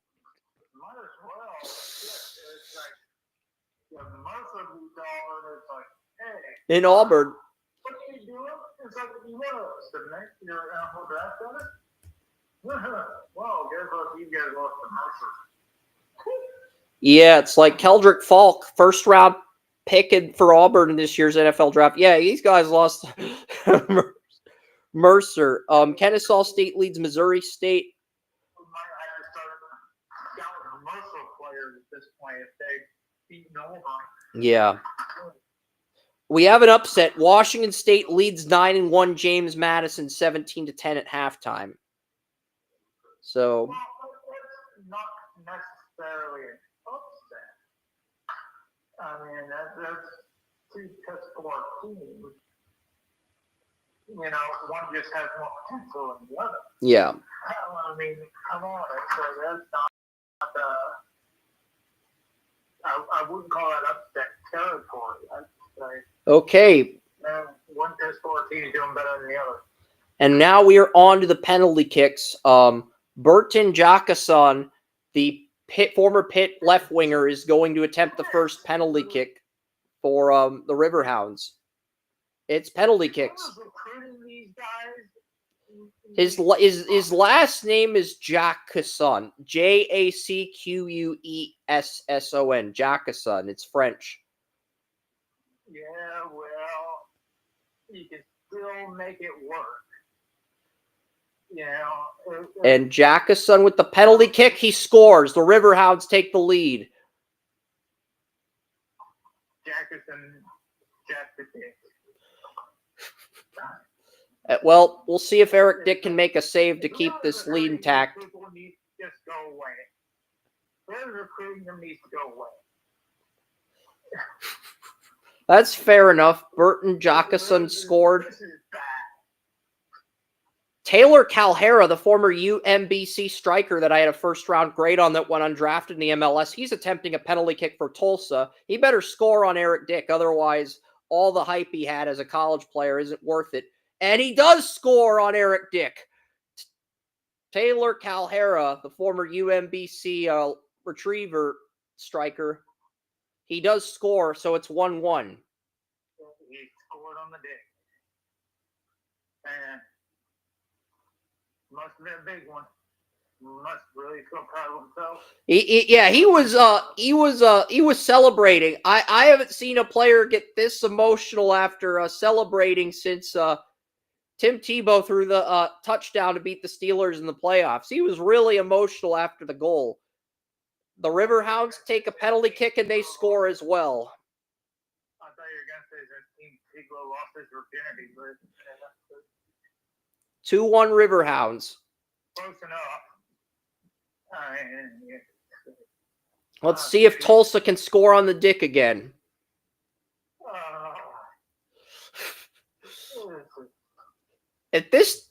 So this penalty kicks, it's the USL Championship. I could turn the volume up, but...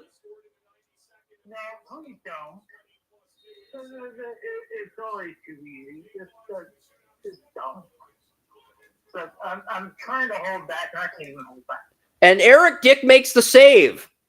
He makes the save and the Riverhounds lead this thing 2-1. The Dick saved the hell.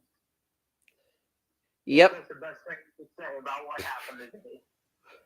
A lot of people picked Tulsa. The spread was Tulsa -1.5. I felt like the Riverhounds were the better team on paper.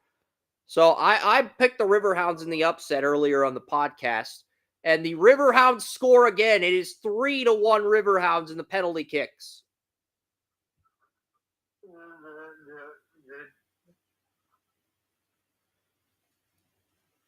And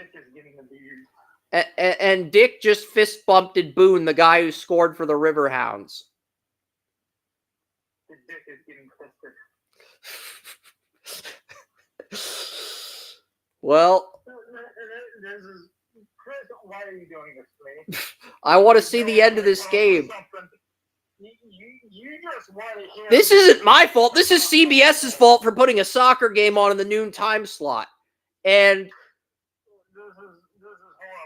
Tulsa's... Because you know I'm going to say something. You just know it's going to happen. You should just be glad Lionel Messi, the best soccer player in the world, isn't playing in this game, because you'd be talking about how Messi scored on the Dick. He's messing up the Dick. Oh, God. You just have to do it. He's messing up the Dick. Yep, 3-2 Riverhounds here. He's making the Dick messy. Yep. Yep, and here we go here. This guy on the Riverhounds looks like Drake, the rapper from Canada. And he scores! That may be worse. Suber, the Drake lookalike, scores for the Riverhounds to make it 4-2. At least Drake didn't score on the Dick. And if the Dick makes the save here, the Riverhounds win. Because it's 4-2 in penalty kicks. And then Suber just spit on the opponent's pitch, which is literally the most disrespectful thing you can do. The pitch. Pitch is what a soccer field's called. And Tulsa scores. It's 4-3. And if the Riverhounds score here, they win. If the Riverhounds miss and Tulsa scores, we go to sudden death. How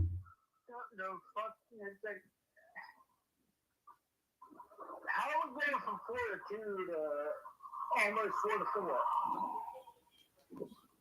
4-4? Like, you miss a kick?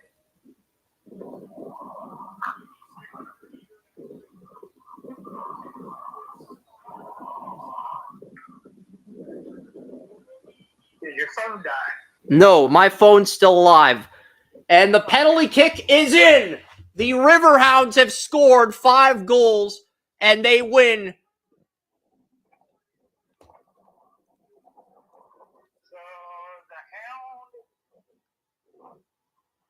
The Riverhounds win. I'm gonna call myself back from that last statement because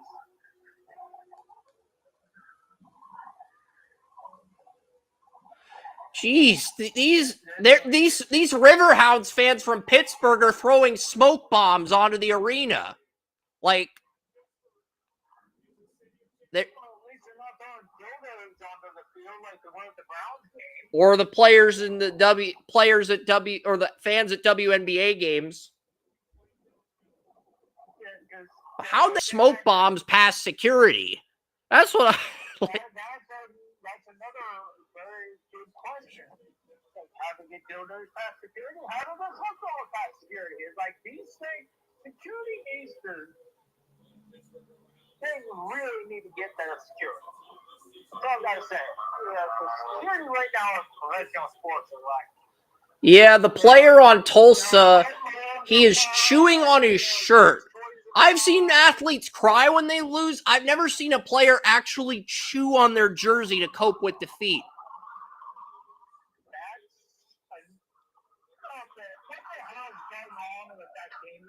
Tulsa, the Tulsa player that, and the Riverhounds won the championship, but they're refusing to touch the trophy. They're refusing to touch the trophy. They're just leaving the commissioner out to dry.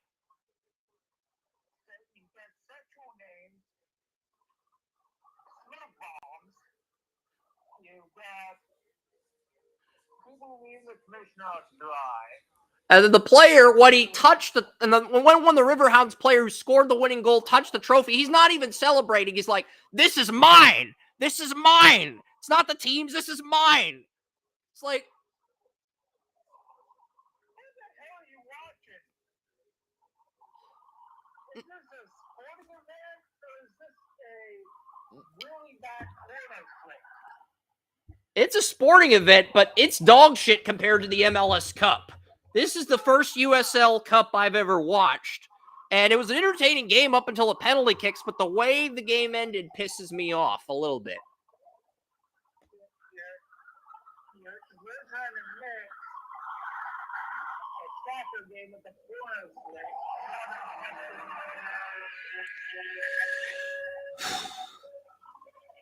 And now they're dragging Jeff Goldblum into this, having him play Wicked songs during the commercial.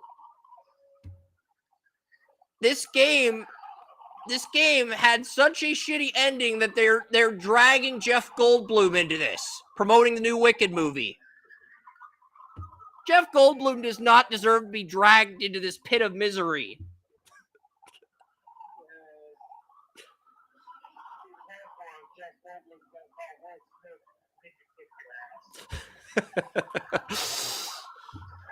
I'm not gonna lie, that could be entertaining, but yes, that is gonna do it for this edition of Draft Utopia. We hope you enjoyed.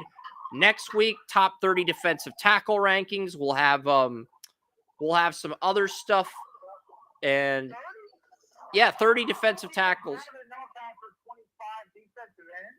We did 50 defensive ends today. We broke down 50.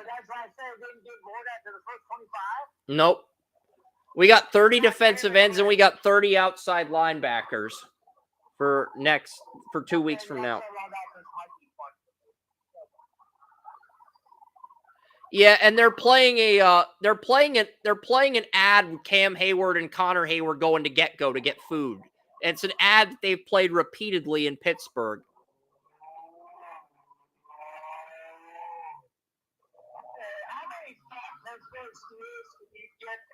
food. Sure, a lot of people get there. And now they're promoting the Oregon USC game. They're going to the pregame show on CBS. And I'm glad. I'm glad because that soccer game was insane. This is why I've been glued into CBS all day. I'm usually not glued into CBS all day, but if CBS starts airing events like the MLS Cup or the USL Cup and the Riverhounds are winning, and I might just tune into CBS. It's like CBS, keep your corners to a minimum and do more football. They decided not to do a noon game to air the USL Championship for men's soccer, the minor league men's soccer, because they air the National Women's Soccer League too. So at least with women's soccer, it's competitive, it's entertaining. I mean, men's soccer is entertaining too, but minor league soccer is just not as good as major league. At least women's soccer doesn't have a bunch of corners. Like Eric Dick. Like Eric Dick, apparently. That's a porno name. Burton Jackson. Burton Jackson. He was a first-round pick, too. Real Salt Lake, Utah's professional team drafted him in the first round back in 2023. Okay, he's not going to be going against the Dick. I have to do something with that one. Yeah.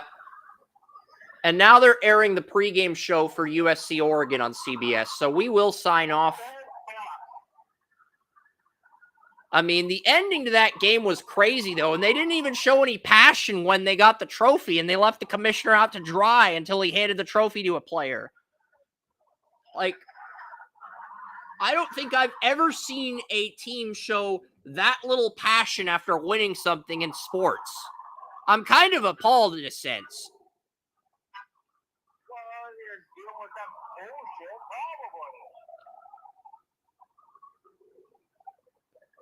But yeah, we're going to get ready to watch Oregon USC. We're not going to comment on it. Joey's got stuff to do. I got stuff to do. But thank you guys so much for tuning in. We'll be back next week. Defensive tackle rankings. No bye weeks. No off-season drama. Maybe a check-in on some of the Sweet 16 college soccer games. We're going to have Ohio State, Michigan next week too, after Thanksgiving. So it's good.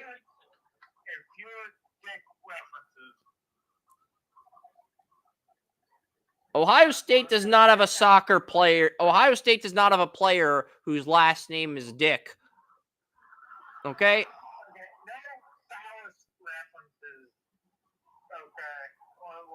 We'll go with that. I might mention some of the games in the College Cup, but I'm not going to mention any of the games in the USL. I know there's some MLS playoff games tonight, too.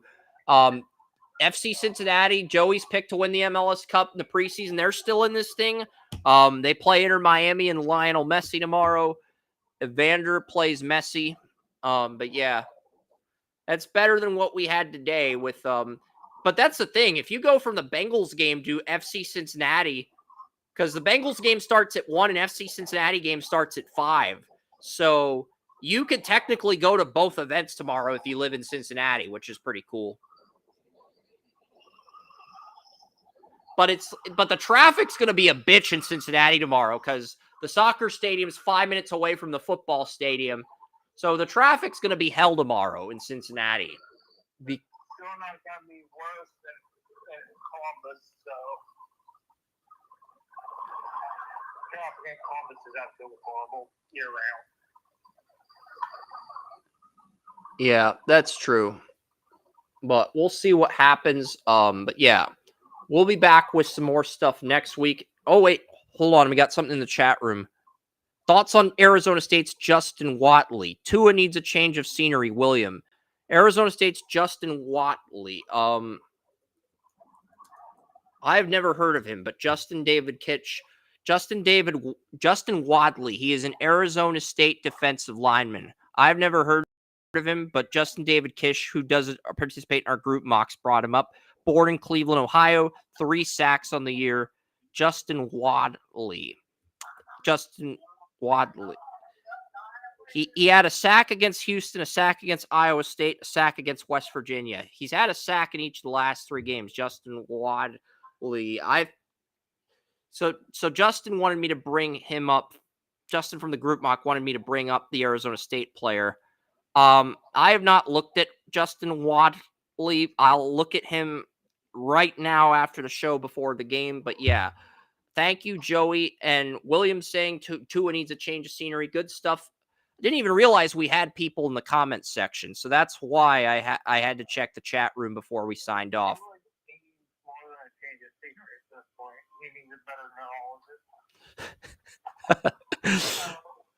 Fair enough. But I appreciate William and Justin David Kish stopping in the chat room. It was fun taking those questions. I wish